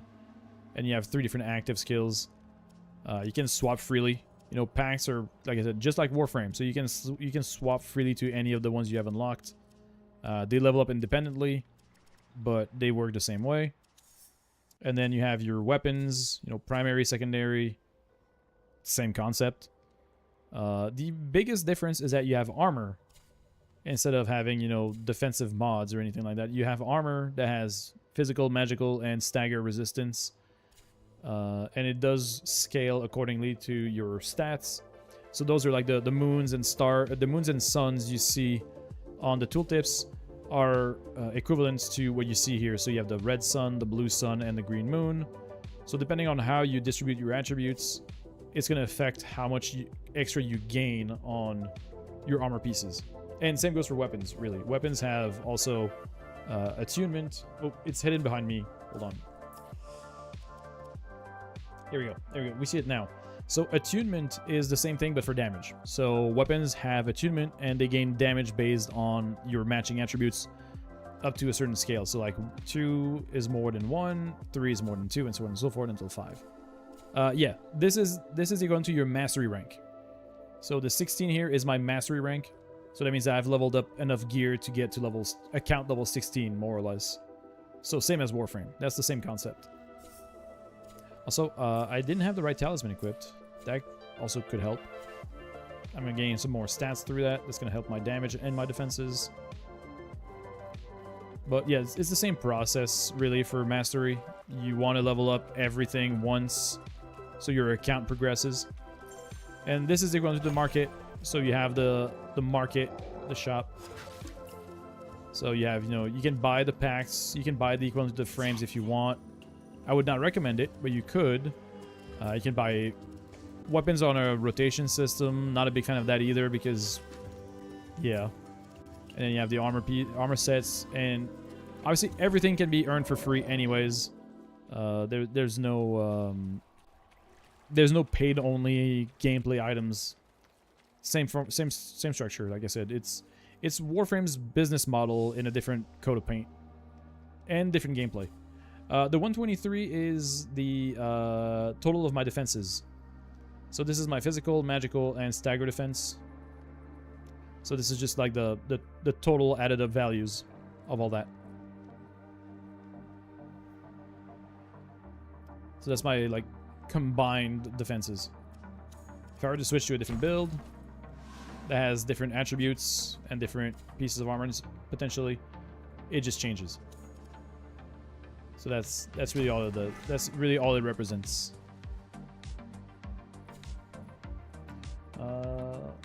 Yeah, I guess I'll snooze until I go offline. I won't play any more ads on the Twitch side, because I'm only gonna be going for about 10-ish more minutes, which unfortunately for you, gaming, because I am about 4 hours in, and it is a weeknight. I have work in the morning tomorrow, so I don't really stream that long on weeknights. But I'm glad you actually got to drop in, and we could at least clear up some things for you. Where am I at on that? 29. Okay, not done yet. 27, not done yet. 29, not done yet. You would like to play it right now, but you're not sure about progress. Yeah, there is very little. So you can replay. No worries, Shaq. No worries. Which update? Yeah, not so good. So there are a couple of fables here. So those are essentially like the main quests of the game right now, and there is an option to replay them. There's not a whole lot of benefits for replaying, but you do have a certain amount of directions as you come out of the tutorial. Like when you come out of the tutorial, you're given the Torment Stag, which then leads into the other series of quests. They serve to unlock your NPCs in your hub. So you need to unlock your your brewer, your smith. You unlock a bunch of different things through those, as well as sometimes also pacts and pieces of gear. But those are kind of your starting point. And then once you're out of fables, like right now, I have no more fables to play, but I can still open the map. I said open the map. And then you can choose to go anywhere you want. Like there's a bunch of dungeons. Like right now, this dungeon right here that I just ran, the Rovgot Ruins, there are a couple of bosses in there that drop gear that I still want to collect. So for me, that would be one of my goals. I would be running Rovgot Ruins until I get all the pieces of gear I need from it. There's a boss that spawned here. They can drop a gear set that I have not finished collecting. So every 30 minutes, he respawns. So every 30 minutes I can go in here and kill the king boss that spawns right there because he drops his armor and I want to finish the set. There's 3 different factions you can pledge yourself to that have it's same as Warframe factions, but it's the same. It's you have your daily standing cap, you have some turn-in items, you get 5 reputation ranks, and at each rank you have different rewards you can earn. So if you want to just go through all 3 and collect everything you can get from all 3, you can do it. I just got done with one of the factions. I just started the second one. I want to go through the second and the third to make sure I get everything. It's that kind of stuff. So you kind of set your own goals once you're out of the story mode. After you're done with all the quests, you just make your own goals. Collect items, try to get good weapons, trying to perfect your builds, or it's very much a sandbox at that point. You set yourself your own goals. There's nothing that really pitches you in one direction. You can kind of do whatever. The other thing is that they kind of have a sort of hard mode or steel path. If you go right here, once you get to a certain point with that NPC, there's this thing. So the Koga is a potion. Once you drink that potion, it turns your world completely red. If you die, it kicks you out. But it bumps up the difficulty, the level, and the loot. So if you want to look for something a bit more challenging, that's your kind of end game-ish right now, which is your hard mode or your steel path. Can get everything for free, including the skins. Currently, there's not a lot of cosmetics. You cannot. So it's a bit odd. You currently cannot get the fashion here works a bit differently than Warframe. You have armor equipped, and then you can change the appearance of your equipped armor through this one. If you're familiar with like transmog from other games, this is that. This is basically transmog. So you can choose an appearance to put over your equipped armor. So if I want to change this to, let's say I want to put this or this helmet on instead, and then put on this armor, and then these paints. You can do your own mix and match, or combination, and then you have color channels. These are all like the equivalent of dye channels, and you can put whatever you want, and then you can put this there and there. So the coloring is free. The appearances are not.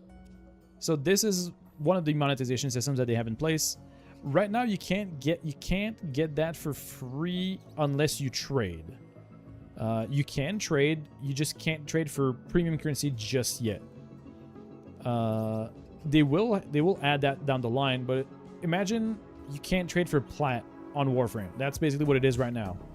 People can buy this currency, the Moonsteel Thread, for plat, and then trade that to other players.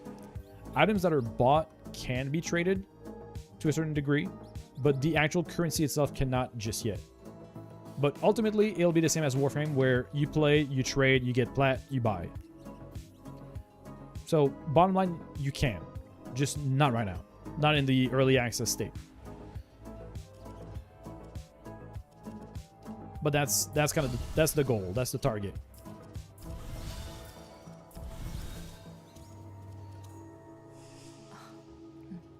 Something But I said.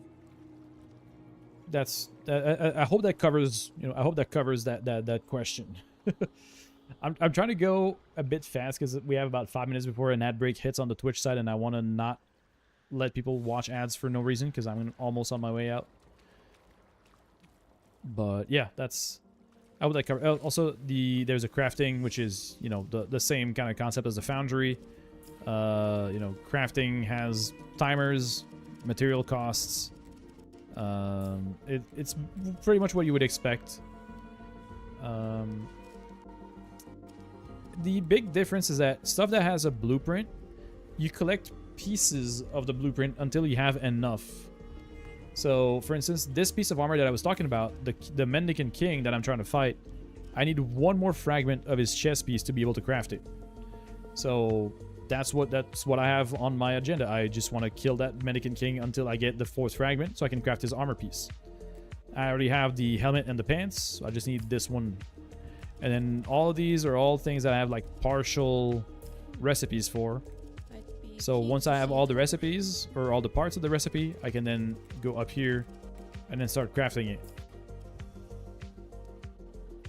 Hopefully they make trading the premium currency in the big update.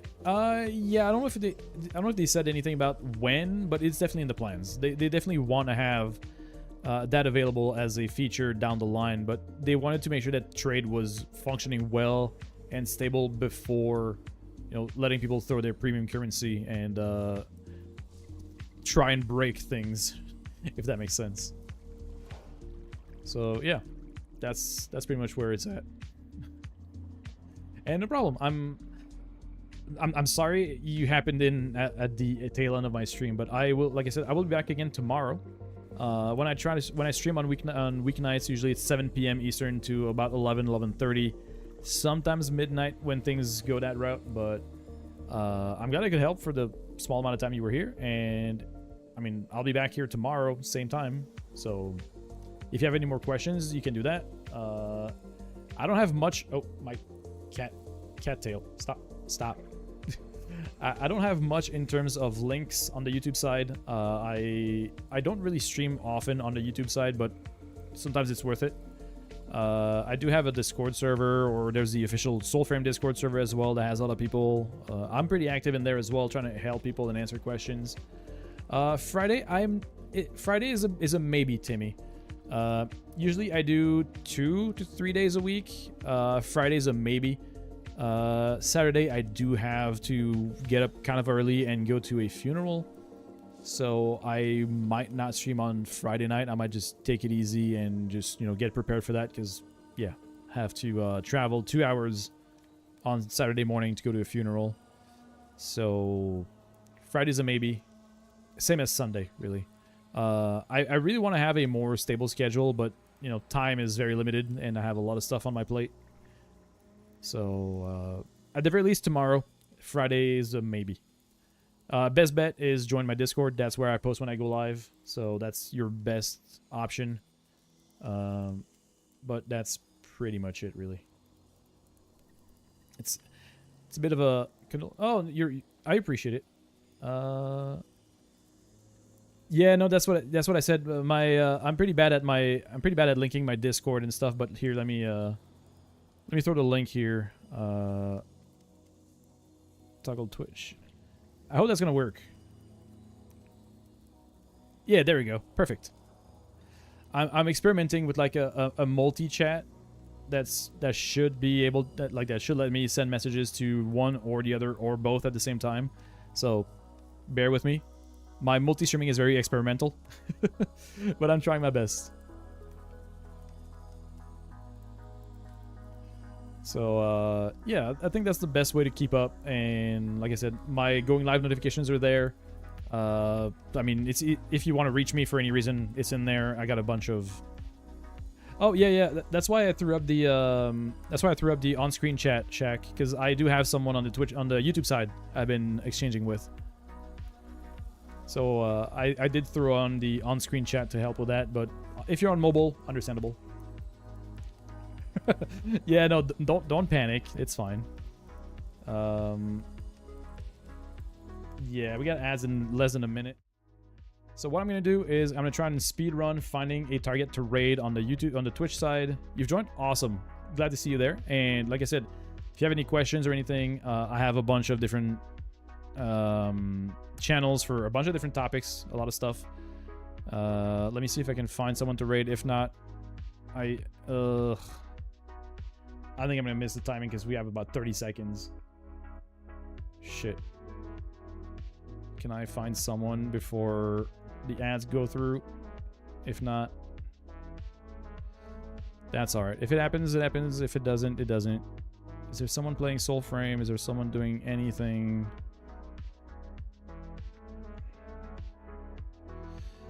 Nugget Man, Foog. Well, I mean, if you guys will bear with me,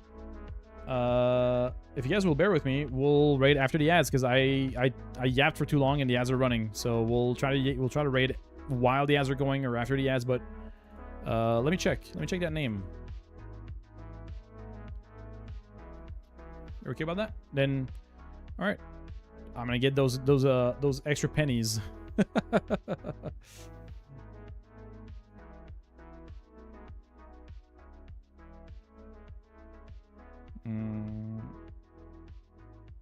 Yeah, but I think okay, let me check real quick.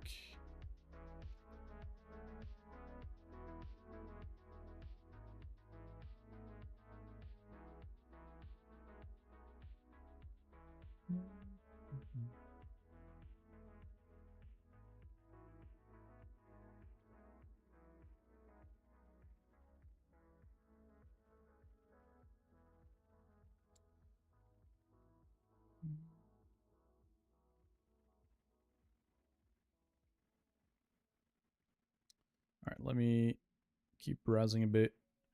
Man, this is always the awkward part. When you're trying to end, but ads are pushing you and you can't really do anything about it. I should raid myself? Damn, you're right. I should raid myself. No, but I have a target in mind. I have a good friend that recently came back to streaming after dealing with a lot of personal stuff and a lot of, you know, real stuff. Someone I didn't get to see, but I wish I could get to see at the next TennoCon. So I'm going to be sending you out. I'm going to be sending you... Oh, wait. Ads are still going, but...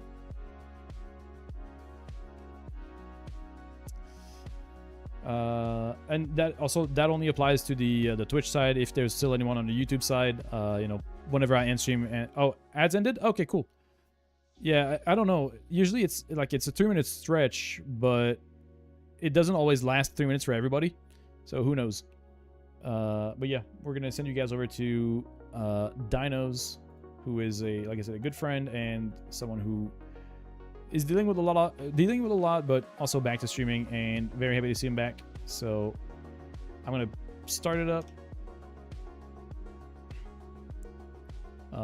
You can grab your raid messages. The bot posted them up there. If you are a non-sub, you can grab the first one. If you're a sub, you can grab the second one. Yada yada yada. You guys know the drill, or you know, probably mostly know the drill. Yeah, so that's gonna be it for me tonight. I'm gonna go and head out. I'll be back, like I said, tomorrow night, 7 p.m. Eastern, and yeah, more Soulframe, because always more Soulframe. But you guys have a great night. Thank you guys for hanging out. People on the YouTube side, there's not gonna be a raid, but I'm still appreciating you all for watching and chatting and all that good stuff. I'll be heading out, and yeah, gonna get some rest. See you guys tomorrow. Have a good one.